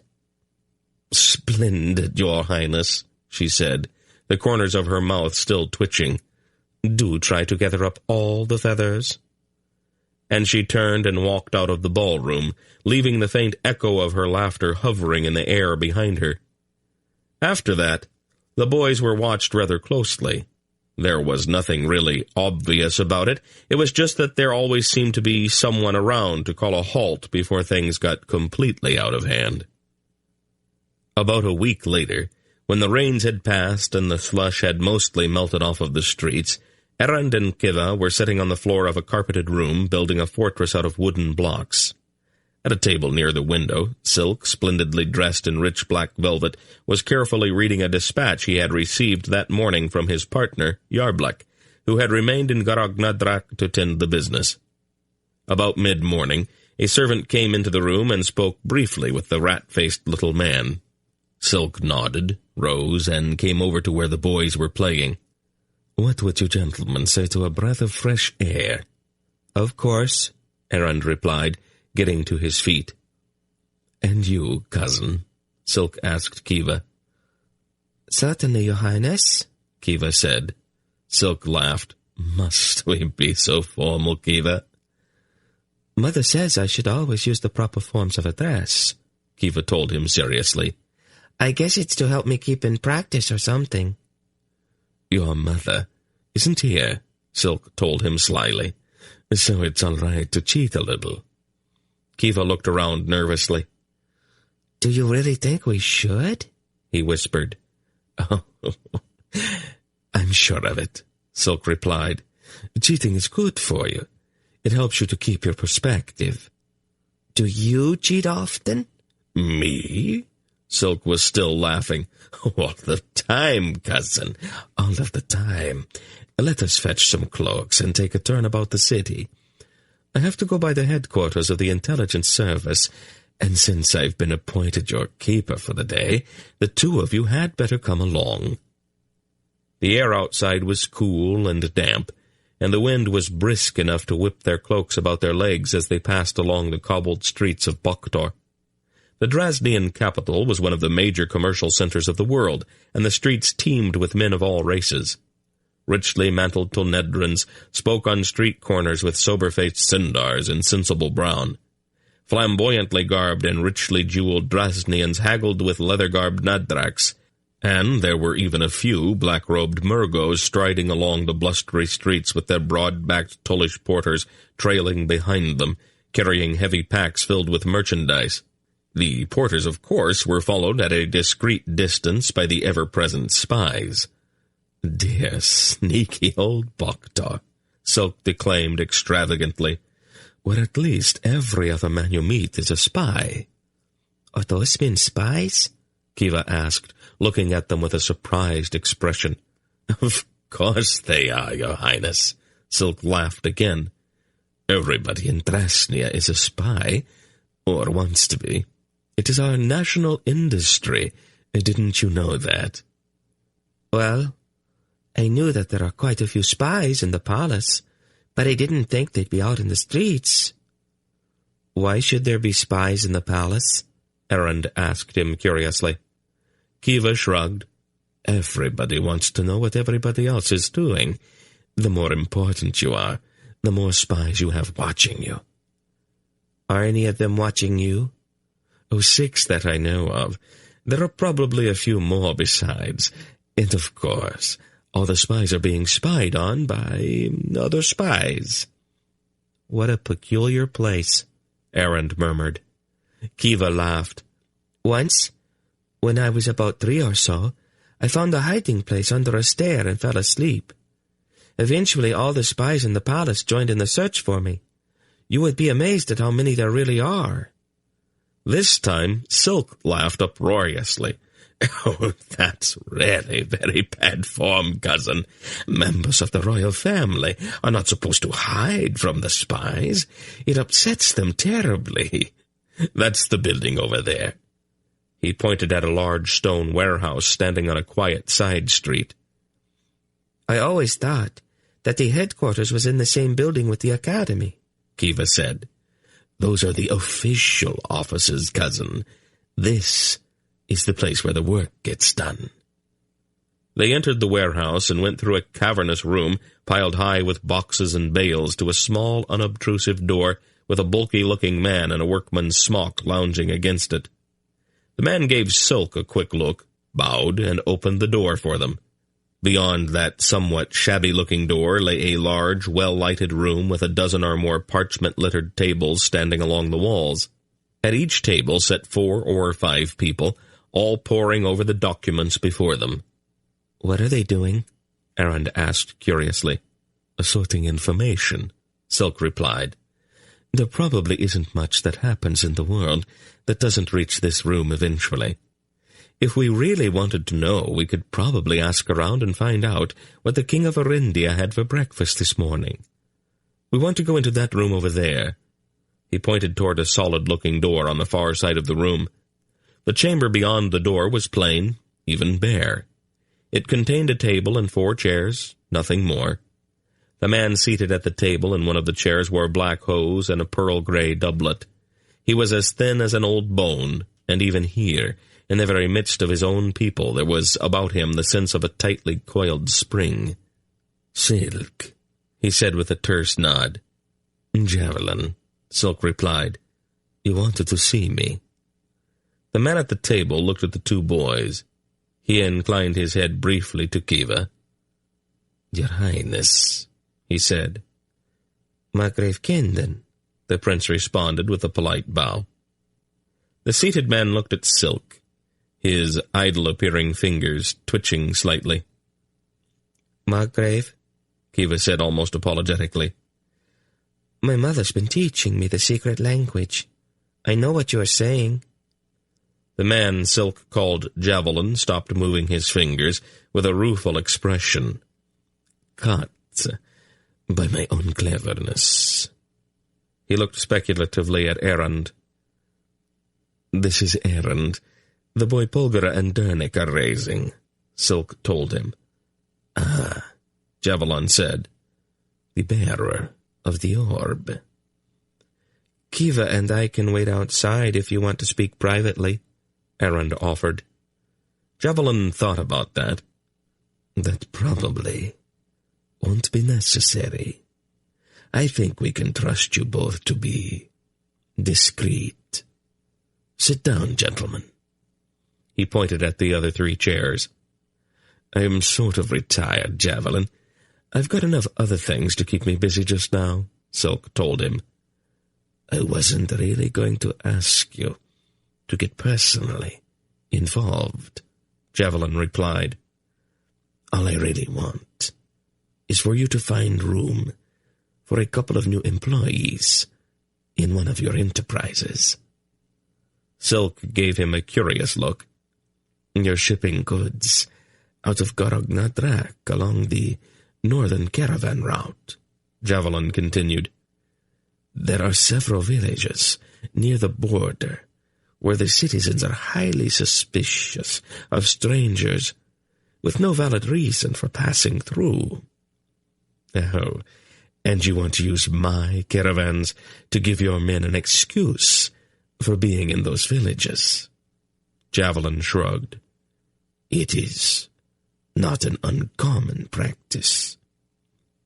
"What's going on in eastern Drasnia that you're so interested in?"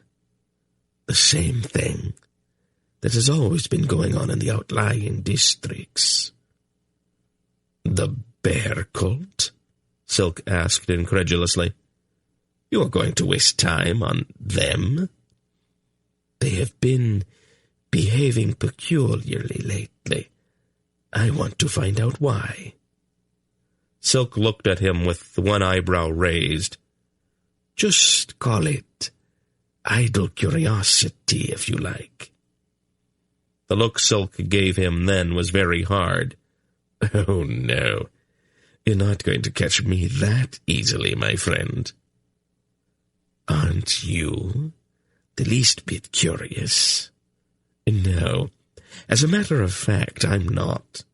No amount of clever trickery is going to lure me into neglecting my own affairs to go off on another one of your fishing expeditions. I'm too busy, Javelin." His eyes narrowed ever so slightly. "Why don't you send Hunter?" "Hunter is busy someplace else, Silk. And stop trying to find out who Hunter is." "It was worth a try.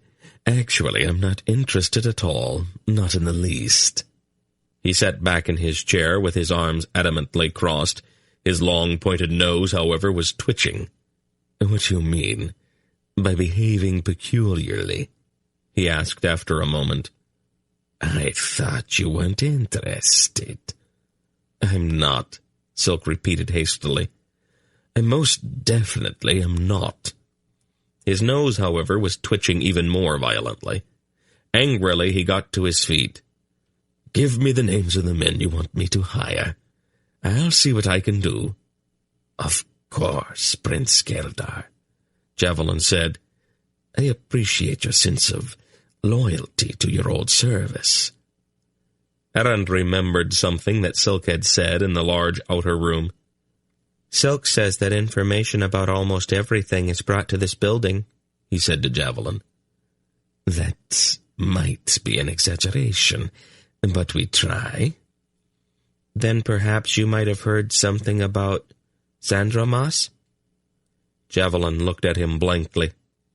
"It's something that Belgarian and I heard about," Erend explained. "And Belgarath's curious about it, too. I thought you might have heard about it." "I cannot say that I have," Javelin admitted. "Of course, we are a long way from Darshiva." "What's Darshiva?" "It is one of the principalities of the old Nasini Empire in eastern Malloreon. Xandrama is a Darshivan name. Didn't you know that?" "No, we didn't." There was a light tap at the door. "Yes," Javelin answered. The door opened, and a young lady of perhaps 19 or 20 came in. Her hair was the color of honey. Her eyes were a warm golden brown, and she wore a plain-looking gray dress. Her expression was serious, but there was just the hint of a dimple in each of her cheeks.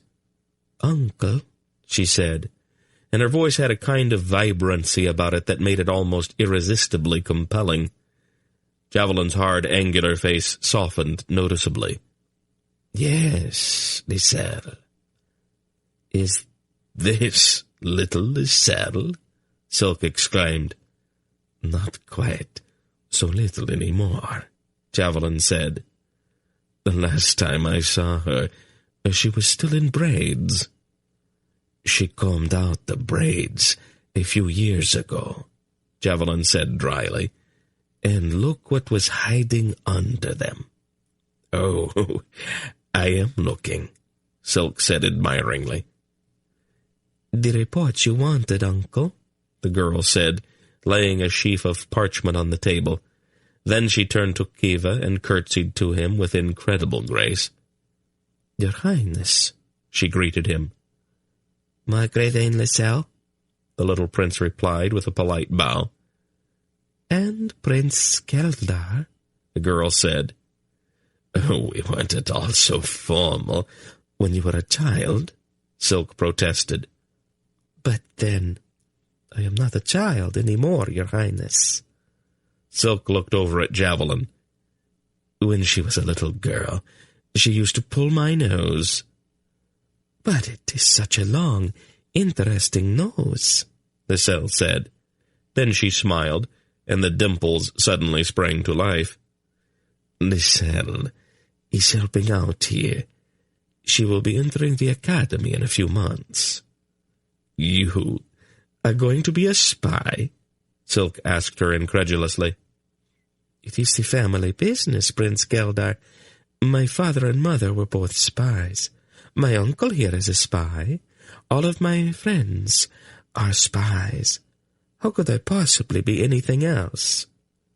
Silk looked a trifle off balance. "It just doesn't seem appropriate for some reason." "That probably means that I'll be quite successful, doesn't it? You look like a spy, Prince Keldar. I don't, so I won't have nearly as many problems as you have had." Though the girl's answers were very clever, even pert, Erend could see something in her warm brown eyes that Silk probably missed. Despite the fact that the Margravine Liselle was obviously a grown woman, Silk just as obviously still thought of her as a little girl, one who had pulled his nose. The look she gave him, however, was not the look of a little girl, and Erend realized that she had been waiting for a number of years for the opportunity to meet Silk on adult terms. Erend covered his mouth with his hand to hide a smile. The wily Prince Keldar had some very interesting times ahead of him. The door opened again, and a nondescript man came in, quickly crossed to the table, and whispered something to Javelin. The man's face, Erend noticed, was pale, and his hands were trembling. Javelin's face grew set, and then he sighed. He gave no other outward sign of emotion, however. He rose to his feet and came around the table. "Your Majesty," he said formally to Prince Kiva, "I believe that you should return to the palace immediately." Silk and Liselle both caught the changed form of address and looked sharply at the chief of Drasnian intelligence. "I believe that we should all accompany the king back to the palace," Javelin said sadly. "We must offer our condolences to his mother and aid her in any way we can in her hour of grief." The king of Drasnia looked at his intelligence chief, his eyes very wide and his lip trembling. Erend gently took the little boy's hand in his. "We'd better go, Kiva," he said. "Your mother will need you very much right now." Chapter 8. The kings of Eloria gathered in Bokdor for the funeral of King Rodar and the subsequent coronation of his son Kiva. Such a gathering, of course, was traditional. Though the nations of the north had diverged somewhat over the centuries, the Elorns nonetheless had never forgotten their origins in the single kingdom of King Keric Bareshoulders. 5,000 years in the dim past, and they came together at such times in sadness to bury a brother. Because King Rodar had been beloved and respected by other nations as well, Anheg of Keric, Kohag of Algeria, and Belgarian of Riva were joined by Fulrak of Sendaria, Coradulan of Arindia, and even by the erratic Drostalactun of Gorog Nadrak. In addition, General Varana was present as the representative of Emperor Ranbarun XXIII of Tolnedra, and Tadi, chief eunuch of the palace of Queen Salmisra of Nissa, was also in attendance. The burial of an Alorn king was a serious matter, and it involved a certain amount of ceremony, at which only the other Alorn monarchs were present. No gathering of so many kings and high-ranking functionaries, however, could ever be entirely ceremonial. Inevitably, politics were of major concern in the quiet discussions which took place in the somberly draped corridors of the palace. Errand, soberly dressed and quiet, drifted from one small gathering to another in those days preceding the funeral. The kings all knew him, but they seemed for some reason to take little note of his presence, and so he heard many conversations which might perhaps not have been heard had they stopped to consider the fact that he was no longer the little boy they had known during the campaign in Mishrak Arthul. The Elorn kings, Belgarian in his usual blue doublet and hose, and the brutish-looking Anheg in his rumpled blue robe and dented crown, along with quiet-voiced Kohag in silver and black, stood together in a sable-draped embrasure in one of the broad hallways of the palace. "Porin is going to have to serve as regent," Garion said. "Kiva is only 6, and somebody's going to have to run things until he's old enough to take charge himself." "A woman?" Onheg said, aghast. "Onheg, are we going to have that argument again?" Kohag asked, mildly. "I don't see any alternative, Anheg," Garion said in his most persuasive manner. "King Drosta is almost drooling at the prospect of a boy king on the throne of Drasnia. His troops will be biting off chunks of the borderlands before the rest of us get home, unless we put someone in charge here." "But Porin is so tiny," Anheg objected irrationally. "And so pretty. How can she possibly run a kingdom?" "Probably very well," Kohag replied, shifting his weight carefully on his crippled legs. "Rodar confided in her completely, and she was behind the scheme that eliminated Grodeg, after all." "About the only other person in Drasnia competent enough to take charge here is the Margrave Kenden," Garion told the king of Keric. "The one they call Javelin. Do you want the chief of Drasnian intelligence sitting behind the throne giving orders?" Onheg shuddered. "That's a ghastly thought. What about Prince Keldar?" Garion stared at him.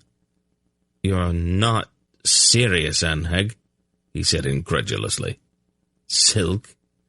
As regent?" You might be right," Onheg conceded after a moment's thought. "He is just a little unreliable, isn't he?" "A little?" Garion laughed. "Are we agreed, then?" Kohag asked.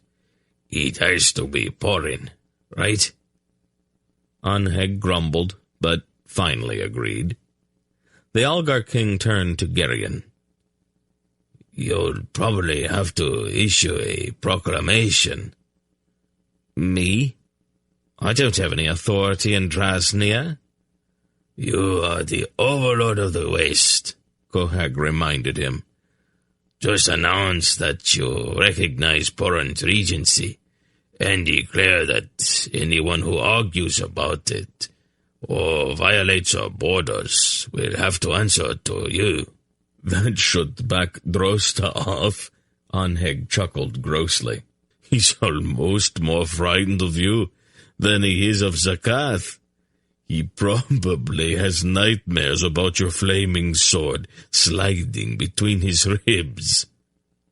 In another corridor, Erend came upon General Varana and Tzedi, the eunuch.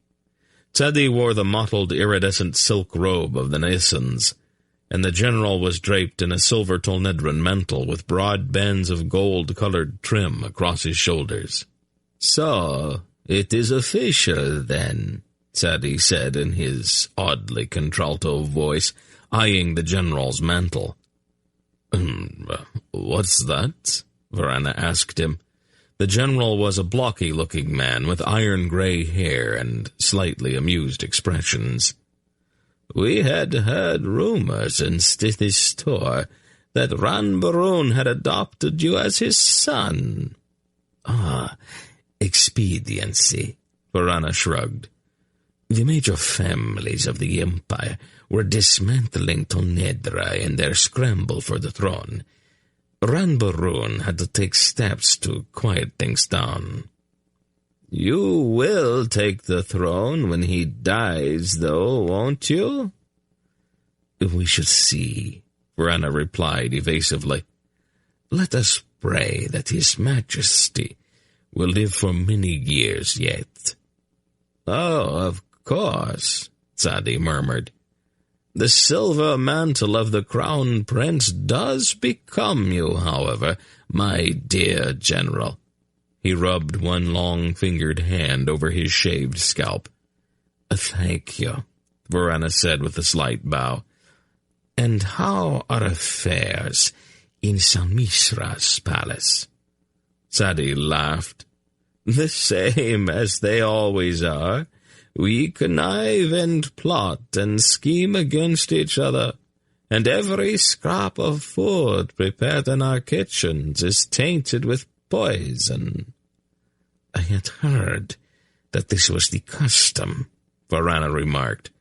"How does one survive in such a lethal atmosphere?" "Nervously," Tzedi replied, making a sour face. "We are all on a strict regimen. We routinely dose ourselves with every known antidote to every known poison. Some of the poisons are actually quite flavorful. The antidotes all taste foul, however." "It is the price of power, I suppose." "Truly. What was the reaction of the Grand Dukes of Tonedra when the Emperor designated you as his heir?" Varana laughed. "You could hear the screams echoing from the wood of the Dryads to the Arindish border." "When the time comes, you may have to step on a few necks." It is possible." "Of course, the legions are all loyal to you." "The legions are a great comfort to me." "I think I like you, General Varana," the shaved-headed Naysan said. "I am certain that you and I will be able to come to some mutually profitable accommodations." "I always like to be on good terms with my neighbors, Tzedi," Varana agreed with aplomb. In another corridor, Erend found a strangely assorted group. King Fulrak of Cinderia, dressed in sober, businesslike brown, was speaking quietly with the purple-garbed King Coradulan of Arindia, and with the scabrous-looking Drosta Laktun, who wore a richly jeweled doublet of an unwholesome-looking yellow. "Have either of you heard anything about any decisions concerning a regency?" the emaciated Nadrak king asked in his shrill voice. Drosta's eyes bulged, seeming almost to start out of his pock-marked face, and he fidgeted continuously. "I would imagine that Queen Porin will guide the young king," Fulrak surmised. "They surely would not put a woman in charge," Drosta scoffed. I know Elons, and they all look at women as subhuman. Porin is not exactly like other women, the king of Cinderia noted. She's extraordinarily gifted. How could a woman possibly defend the borders of so large a kingdom as Strasnia? Thy perception is awry, your majesty, Coradulan told the Nadrak, with uncharacteristic bluntness. Inevitably, the other Elon kings will support her, and most particularly Belgarian of Riva will defend her. Methinks no monarch alive would be so foolhardy as to counter the wishes of the overlord of the West. Riva is a long way away, Drosta suggested, his eyes narrowing. And not so far, Drosta, Fulrak told him. Belgarian has a very long arm. What news hast thou heard from the south, your majesty? Coradulan asked the king of the Nadraks. Drosta made an indelicate sound. Kalzakath is wading in Murgo blood, he said disgustedly. He's pushed Urgot into the western mountains, and he is butchering every Murgo that he can lay his hands on. I keep hoping that someone will stick an arrow into him, but you can't depend on a Murgo to do anything right. Have you considered an alliance with King Gethel? Fulrak wanted to know. With the Tulls? You're not serious, Fulrak. I would not saddle myself with the Tulls, even if it meant that I had to face the Malloreons alone. Gethel is so afraid of Zakath that he wets himself at the mention of his name. After the Battle of Tulmado, Zakath told my Tullish cousin that the very next time Gethel displeased him, he was going to have Gethel crucified. If Kal Zakath decides to come north, Gethel will probably hide himself under the nearest manure pile. Zakath is not over fond of thee either, I am told. Drosta laughed, a shrill, somehow hysterically sounding laugh. He wants to grill me over a slow fire, he replied, and possibly use my skin to make a pair of shoes. I'm amazed that you Angarax did not destroy each other aeons ago, Fulrak smiled. Torak told us not to, and he told his Grolums to gut anybody who disobeyed. We may not always have liked Torak, but we always did what he told us to do. Only an idiot did otherwise. A dead idiot, usually. On the following day, Belgarath the sorcerer arrived from the east, and King Rodar of Drasnia was laid to rest. The small blonde Queen Porin, dressed in deepest black, stood beside young King Kiva during the ceremony. Prince Keldar stood directly behind the young king and his mother, and there was a strange, almost haunted look in his eyes. As Errand looked at him, he could see very plainly that the little spy had loved his uncle's tiny wife for years, but also that Porin, though she was fond of him, did not return that love. State funerals, like all state functions, are long. Both Queen Porin and her young son were very pale during the interminable proceedings, but at no time did either of them show any outward sign of grief. Immediately following the funeral, Kiva's coronation took place, and the newly crowned Drasnian king announced in a piping but firm voice that his mother would guide him through the difficult years ahead. At the conclusion of the ceremony, Belgarian, king of Riva, and overlord of the West, arose and briefly addressed the assembled notables. He welcomed Kiva to the rather exclusive fraternity of reigning monarchs, complimenting him on the wisdom of the choice of the Queen Mother as regent, then advised one and all that he fully supported Queen Porin, and that anyone offering her the slightest impertinence would most surely regret it. Since he was leaning on the massive sword of Riva Iron Grip as he made that declaration, everyone in the Drasnian throne room took him very seriously. A few days later, the visitors all departed.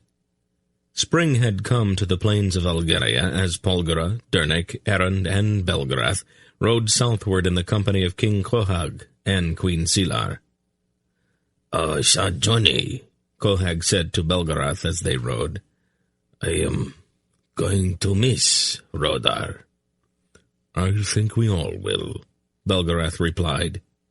He looked ahead where a vast herd of cattle under the watchful eyes of a band of Algar clansmen were plodding slowly west toward the mountains of Sindaria and the great cattle fair at Muros. I'm a little surprised that Hetar agreed to go back to Riva with Geraint at this time of year. He's usually at the head of the cattle herds. Adara persuaded him, Queen Silar told the old man. She and Genedra wanted to spend some time together, and there's almost nothing that Hetar won't do for his wife.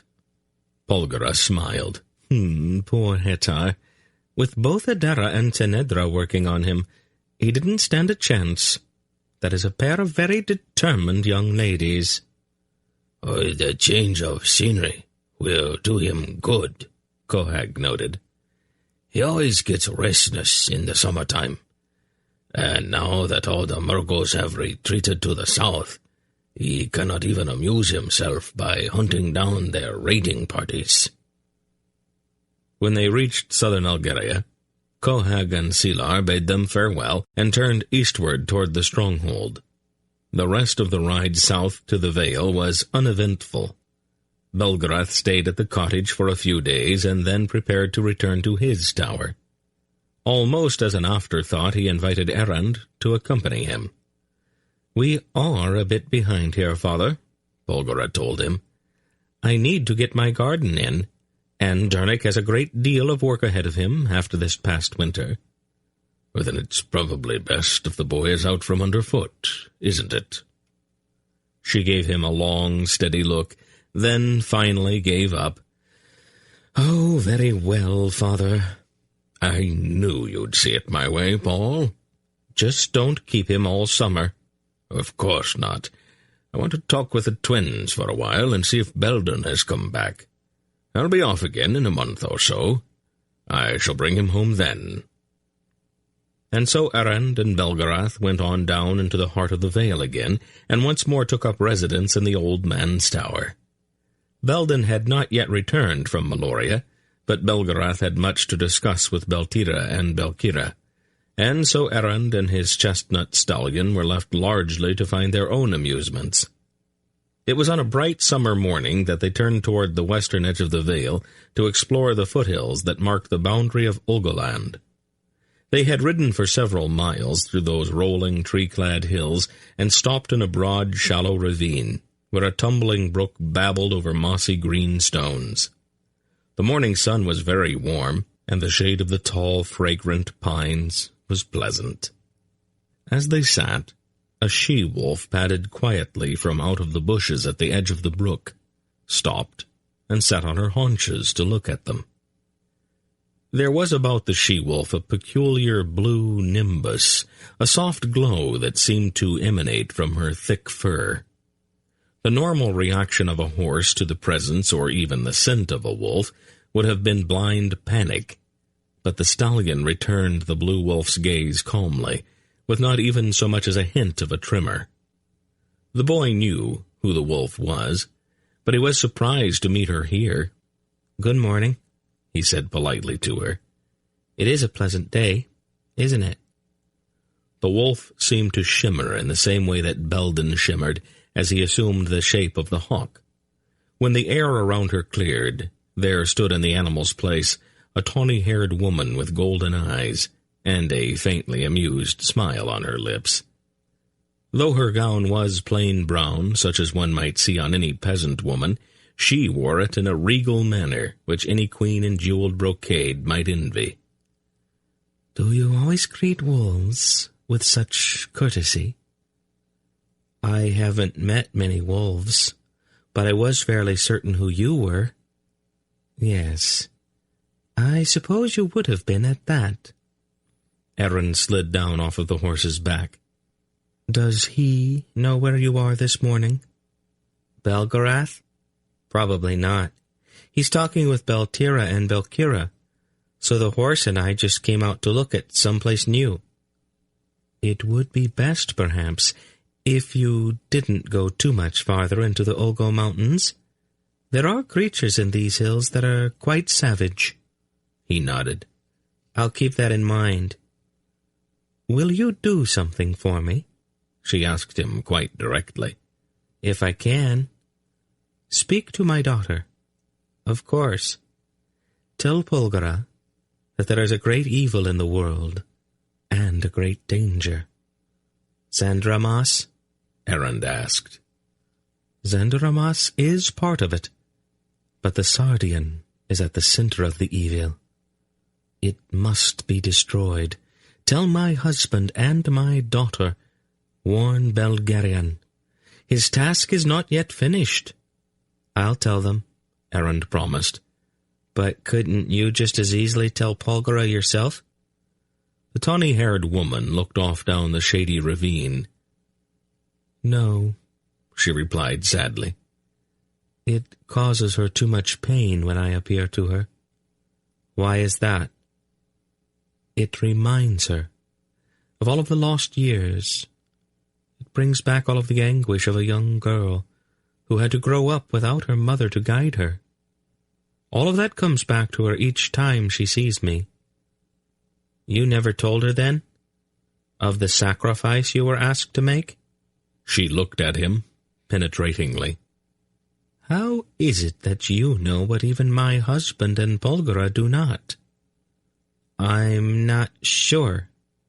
I do, though, just as I know that you did not die." "And will you tell Polgara that?" "Not if you'd rather I didn't." She sighed then. "Someday, perhaps, but not yet. I think it is best if she and her father are not aware of it. My task still lies ahead of me, and it's a thing I can face best without any distractions." "Whatever you wish," Erend said politely. "We will meet again," she told him. "Warn them about the Sardian. Tell them not to become so caught up in the search for Zandramas that they lose sight of that. It is from the Sardian that the evil stems. And be a trifle wary of Zaratus when next you meet her. She means you no ill, but she has her own tasks as well, and she will do what she must to complete it." "I will, Poledra," he promised. "Oh," she said almost as an afterthought, "there's someone waiting for you just up ahead there." She gestured toward the long tongue of a rock-strewn ridge thrusting out into the grassy vale. "He can't see you yet, but he is waiting." Then she smiled, shimmered back into the form of the blue-tinged wolf, and loped away without a backward glance. Curiously, Erend remounted and rode up out of the ravine and continued on southward, skirting the higher hills that rose toward the glistening white peaks of the land of the Ulgos as he rode toward the ridge. Then, as his eyes searched the rocky slope, he caught a momentary flicker of sunlight reflected from something shiny in the middle of a brushy outcrop halfway up the slope. Without hesitation, he rode in that direction. The man who sat among the thick bushes wore a peculiar shirt of mail, constructed of overlapping metal scales. He was short, but had powerful shoulders, and his eyes were veiled with a gauzy strip of cloth that was not so much a blindfold as it was a shield against the bright sunlight. "Is that you, Erend?" the veiled man asked in a harsh-sounding voice. "Yes," Erend replied. "I haven't seen you in a long time, Relg." "I need to talk with you," the harsh-voiced zealot said. "Can we get back out of the light?" "Of course." Erend slid down off of the horse and followed the Ulgo through the rustling bushes to a cave mouth running back into the hillside. Relg stooped slightly under the overhanging rock and went inside. "I thought I recognized you," he said as Erend joined him in the cool dimness within the cave. "But I could not be sure out there in all of that light." He untied the cloth from across his eyes and peered at the boy. "You have grown." Aaron smiled. "It has been a few years. How is Taiba?" "She has given me a son," Relg said, almost in a kind of wonder. "A very special son." "I'm glad to hear that." "When I was younger and filled with the notion of my own sanctity, Ul spoke to me in my soul. He told me that the child who will be the new Gorum would come to Ulgo through me. In my pride, I thought that he meant that I was to seek out the child and reveal him. How could I know that what he meant was a much simpler thing? It is my son that he spoke of. The mark is on my son. My son!" There was an awed pride in the zealot's voice. "Ul's ways are not the ways of men." "How truly you speak." "And are you happy?" "My life is filled," Relg said simply. "But now I have another task. Our aged Gorum has sent me to seek out Belgarath. It is urgent that he come with me to Prologue." "He's not very far away," Aaron said. He looked at Relg and saw how, even in the dim cave, the zealot kept his eyes squinted almost shut to protect them from the light. "I have a horse. I can go and bring him back here in a few hours if you want. That way you won't have to go out into the sunlight." Relg gave him a quick, grateful look and then nodded. "Tell him that he must come. Igor must speak with him." "I will," Aaron promised. Then he turned and left the cave. "What does he want?" Belgarath demanded irritably when Aaron told him that Relg wanted to see him. "He wants you to go with him to Prologue," Aaron replied. "The Gorum wants to see you. The old one." "The old one? Is there a new one?" Aaron nodded. "Relg's son." Belgarath stared at Aaron for a moment, and then he suddenly began to laugh. "What's so funny?" "It appears that Ul has a sense of humor," the old man chortled. "I would not have suspected that of him." "I don't quite follow." "Oh, it's a very long story," Belgarath said, still laughing. "I guess that if the Gorum wants to see me, we had better go." "You want me to go along?" "Polgara would skin me alive if I left you here alone. Let's get started." Aaron led the old man back across the vale to the ridgeline in the foothills and the cave where Relg waited.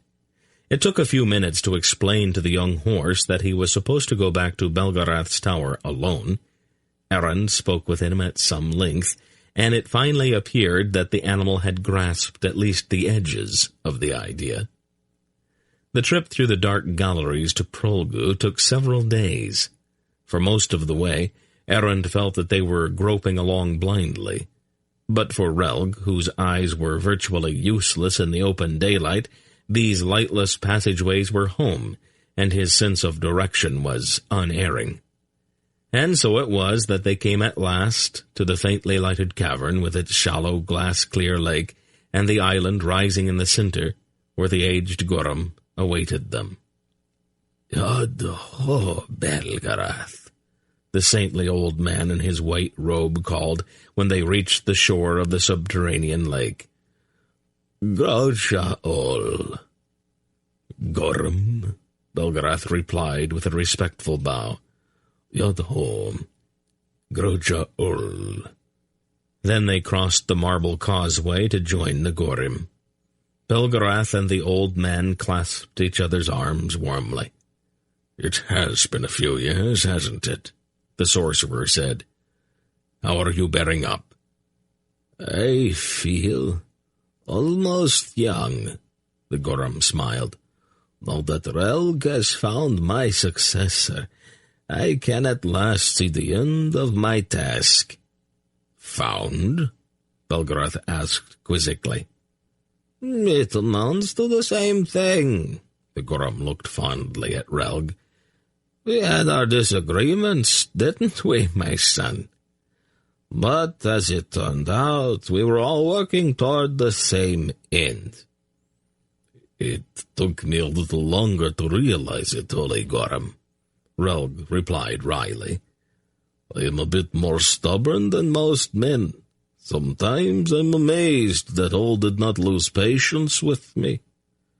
Please excuse me, but I must go to my wife and son. I have been many days away from them. He turned then, and went quickly back across the causeway. Belgarath grinned. A remarkably changed man. His wife, she is a marvel, the Gorum agreed. Are you sure that their child is the chosen one? The Gorum nodded. Bull has confirmed it. There were those who objected, since Taiba is a Marag rather than a daughter of Ulgo. But Ol's voice silenced them. Yes, I'm sure it did.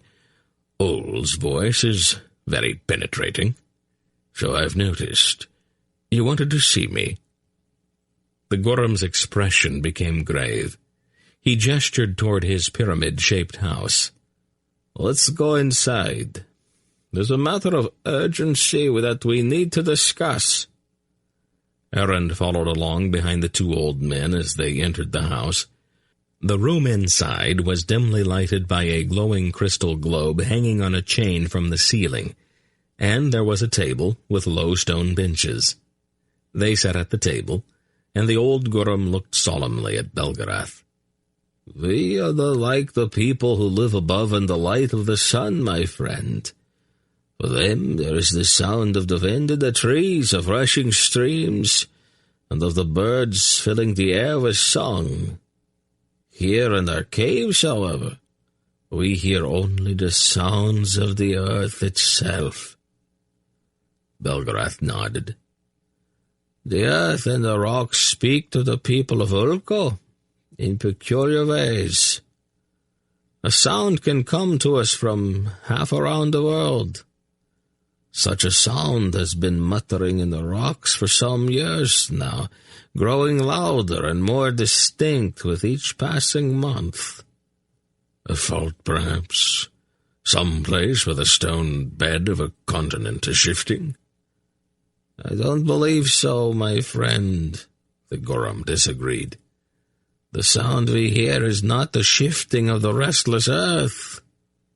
It is a sound caused by the awakening of a single stone. I'm not sure that I follow you, Belgarath said, frowning.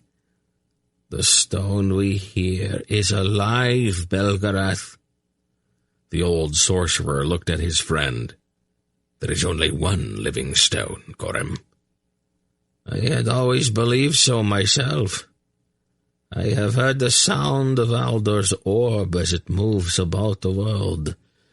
And this new sound is also the sound of a living stone. It awakens Belgarath, and it feels its power. It is evil, my friend. So evil that the earth herself groans under its weight.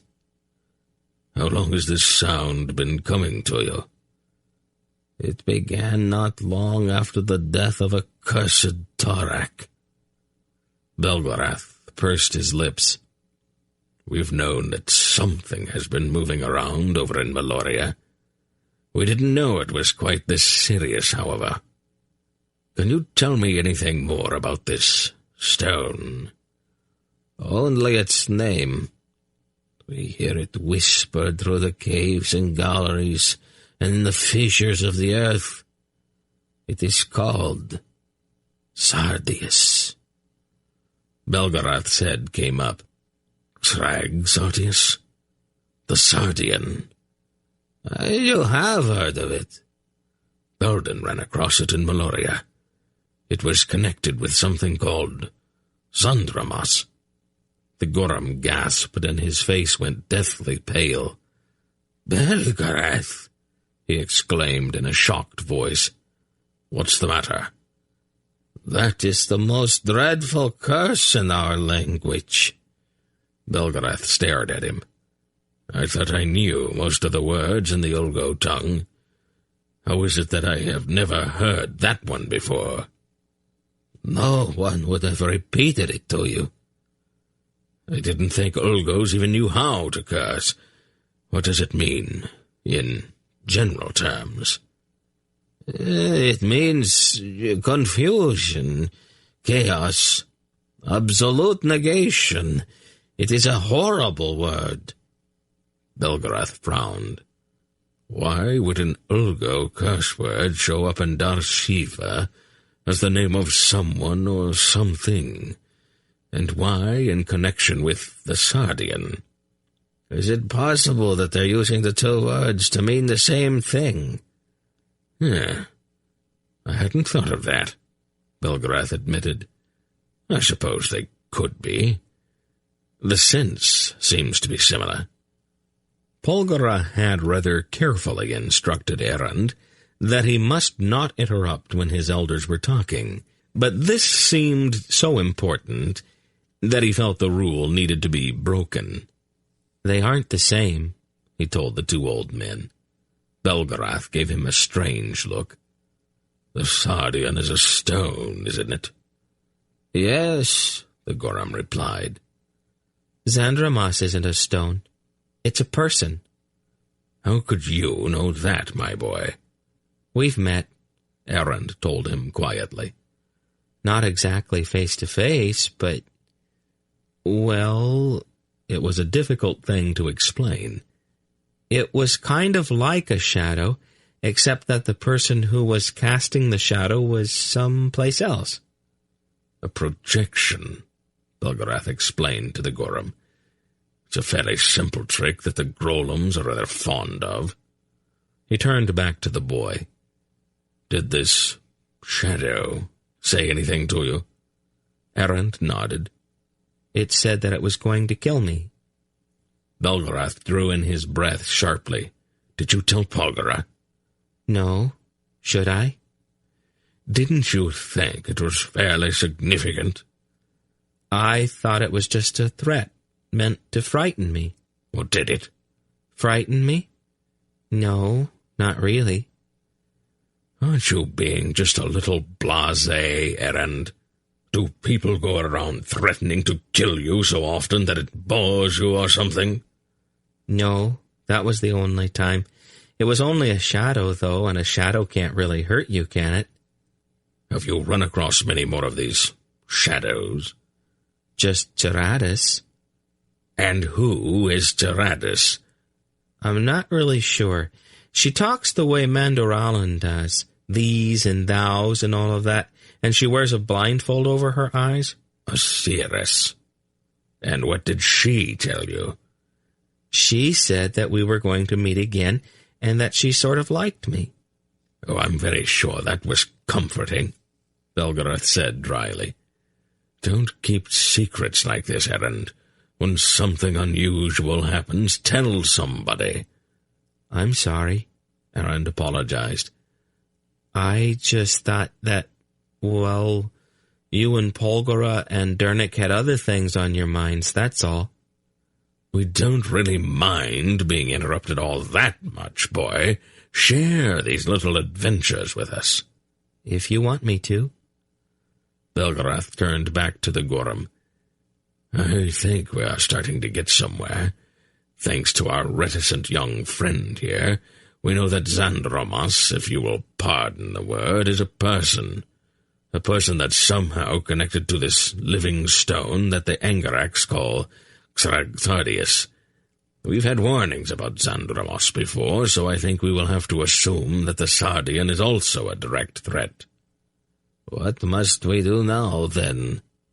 "I think we're all going to have to concentrate on finding out just exactly what's going on over there in Malloreon, even if we have to take the place apart stone by stone. Up until now, I was only curious. Now it looks as if I had better start taking this whole thing seriously. If the Sardian is a living stone, then it's like the orb, and I don't want something with that kind of power in the hands of the wrong person. And from everything I have been able to gather, this Zondramus is most definitely the wrong person." He turned then to look at Erend, his expression puzzled. "What's your connection with all of this, boy? Why is it that everyone and everything involved in this whole thing stops to pay you a little visit?" "I don't know, Belgarath," Erend replied truthfully. Maybe that's the place we should start. I have been promising myself that I was going to have a long talk with you one of these days. Maybe it's time we did just that." "If you wish," Erend said. "I don't know how much help I'll be, though." "Oh, well, that's what we're going to find out, Erend. That is what we are going to find out."